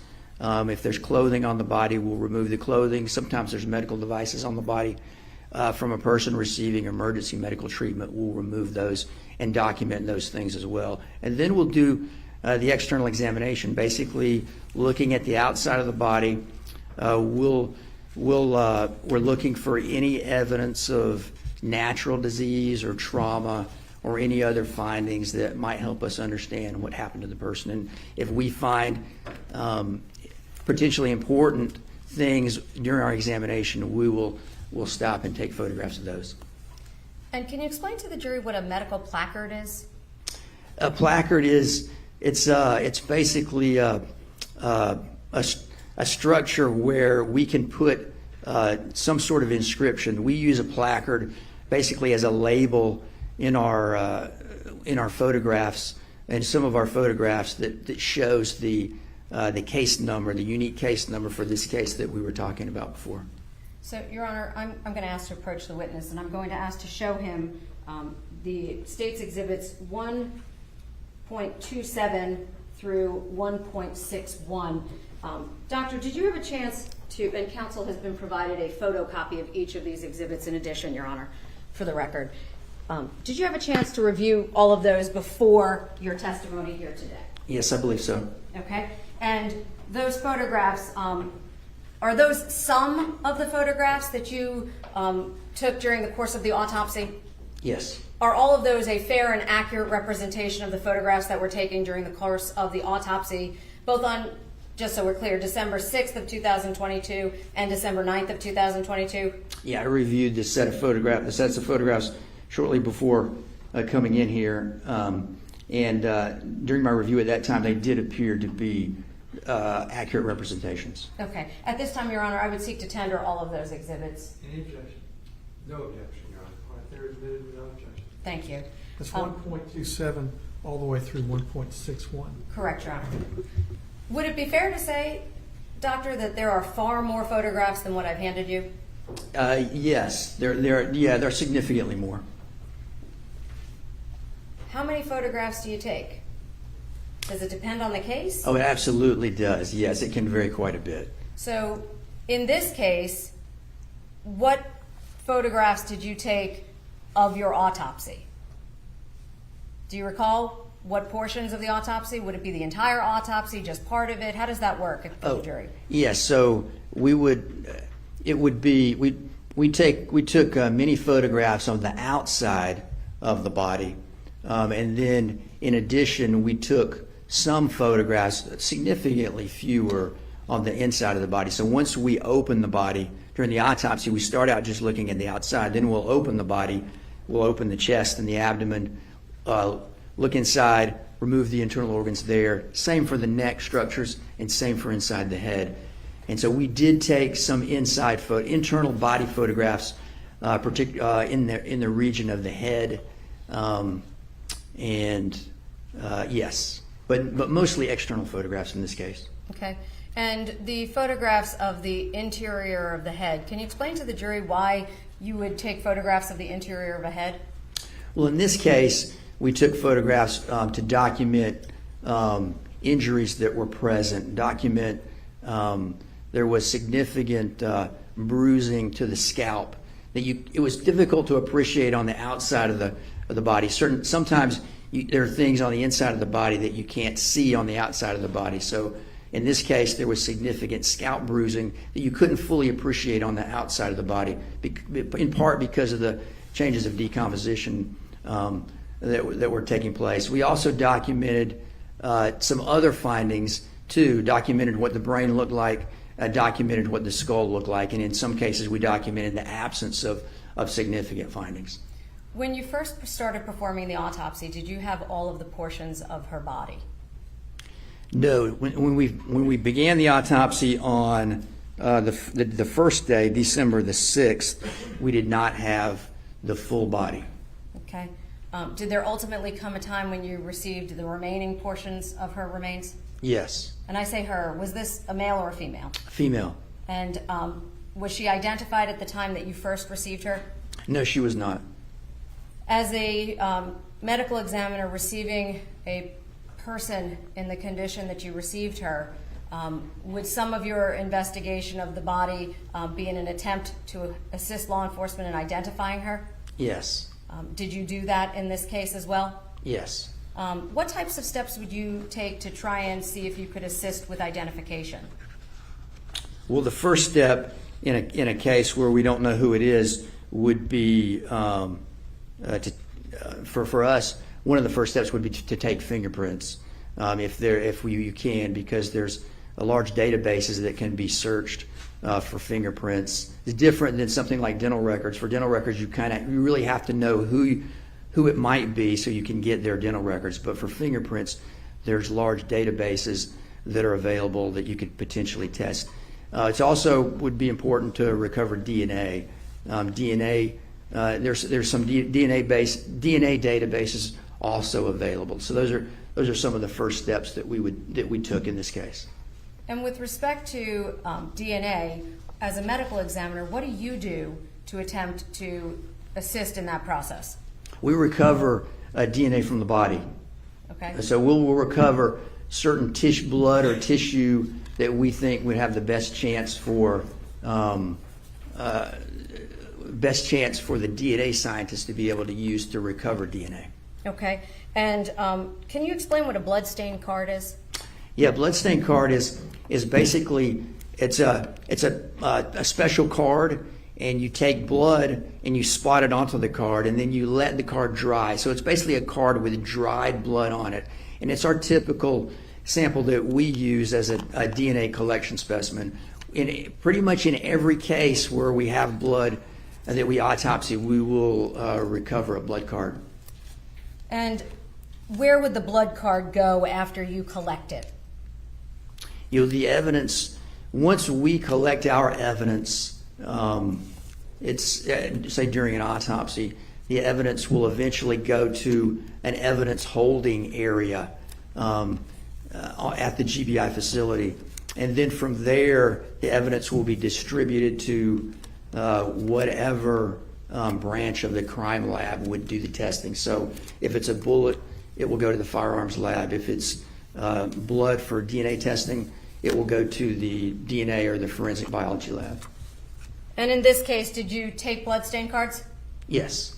I'm going to show the witness exhibits, Your Honor, 1.63, 1.64, 1.65, 1.66, and 1.67.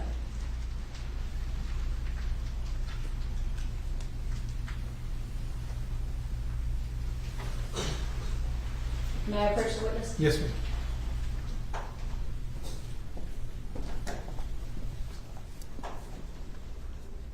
There are gloves if you prefer.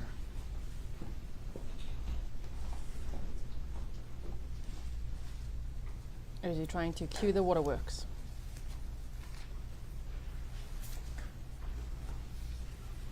It's not working.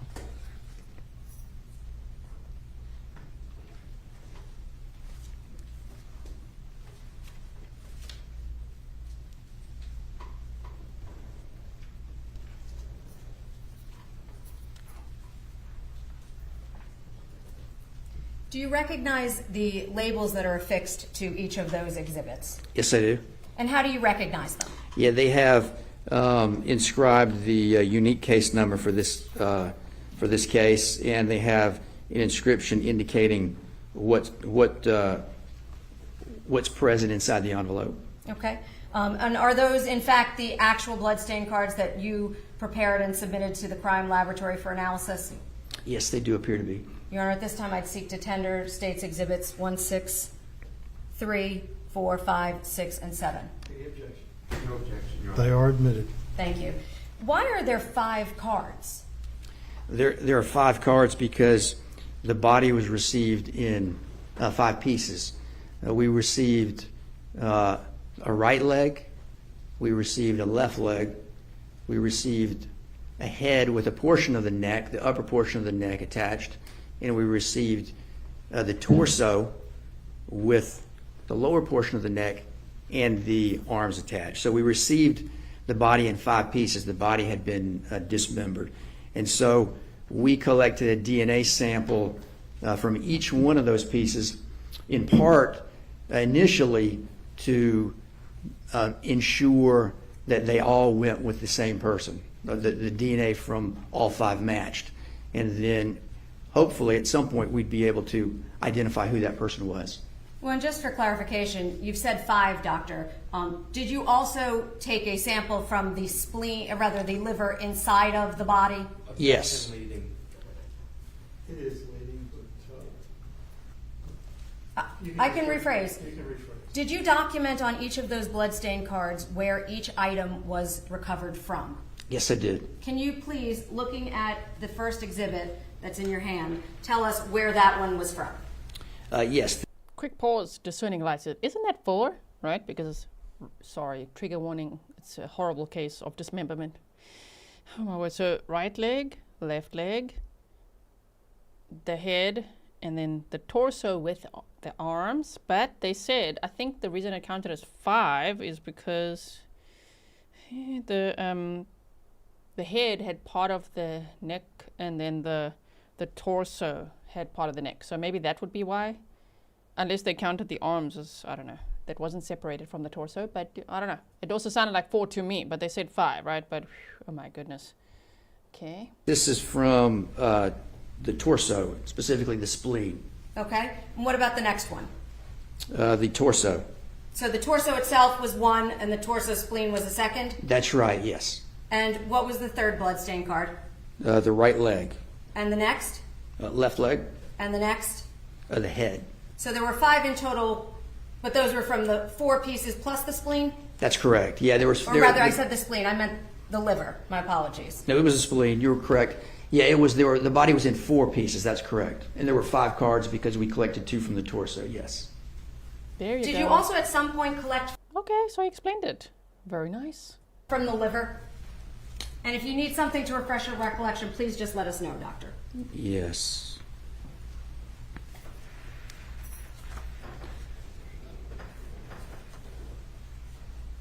Objection to the extent he's looking at his notes right now. I'll overrule the objection. You can refresh your recollection. Yes. Shay. Objection to the extent that he's looking at his notes right now. What? The judge overruled that.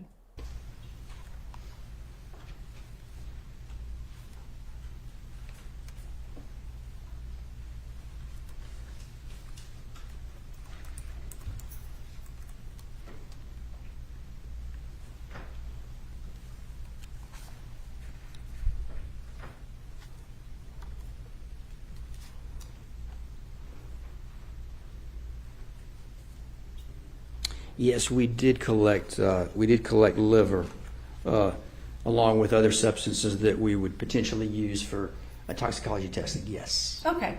And all of them would have been prepared in the same fashion? Meaning a bloodstained card and then preserved in the way that you've just shown us? No, the specimens for DNA that we talked about here would have been prepared on a card.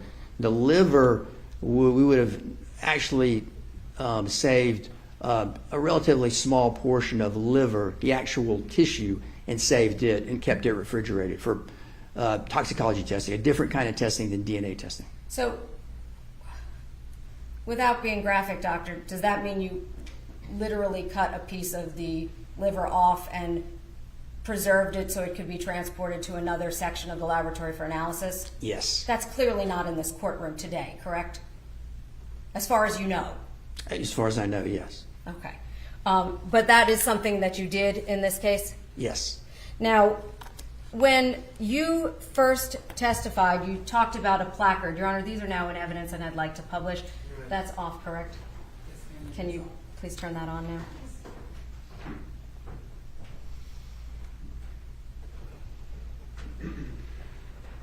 I'm going to start on image 100. And counsel, if I may approach you. Yes. I'm going to start on December 6th with the first image in front of you. Just for the record, so I'm clear, Your Honor, I'm referring to slide 100.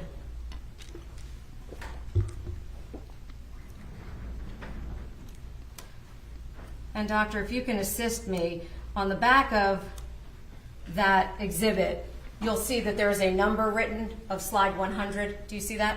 Yes. Just for your own records, did you have specific numbers associated with each one of the photographs as they were taken by the medical examiner's office in connection with the case? Yeah. When the photographs are saved, they're digital photographs, so they're saved into a digital file, and each file has a name that has a number. Okay, so on the back corner of each of those, I'm going to reference the number so that it's clear for the record, Your Honor. And if you would just tell us what exhibit number that is on the back of the card as well, just so the record's clear. So we're talking now, I guess, about exhibit 1.6. It's in front of you, the one I've already handed you, the stack. Yeah, this is exhibit 1.27. Thank you, 1.27. And can you tell the jury what's depicted in 1.27? Yeah, this is the placard that we've discussed. It's basically a placard where we put information about the case at the top. Coastal MEO stands for Medical Examiner's Office. This examination was performed at the Coastal Medical Examiner's Office, which is in the Savannah area. The date that the exam was performed, December the 6th, 2022, and then underneath the unique case number for the case. And that is all done in an effort to preserve the information, is that correct? Yes. Now, if I turn to the next slide, that being 101, that would be 128, is that correct?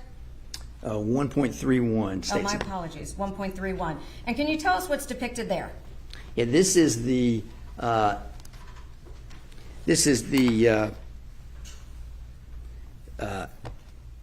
a label that was on some of the remains were received in a plastic box, and this is the label adjacent to the seal. It shows what the label how the label was inscribed by the individuals at the recovery scene.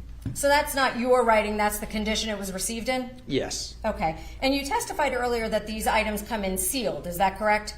Yes. Does that display the seal that you were referring to? Yes. Okay. And with respect to this, you indicated there were 4 portions of the physical body. Would this have been one portion? Yes.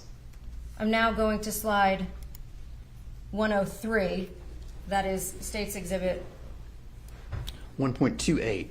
And what is depicted there? This is the photograph of basically the seal and the label put on the body bag, the closed body bag. It's when a body bag has 2 zippers, and when you open the body bag, you spread the zippers out, and when you close it, you bring the zippers together. So the zippers are together here, and the seal and the label are through those 2 zippers, and it shows how the label was.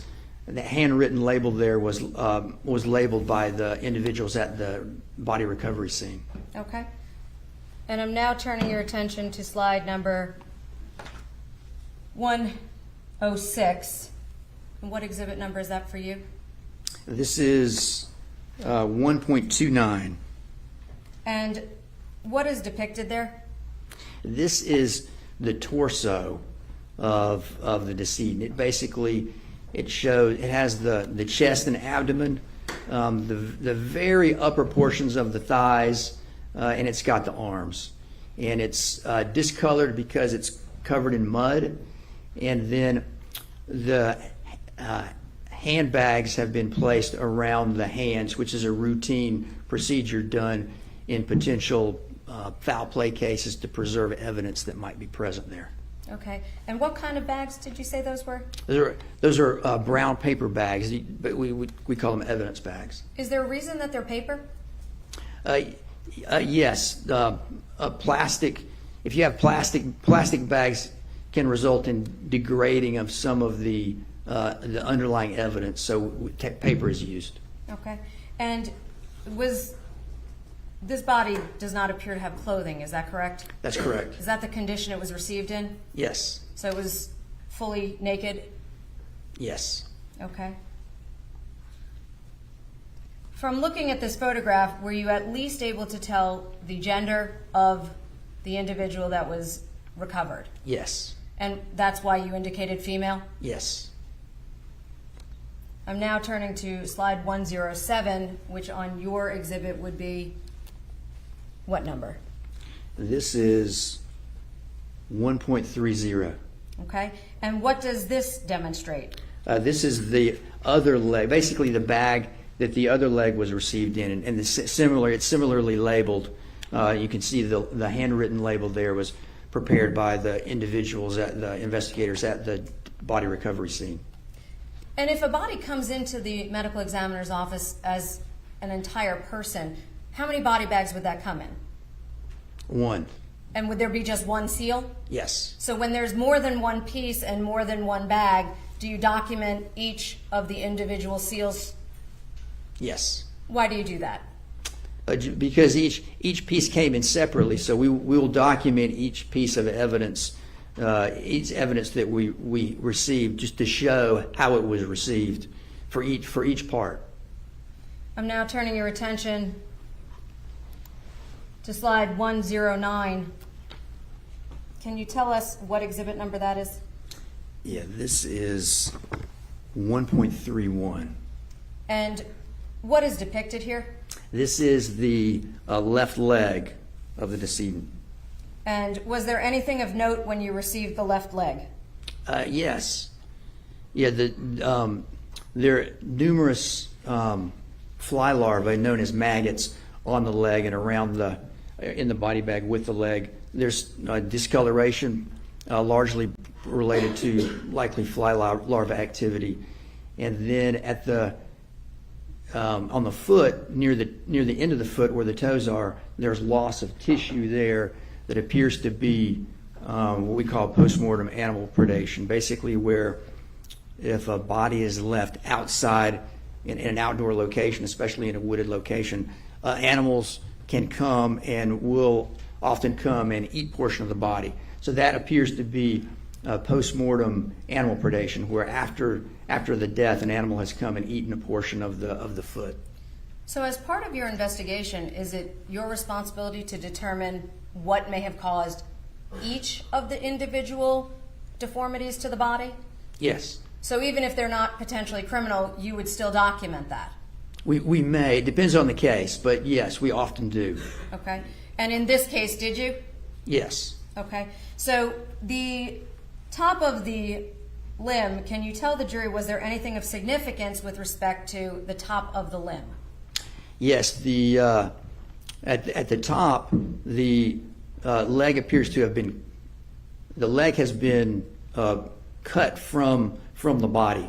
There's areas where the skin surface at the skin edge is smooth, consistent with having been cut with a sharp object, and then the bone, the thigh, a portion of the majority of the thigh bone is present in the leg, but the thigh bone, the femur, has been cut there, and so there's the cut end of the femur that's you can see in this photograph. And can you tell us, doctor, is there anything significant about the femur, specifically in terms of bones in the human body? What's distinctive about it? The femur, I guess what would be distinctive about it is the biggest bone, the longest bone. I mean, it keeps us upright, correct? Yes. And so would it be fair to say that somebody would not be able to obviously stand without their femur intact, correct? Yes. Okay. And in this case, you said the femur was cut through? Yes, it was. I'm now going to turn your attention to the next photograph. That would be 110. Quickly going to pause here. I just wanted to imagine going from this in October of 2016 to now being accused of murdering this wife and dismembering her. Wow. And if he did that, reducing someone that you married, made vows to, went on honeymoon with, lived with, loved, all of that, wow, to reduce them to body parts and for animals to gnaw on and in a ditch with mud and water, I mean, it's really unthinkable. If he did this, he better be, put in prison for the rest of his life. Throw away the key, because oh my goodness, it's next level. We've seen quite a lot of dismemberment cases, right?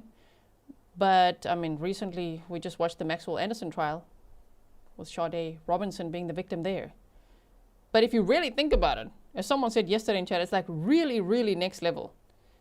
It's terrible already to murder someone, but to dismember them and then to put those parts, allegedly in this case, in like plastic storage bins and drive around and scatter them around a hunting ground. I mean, that's just like, oh my word. And he doesn't exactly look upset as they're showing this evidence, does he? Which is another red flag. I'm sure the jury's looking at him like, any reaction, dude? Any tears? Anything of, no, that was my wife. Nothing? Nothing? You just moved on with your life? You just got married again? What? Mary said he definitely thought the wildlife would take care of Mindi, and in my opinion, thought the smell of the decaying deer parts would cover the smell. Right? Like, what a dumbass. This guy, like, I'm going to take, if he did, the body parts to a, if he did this, if he's the guy responsible, to a hunting ground, you thought that no one's going to find it. The dogs found Mindi immediately, just a few days later. Wow. Thank you, Mary. And what exhibit number is that for you? This is 1.32. Thank you. And what is depicted here? This is a label, another label for a body bag. And the inscription indicates leg found in the woods of McIntosh County. Okay, so would this be the other leg in connection with this case? Yes. And does this also reflect the manner in which you documented? Yes. I'm now drawing your attention to slide 111. Can you tell us what the exhibit number is? Yeah, this is exhibit 1.33. And what is depicted here? This is the other leg. This would be the right leg. Was there anything that you were able to make as observations with respect to the portion at the top of the thigh? Similar to the previous leg. The majority of the femur, the thigh bone, is present, but the upper part of the thigh bone has been cut across. There's similar to the other leg, and similar to all the amputation margins. There's decomposition. There's more advanced decomposition right at the margin of where the amputation has occurred. So there's discoloration there that's a result of postmortem decomposition, and there's fly larvae on the body here on this leg as well. Can you explain to the jury how decomposition perhaps looks different at different portions of this leg? Why that would be? Yeah, the decomposition is more advanced at the place where the amputation was. It may be that there's more. It's a more suitable environment for fly larvae to attack, and also it may be less resistant to the changes of decomposition than the skin. The skin may be a little bit more resistant than exposed other tissue. You can see there's discoloration on the other part of the leg, likely related to fly larval activity, but the exposed tissue is more affected. Your Honor, may we approach?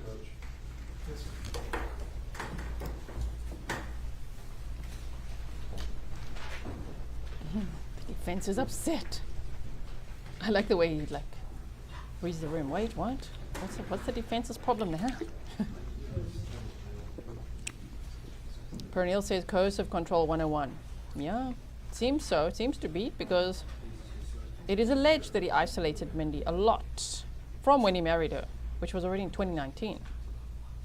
And around 2022, getting her to help him lie to everyone That we just looked at. Can you about her being 8 months pregnant, about, why they were on the run, all of that.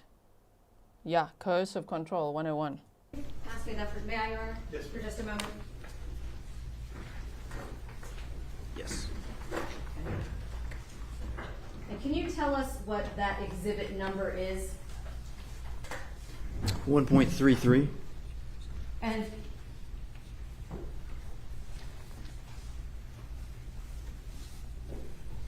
may I approach? Yes.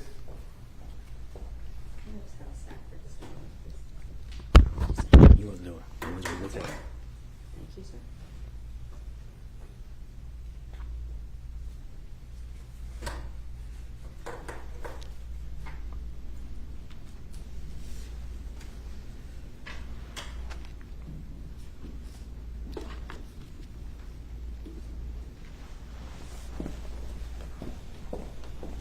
May I have a pen, please?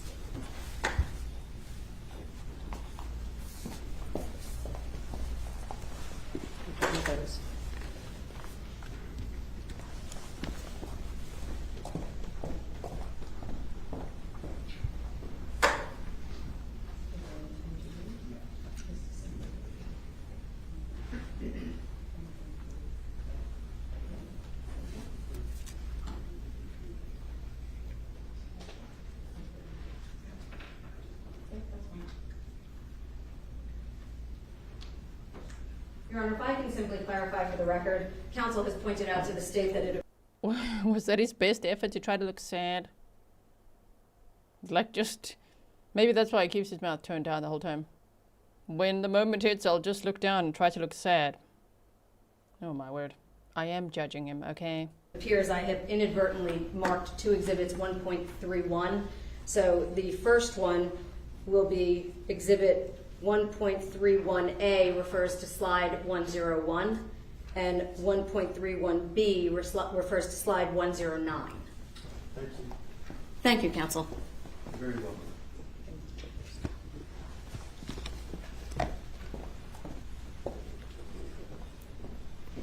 So as we progress through these, we were at slide 111, and we're now moving on to the next slide. That would be slide 120. What exhibit number is that for you, sir? This is 1.34. Okay. And can you tell the jury what, if anything, is depicted in that photograph of note to you? Yeah, this is the end of one of the femurs, and this basically shows where it's cut. So you can see where the bone has been cut, and it's there's yes. So that's what we're showing here. And was it physically cut all the way through? It's been completely cut all the way through, but there are portions where the bone appears to have been or has been cut, but at that point wasn't cut all the way through. But obviously it's not attached to the other part, so it's been cut through finally. But yes, there's a portion there where you can see it's been cut only partially. Okay, so did you have an opportunity to weigh the different items that were received at the laboratory? Yes. Okay, and is that customary practice when you perform an autopsy? Yes, yeah.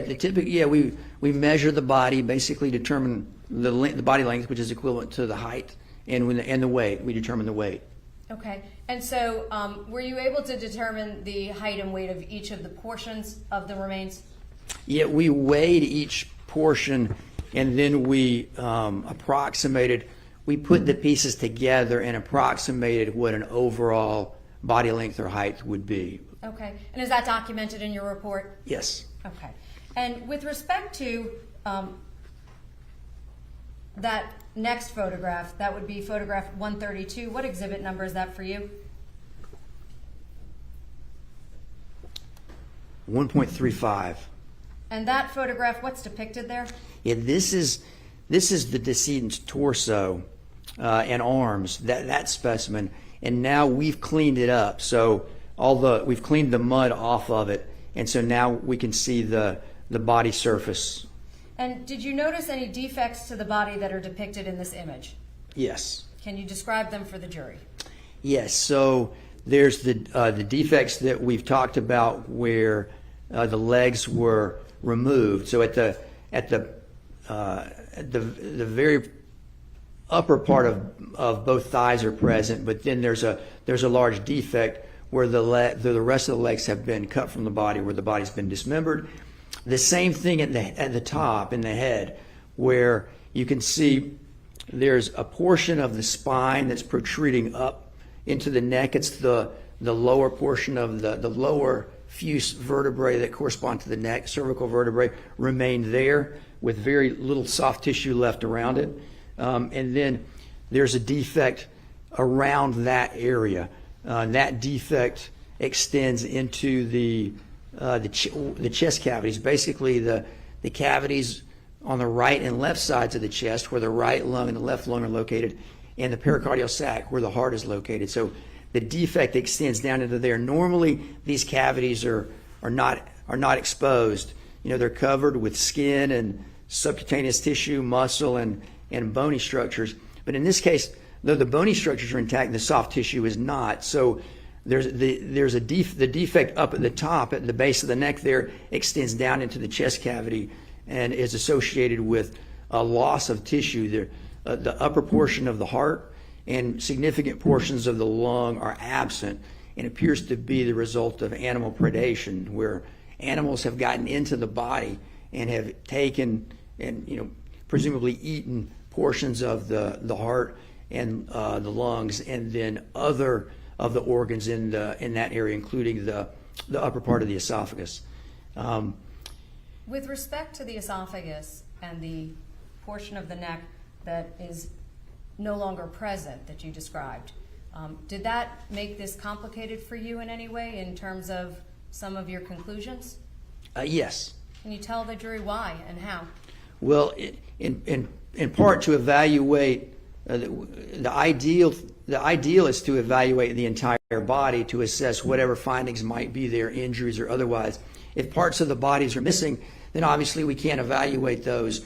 And if there's the body has been damaged, presumably, say with cuts to remove the legs and the head, there's damage that's made in those areas. So if there was findings in those areas, injuries or otherwise, it may obscure those and make it difficult or impossible for me to identify those. Can you tell the jury what asphyxia is? Yeah, asphyxia is a condition whereby it's a condition whereby oxygen is prevented from getting to the tissues. Our body tissues need certain things, certain nutrients, and one of the things our body tissue needs is oxygen. So when we breathe in oxygen into our lungs, our lungs take the oxygen out of the air, put it in the blood, and then the blood's pumped around to the body and provides that oxygen to the tissue. So if there's some process that interferes with oxygen being delivered to the tissues, that's asphyxia. And so what is a manner in which an individual can manually be prohibited from receiving oxygen? Well, one way would be smothering. For example, if a person covers up the airway, the nose and mouth of somebody with something that prevents them able to breathe, that would prevent oxygen from getting into the lungs. That would be one form of asphyxia. Another form would be a neck compression or strangulation. When a neck is compressed in a significant way, and something that we call strangulation, the typical mechanism of injury there is the blood vessels that supply blood to the brain. Those are blocked. So normally the heart pumps blood around to the body, including blood up through the neck into the head. If the neck blood vessels are compressed in a significant way, that can prevent an adequate amount of blood and oxygen from getting to the brain, and that's a form of asphyxia as well. If you don't have the neck, how does that impact your ability to render a determination if strangulation was present?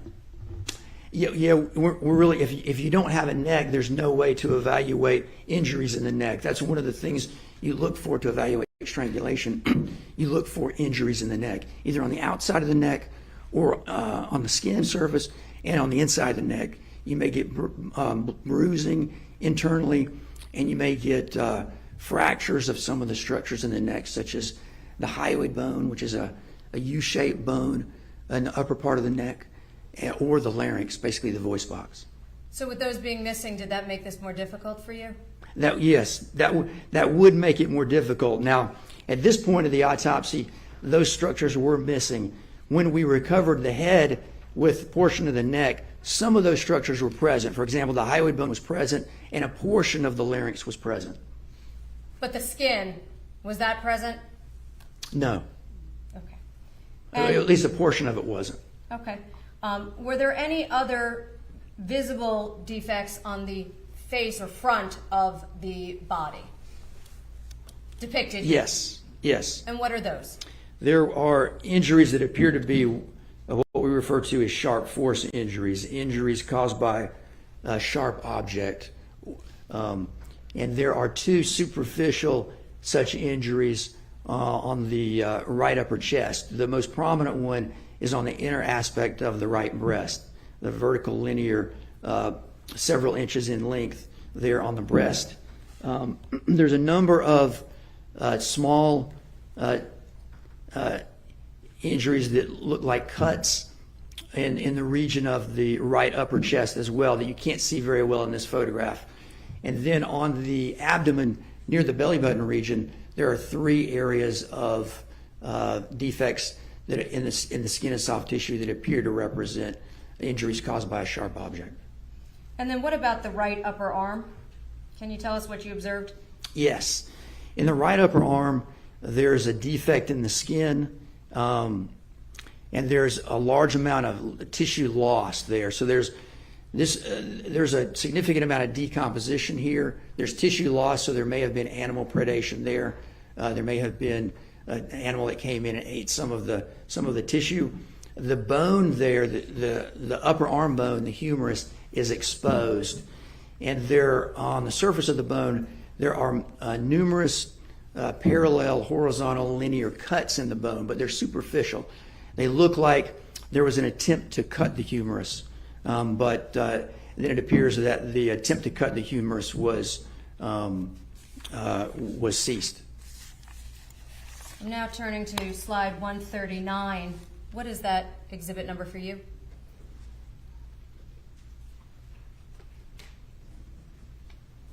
Yeah, this is exhibit 1.36. Thank you. Can you tell the jury what you see here?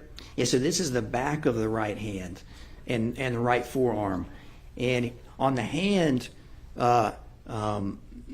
close to the wrist, there's an area of discoloration that represents bruising.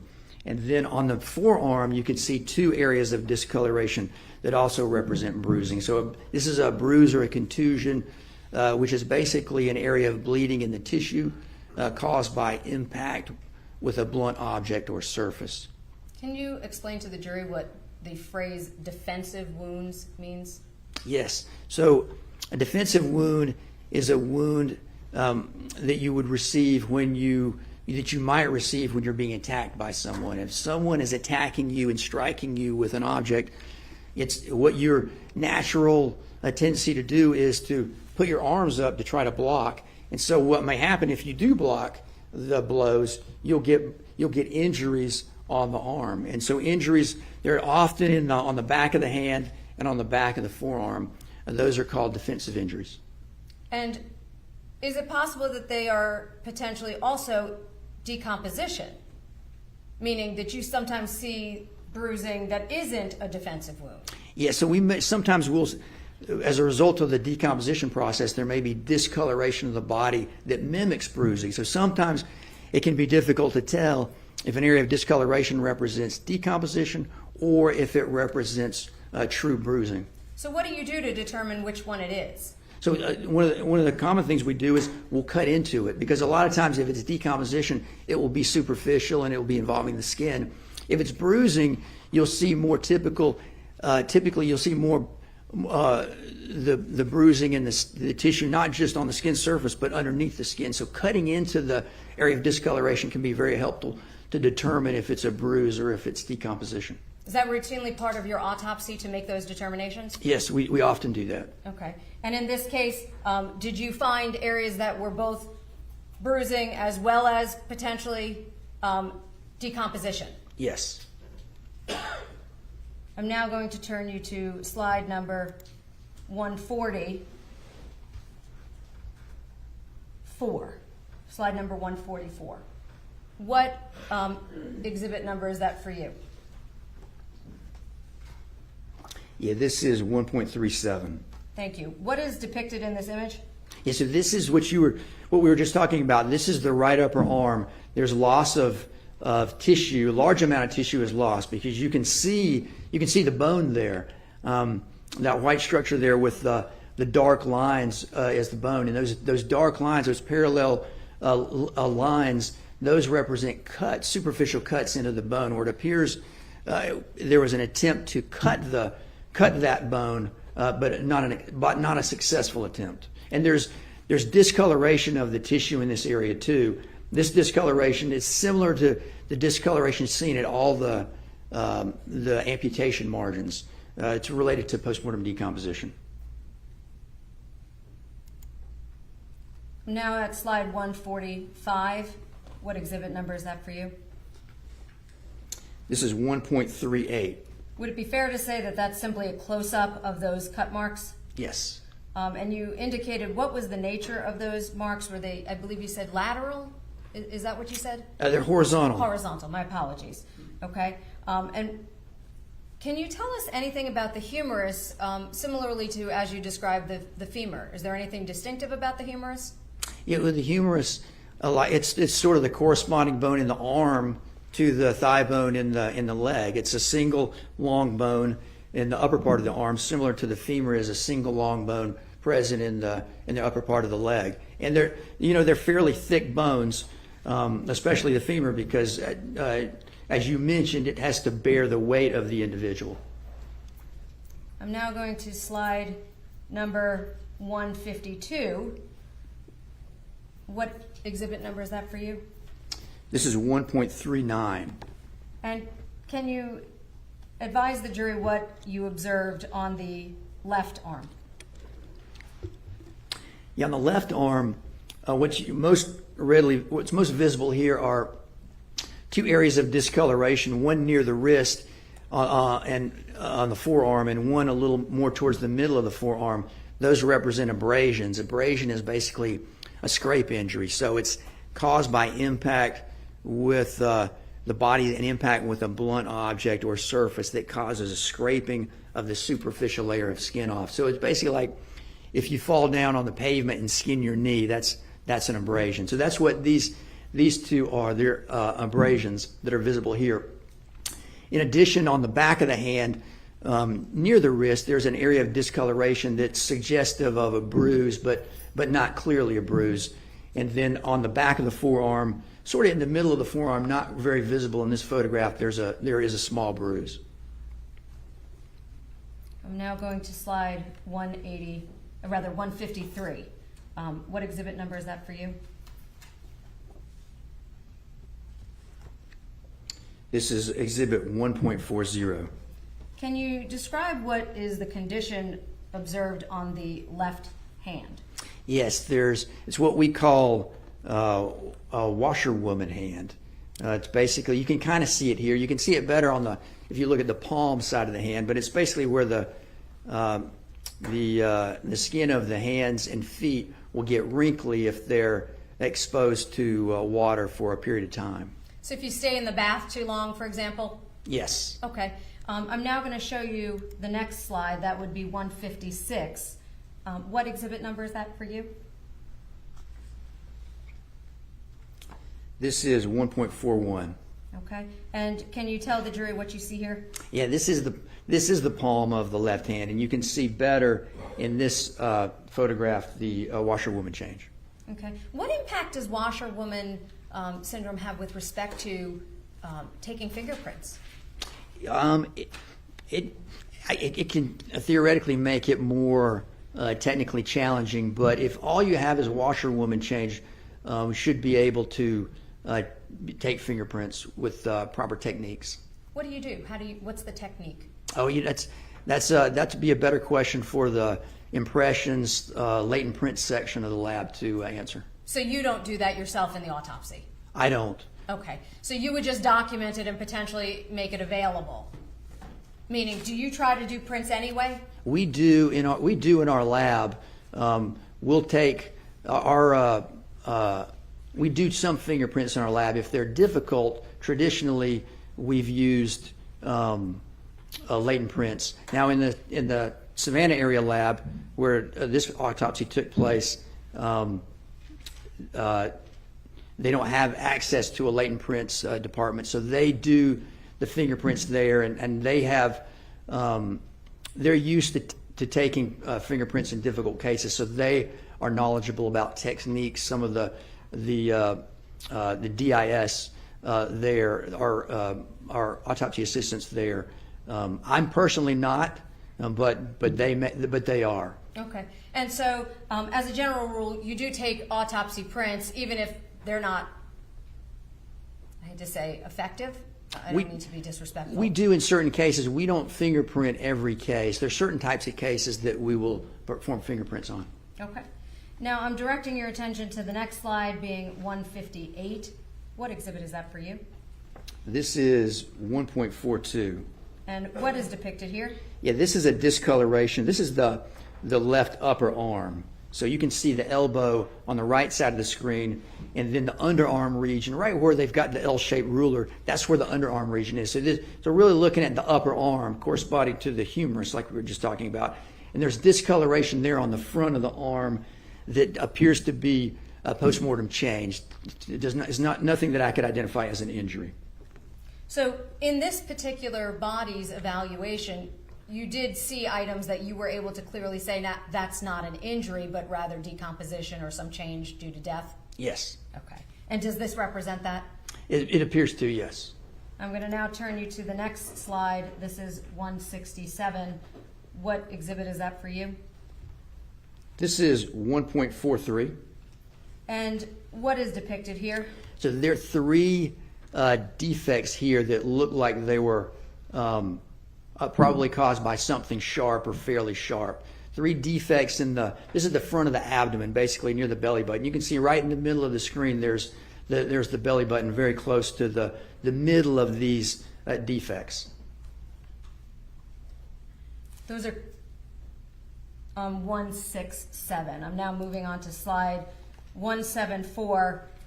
Is that what exhibit for you? 1.44. And are those, again, the right humerus with the cuts at a much closer view? Yes. I'm now going to slide 184.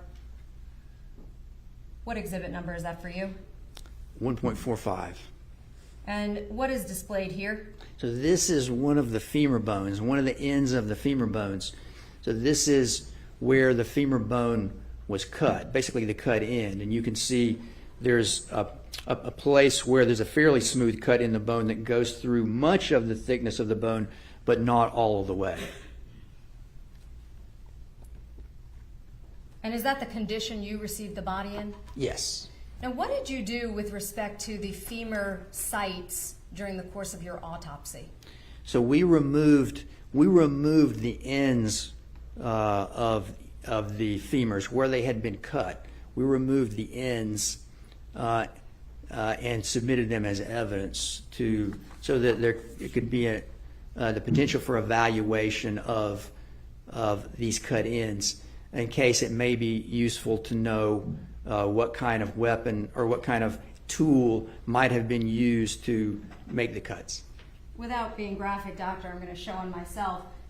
So both of the legs were severed, correct? Yes. So would it be fair to say that the 2 portions from the lower portion of the thigh and then the 2 portions from the upper portion of the thigh, all 4 of them were cut by your office and turned over to the tool mark section? Yes. Okay. So did that preserve then each of the cuts that were performed prior to your receipt and then given to them for examination? Yes. And of course, did you mark where your cut was so it was clear? Yes. Okay.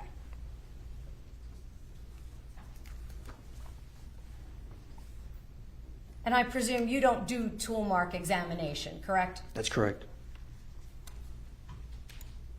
I'm now showing you slide 186. What exhibit number is that for you?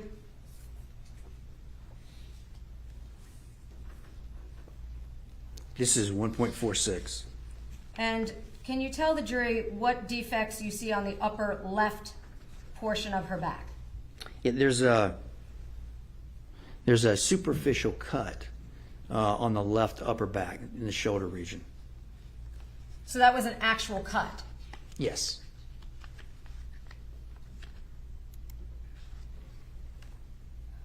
I'm now at slide 189.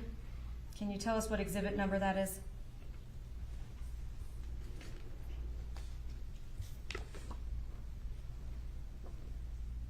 At 1.47. What is displayed here? So what we've done is we've placed the legs together with the torso just to reapproximate how the body would have been had the legs not been amputated. And are you able to now see some of the locations where you cut into the bruising or decomposition to make those assessments? Yes, you can in this photograph, yes. And where are those incisions? You can see on the left arm. You can see on the right arm. Can you also see on the neck area now, perhaps better in this photograph, where the neckline has receded?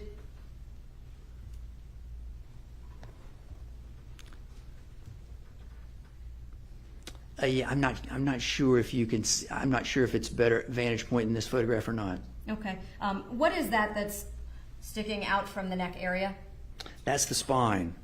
So those are the lower cervical spinal, the vertebrae, the bones of the spine that correspond to the lower part of the neck. So if her body had been intact, would that not then have had all of the skin up to her chin, essentially? Yes.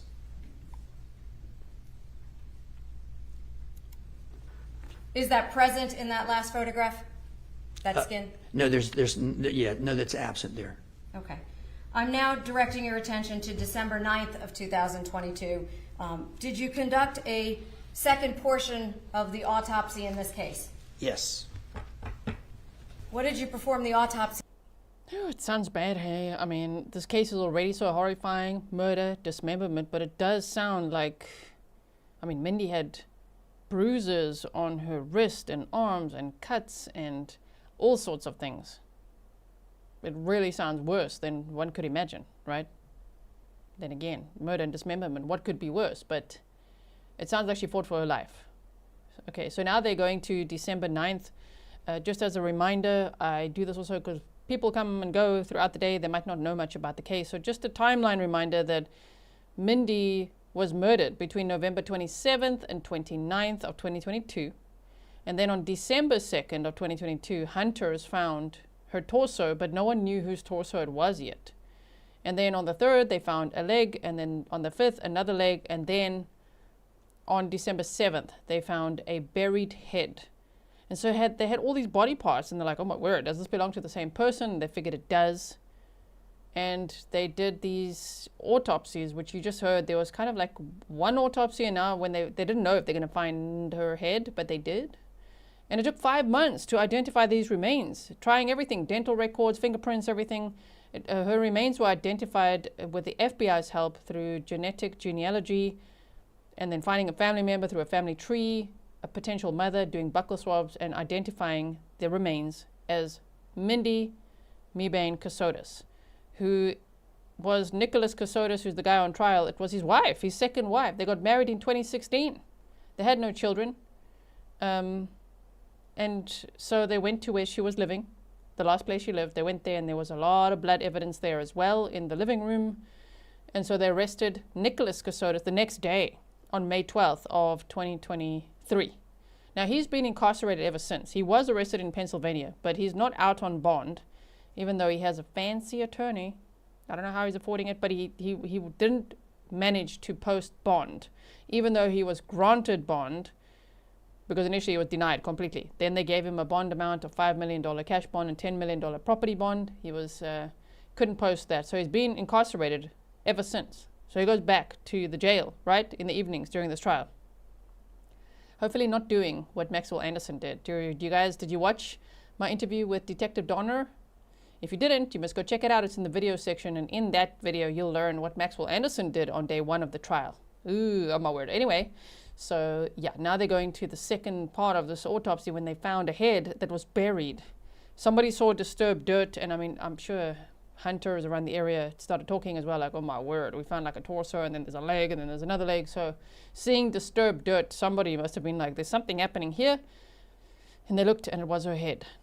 Shame, man. So now they're going to talk about that, okay? So, yeah, trigger warning, if you didn't know what you're walking into, this is a horrifying murder and dismemberment case. And Nicholas Kassotis is 43 years old, and he's on trial in Georgia. Thank you so much all for being here. Please like, not because you like the topic, okay? The like is just a signal to the YouTube's, algorithm, to the YouTube street. Yes, show this to more people so they can come and watch with us if they do want to watch a true crime trial like this with our community. All right, please like, share, or do all those things. Take a deep breath. Remember to get some sunshine and air afterwards, because it's very heavy testimony today. And let's continue to listen. On that date. I'm sorry? What portion of her remains did you perform the autopsy on that date? Oh, yeah, the head and then the upper portion of the neck that remain attached to the head. What is depicted in slide 191? And what exhibit number is that? My apologies. Yeah, this is exhibit number 1.48. And this is a placard. It basically shows the same thing as that we saw in the previous placard, except the date is different. The date is now lists December the 9th, 2022. And presumably, if you had all of these pieces on the same day, would you have performed the autopsy simultaneously? Yes. Did you have them all on the same day? No. Is that why there's a lapse in time? Yes. When you received the head, was that received separately? Yes. And was that also received in a sealed condition?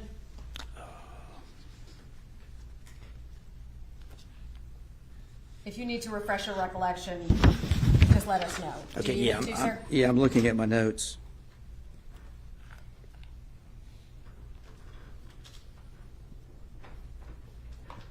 Yeah, I've got that it was received in a body bag with a tag indicating an unidentified body from Liberty County. Okay. And on December 9th, would this placard have been made by whom? By the staff at the Coastal Medical Examiner's Office. Do they assist you? Yes. Okay. I assume you don't make your own plaques normally. No, not normally. Okay. I'm now directing your attention to slide 192. Can you tell us what exhibit number that is? Yes, this is States Exhibit 1.49. Okay. And states 1.49, what's depicted there? Yes, so this is the body bag. Again, the zippers are closed. You can see the seal here, the red seal, and then you can see the handwritten labels on the attached to the zipper, attached to the zippers of the closed body bag. Directing your attention to slide 194, what exhibit number is that? 1.50. What's depicted here? This is the decedent's head, and so you can see on the left side of there's her hair, and then on the right side her face.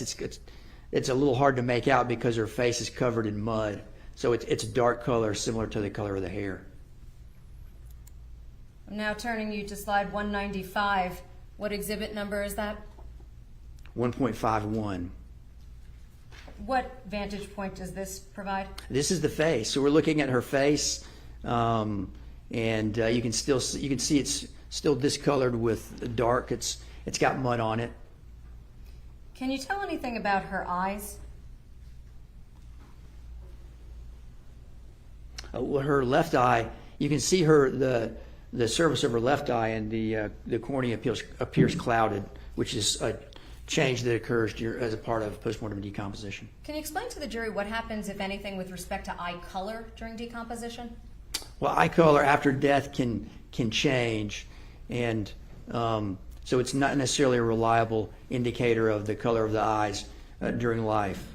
And with decomposition, you can get clouding of the corneas, so so you may not be able to identify at all the color of the eyes.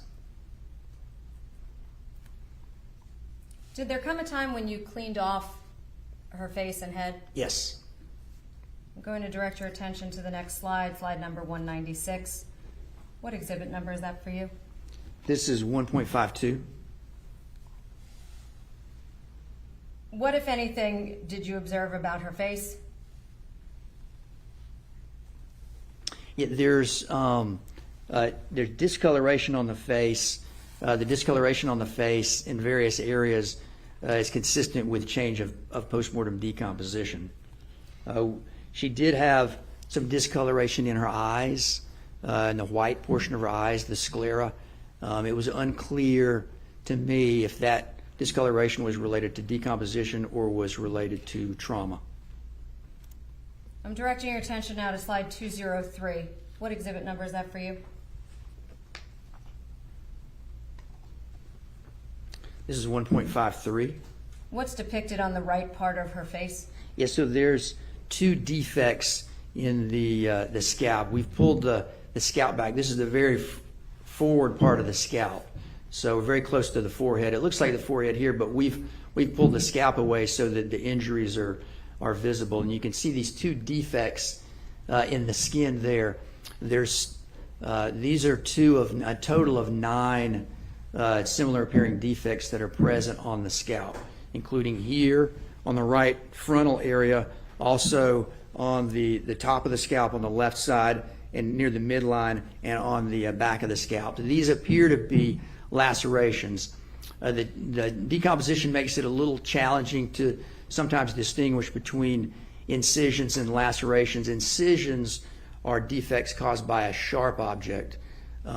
Lacerations are defects caused by a non-sharp object, a blunt object. These appear to be most likely laceration. There's a little bit of irregularity associated with it, and in some of these there is tissue bridging when we look in the depth. That's a feature that we see in lacerations but not an incision. So this appears to be 2 of 9 lacerations that are present on the scalp. And there's discoloration here that represents contusion. It's not clear from the external examination that it's contusion, but when we opened the head and reflected the scalp, looked at the undersurface of the scalp, it was clear that there was a significant amount of contusion or bruising in the area where these lacerations were located.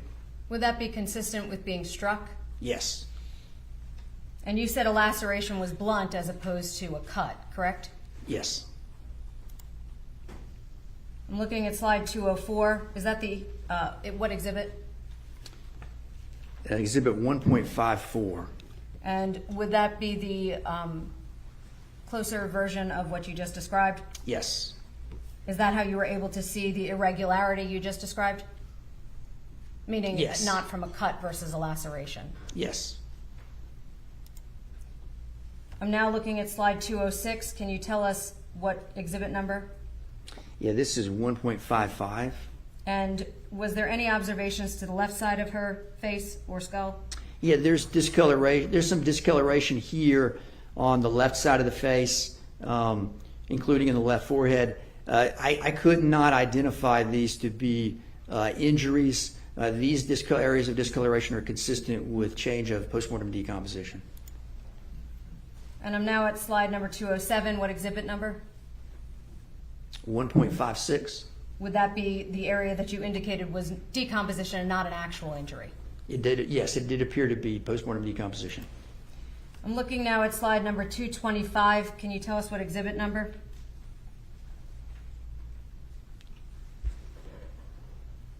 Uh, 1.57. What is depicted here?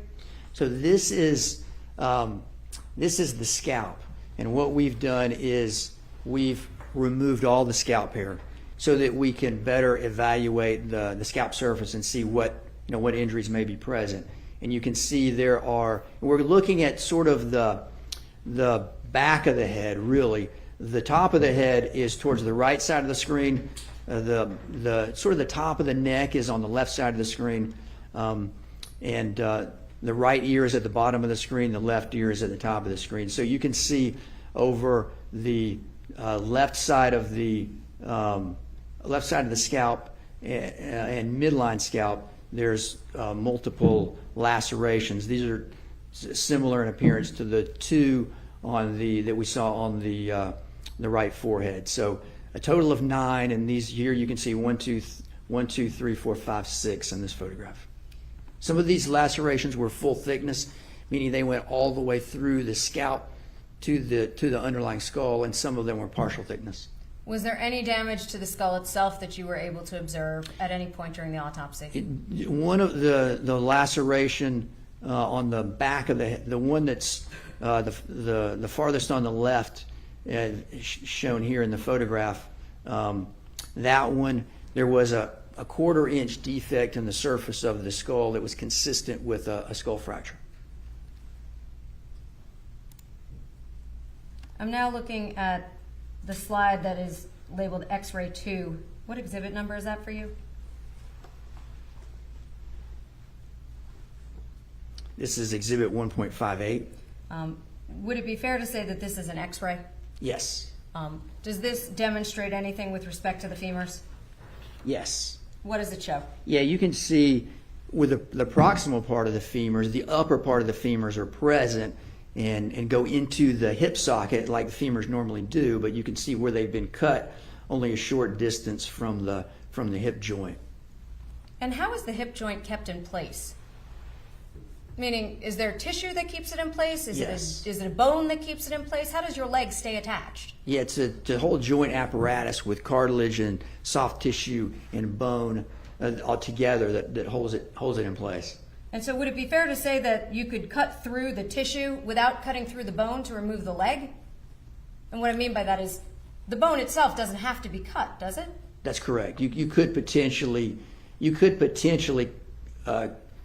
remove the leg without cutting through the femur.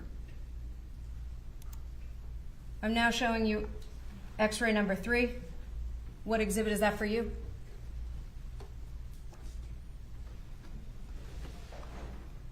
It is 1.59. And which leg does this display? Is it clear or is that not clear? It's not. It appears to be the right leg. Okay. Yes, based on the R in the top left-hand corner of the X-ray. Okay. And X-ray number 4, the next slide, what exhibit is that?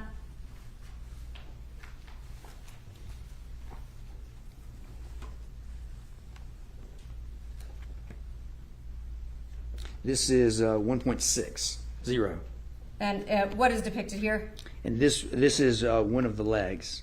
Is that an X-ray also? Yes. Does that show the distal or the lower portion of both of the leg X-rays where the femur is? I'm sorry, can you repeat? Does that, what part of the femur does that show? Yeah, so the part of the femur here is most of the femur, but the very upper part of the femur is absent because it's been severed. And with respect to X-ray 5, what's depicted in, what exhibit rather is that for you first? 1.61. Okay, and what is depicted here? And this is an X-ray of the head and the upper portion of the neck. You can, Madam Clerk, can you turn that off, please?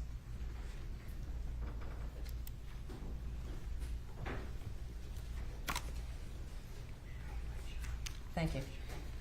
Doctor, so those images, would it be fair to say that those were images all that you took in connection with performing your autopsy? Yeah, all of these photographs that we've looked at today were some of the photographs that were taken during the autopsy. Okay. Absolutely. We'll take a short break. Go ahead. Oh, shame. I wonder if the jury needs a break, right? I can imagine. Go ahead. If they're seeing these images too. We're not seeing it. We can just hear how horrifying this was. Look at this guy. Is that him trying? Oh, does he need a break?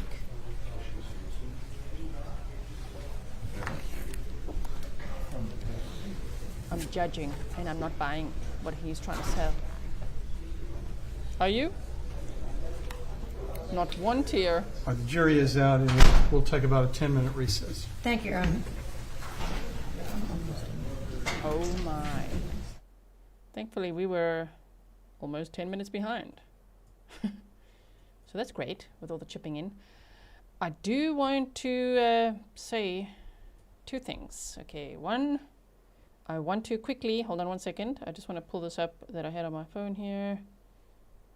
I want to thank Molly Gruber for buying me and the Mods and I coffees. Thank you so much. Thank you, Molly. I really appreciate that.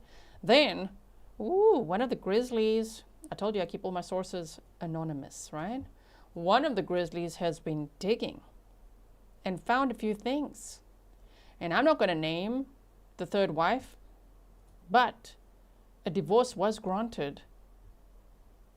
They were married on April 21st of 2023, and the Lancaster County Court of Common Pleas granted the following divorces in the week of August 25th, it says, of 2023.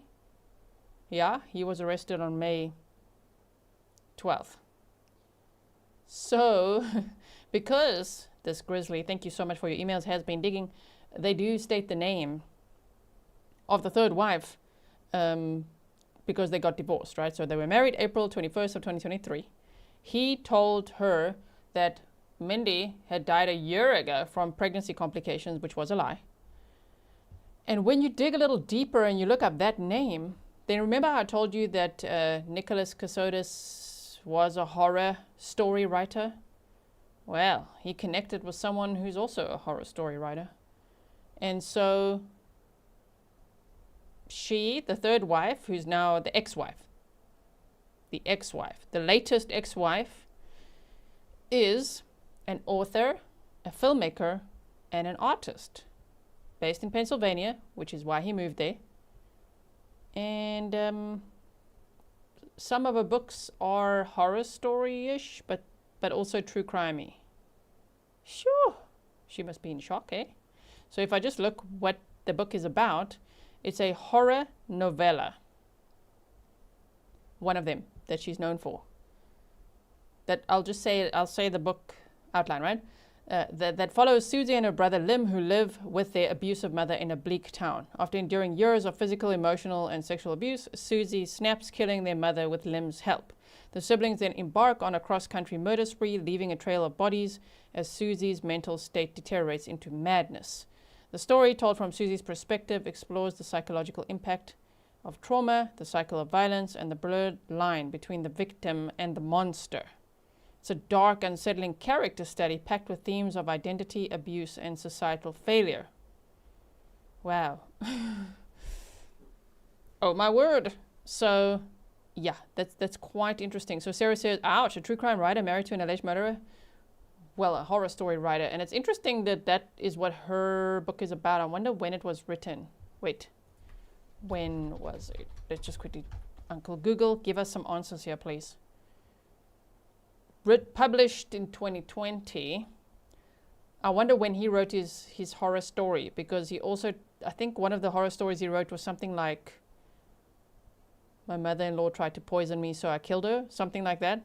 And it just, from what I've read, a little bit about his horror stories that he wrote, it sounds very similar, like he almost copied the plot a little bit from this writer. So that's quite interesting as well, right? But imagine being like a horror story, sort of true crime writer. Oh my word. And the state said in opening statements that this third wife, who's now the ex-wife, had no idea. She was told more lies, because we know that Nicholas can lie, okay? His own defense attorney said he lies. He lied a lot. So imagine, her meeting him and then maybe even connecting on the writing. Okay, maybe she thought, wow, I'm meeting this really cool writer who was a JAG officer in the Navy. He's got 2 law degrees. I mean, it sounds, as they said, the state said, he sounds like Prince Charming on paper. Wow, but then imagine the shock and horror now. Whip It Mama said, thank you, Gisela, for all that you do. Thank you so much. Shirley said, this is horrible, damn, right? Oh my word. So, okay, let me just quickly, I just want to refresh this feed here just so that we make sure we are all caught up, because we would be. I just want to make sure that it's all nice and ready for us. They said they're going to take a bit of a break. I couldn't gather if, was it the defendant that asked for a break? Or was it the jury? I can only imagine it would be the jury, right? Because just from what they've told us already, my goodness, the dismemberment, but then the injuries, the bruises, the lacerations, the sharp force injuries, all of this, it really sounds horrible. And he talked about this medical examiner, Dr. Keith Lamar Lehman, 3 abdominal defects. So the state said in opening statements, which was only yesterday, this is day 2, right, that they will explain to us why Mindi had abdominal injuries. Now remember, it's not because she was pregnant, because they say she wasn't pregnant. That's just a lie that Nicholas Kassotis had made up, and he had put so much fear into Mindi because of this like CIA agent that he said was chasing them and controlling his finances and all of that, that he was asking her to lie too. Like, we have to stay safe. We have to have people believe all these things, right? Wow. Discerning Light says, I wonder if the defendant wants to be written about. Well, I hope he's never written about. Giovanna says, well, Prince Charming on paper. Yeah, everyone's asking what's the name of the book. I'm not going to say. You could just ask Uncle Google a few things, right? I'm not going to name, I'm not going to say. I just wanted to point out that, holy crap, like, he was a horror story writer. Not that he published anything, except on Reddit. Okay, he was a horror story writer, and he connected with another writer who also wrote horror stories. Shame. Now imagine that type of a plot line where you're like, okay, exploring, you know, the connection between a victim and a monster, and then it's like, what, your husband got arrested? They got married on April 21st of 2023. A month later, he's arrested. Like, oh my goodness, that must have been a huge shock. They got engaged in like February, right, of 2023. Mindi was murdered in November of 2022. So my goodness. And I also still wonder, besides writing horror stories on Reddit, what was he doing after he left the Navy? What was he doing, right? You can hear me, right? My volume is looking very good on my side. What on earth was he up to? Was he not working at all? Was he just like on the run? And doing what? You know what I mean? Because apparently they said he didn't have much money. And he definitely didn't have $1.5 million to pay his ex-wife, apparently, right? So I wonder what on earth he was busy with. Because Mindi, she was an entrepreneur. She was also, let me just see this again. She also a writer. She was a writer as well.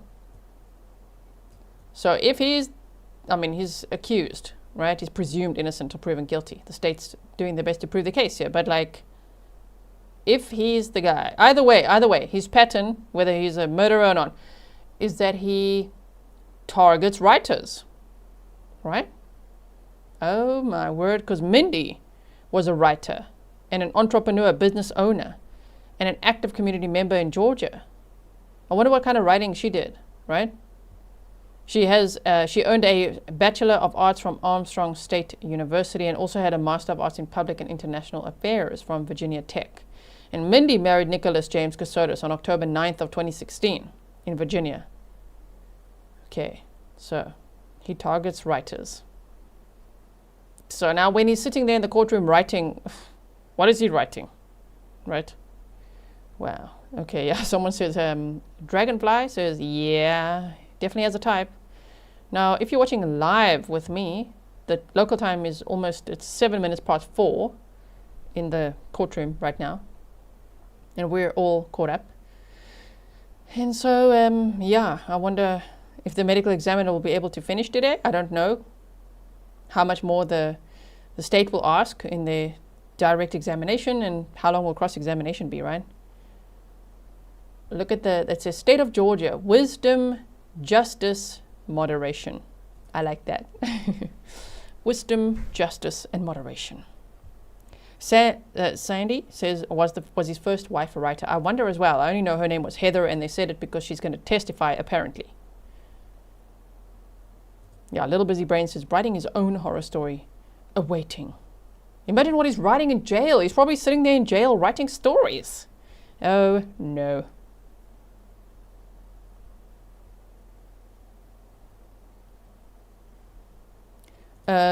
Jadzia said, how would the first ex-wife have been awarded $1.5 million in the divorce settlement if he didn't have it in the first place? The state said that is one reason why he left the Navy, because the Navy would have made him pay it. That's how they worded it. So I don't know if him leaving means, nope, now I don't have any of that money, or I can't pay you. So if they're ready, bring them on in. This judge is so nice.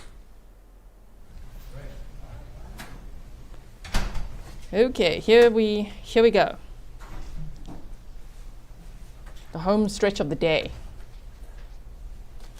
The trial is expected to last 2 to 3 weeks, and the state's expected to call up to 35 witnesses.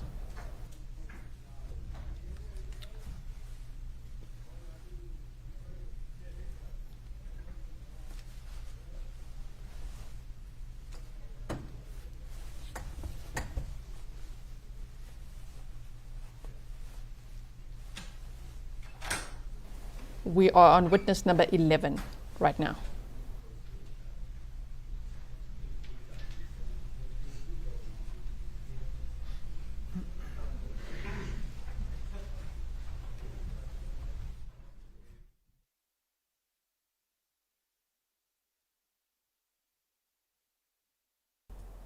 Oh, imagine being on this jury. Oh, my word.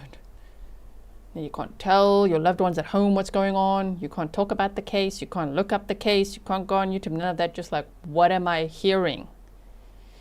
Shame. And what am I seeing? Can you imagine being on this jury? Wow, shame, man. The poor jurors.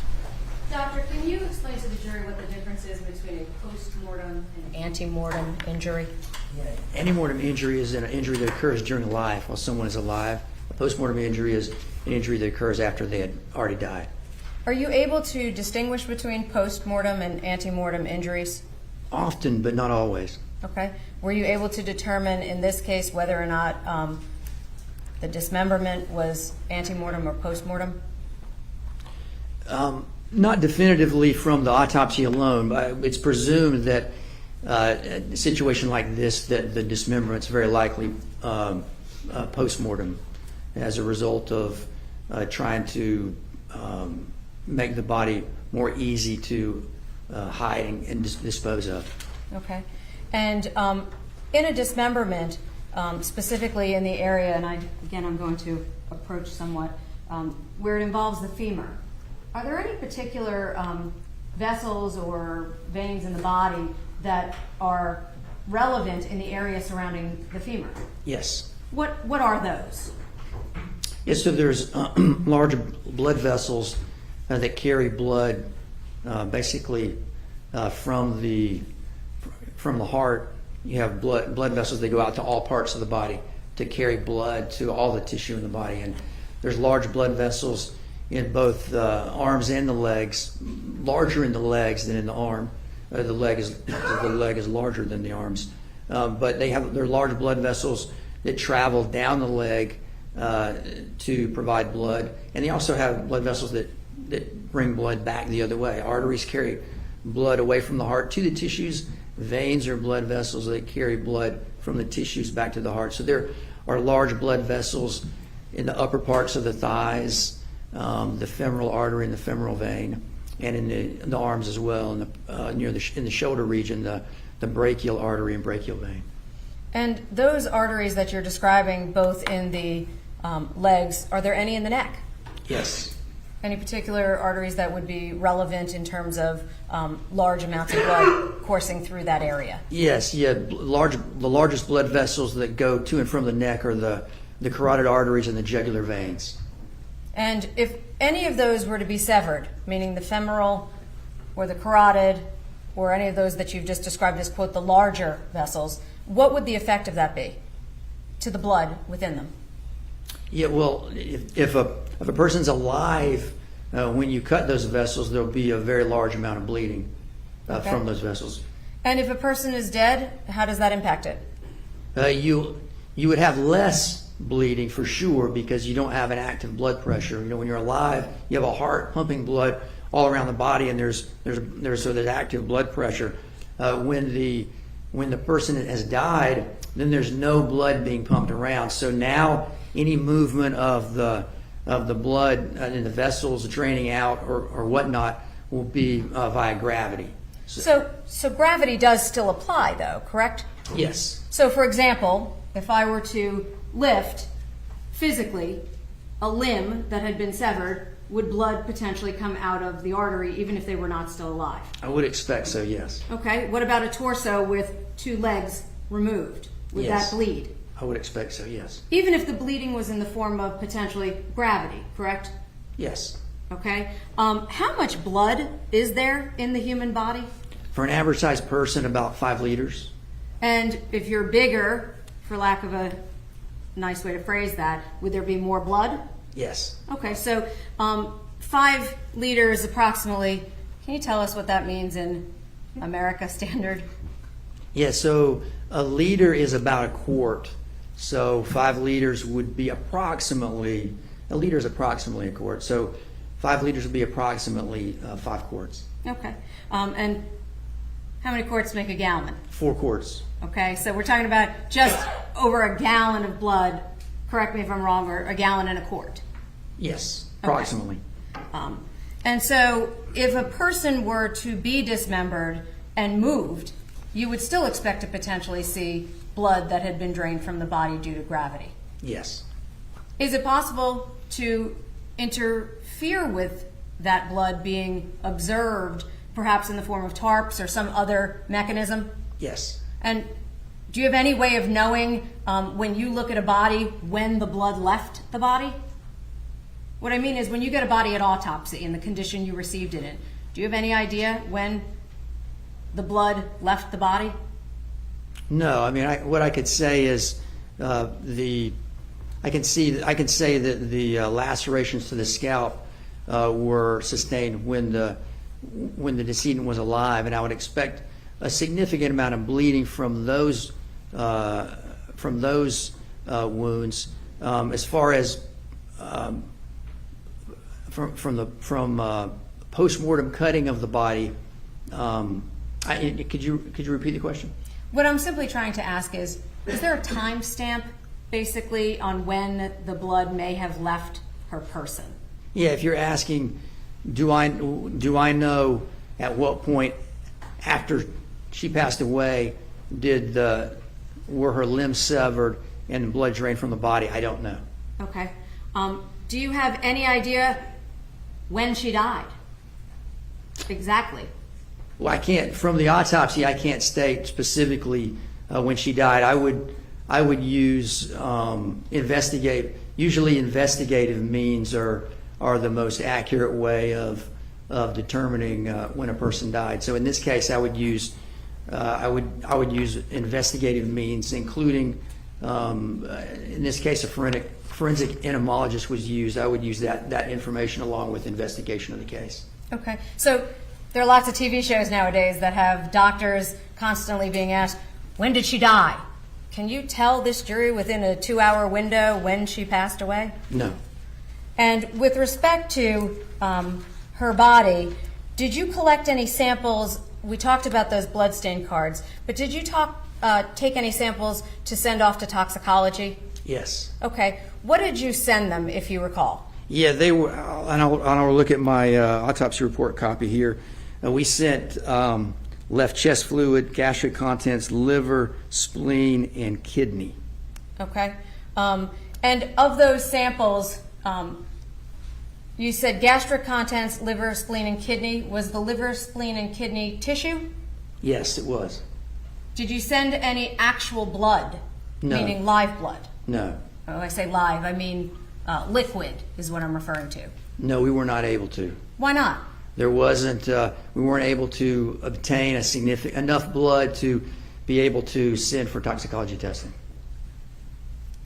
Is that because she didn't have any? Yeah, it's because the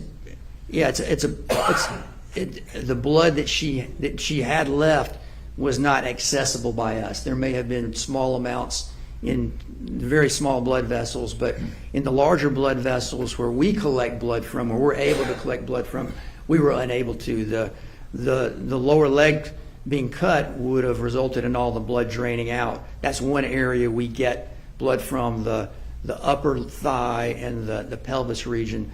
And then we also obtain blood from around the heart. And due to animal predation, the upper part of the heart was missing in this case. So there was no significant amount of blood. We could get enough blood for blood cards, but we couldn't get enough blood to do any meaningful toxicology testing. That's usually our first choice sample to test is the blood. So did you try? We attempted to get blood, yes. Okay. Can you tell the jury what the explanation or difference is between cause of death and manner of death? Yeah, the cause of death is the very specific thing that results in the death, and there's many different types of causes of death. You can have traumatic causes of death such as gunshot wounds, stab wounds, strangulation, blunt force injuries. You can have natural disease causes of death like stroke, heart attack, hypertensive heart disease, cancer. So there's very many different types of causes of death. For manner of death is a classification system that we have, and here in Georgia we have 5 options for manner of death.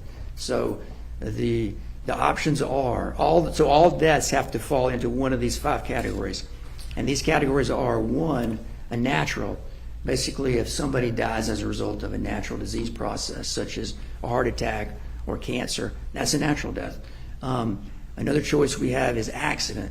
So if a person dies under accidental circumstances, and common examples we see of accidental circumstances are people that die in car accidents and people that die from accidental drug overdoses, where they have a drug overdose but they weren't attempting to take their own life.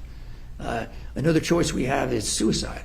So if a person basically takes their own life by their own actions, then that's a suicide. The 4th choice we have is homicide. And homicide is basically a death caused by the actions of another individual, usually where there's intent to injure. And then if we can't decide whether the death is natural, accident, suicide, or homicide, we have the option for calling it undetermined. And in this case, were you able to determine a cause of death? Yes. And what was your determination? Traumatic injuries? And were you able to determine the manner of death? Yes. And what was that? Homicide? So by determining homicide, did you rule out the other 4 options you just described? Yes. I mean, it makes sense, right? That this is homicide. Trisha Talks has sent my chat over. Thank you so much. Welcome to Trisha Talks and everybody from your community.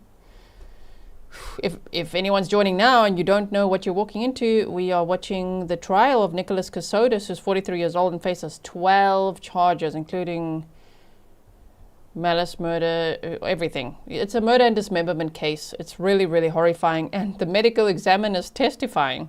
So it's very intense. It's been a very, very intense day of testimony as well, but very important, of course, for the state to build their case. Let's see if, I wonder if today the cross-examination will take place too.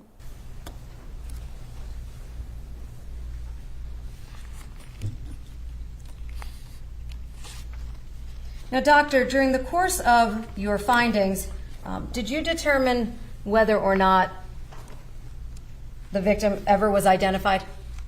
Yes. And did you ultimately determine if she had been? Yes, she was identified. Did you ultimately issue some secondary report concerning that? Yes. What does that mean? How do you do that? Yes, so in this case, it was determined primarily through DNA testing, the identity of the decedent, and then what we'll do is we'll put a report in our lab information system, basically stating that the body has been identified and indicate who it is identified as. Did you issue such a report in this case? Yes, I believe so. Okay. Now, at this time, Your Honor, I'm going to seek to introduce State's Exhibit 1.68. This would be a certified copy of the Georgia death certificate for Mindi Mebane Kassotis. Any objection? No objection. All right, it's admitted.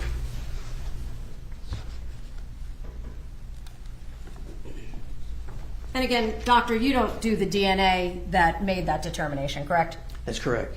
Now, you indicated at some point that you had tested and opened her body. Did you also happen to have an opportunity to examine her uterus? Yes. Did you determine if she was pregnant? There's no evidence of pregnancy.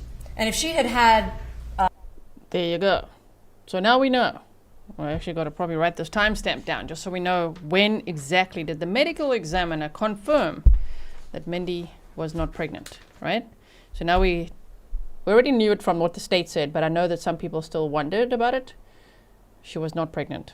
An estimated due date of January of 2023, and she was allegedly found on December 2nd of 2022.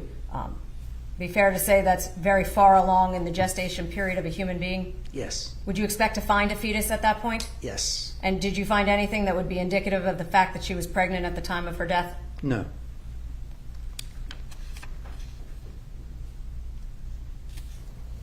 I have just one moment. Well, defendant Kassotis, now the jury's looking at you even more. Like, so you really, like, if they had any doubt, what if she was pregnant?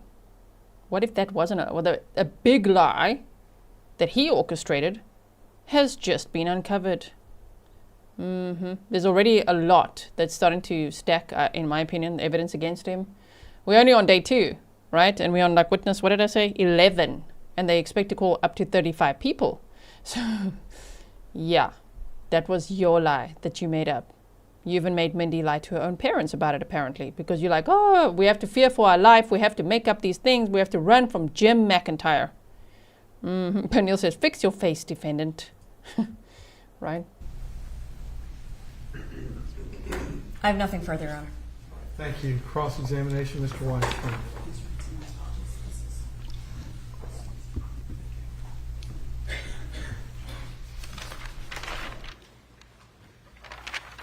Good afternoon, Dr. Lehman. Good afternoon. I know you've had a long day, so I won't keep you long. My name is Doug Weinstein. I'm Mr. Kassotis' lawyer in this case. I'd like to return for a moment to the lacerations on the scalp. You found 9 lacerations, correct? Yes. And those lacerations, you believe, were caused by a blunt object. Yes. Do you have any idea how heavy that object would have been? Anything at all about the object other than that it's a blunt object? Yes, it would have to be something with a significant amount of weight. It would have to be a heavy enough object to where if it impacted the head, it had the potential to putting a defect in the scalp that goes the full thickness of the scalp. And the scalp is heavily vascularized, correct? Yes. And can you explain to the jury what vascularized means? Yeah. So it means that there's a lot of blood vessels, a lot of blood flow that goes to the scalp. So if you have a scalp injury, you're likely to potentially have a significant amount of bleeding, what appears to be a large amount of blood. So with a single laceration to the scalp, one that does the extent of damage that you've described, you would expect to see a great amount of blood, correct? Potentially you could, yes. What about with 2 lacerations? You would expect even more. And with 9? Yeah, even more so. Yes, you'd expect. I would expect the scene where the incident occurred to be have more than a small amount of blood. Okay. Thank you. I have no further questions. No Wait, further. I'm sorry. May I just? Yes, sir. Court's indulgence. Yes. Oh, wow. That was quicker than I thought it would be for the cross-examination. Oh, he's got ideas, does he, defendant? You got some ideas there? Ask about this. What? No further questions. Thank you very much. Can the doctor be excused? No objection from the state. All right, thank you, doctor. Safe travels.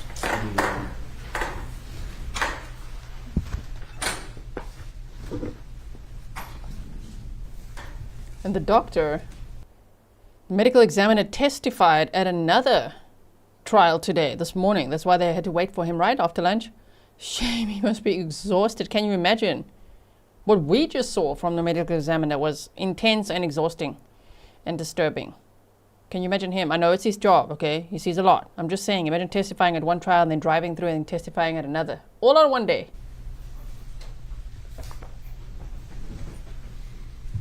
Is that it? That's it for today. Okay, all right.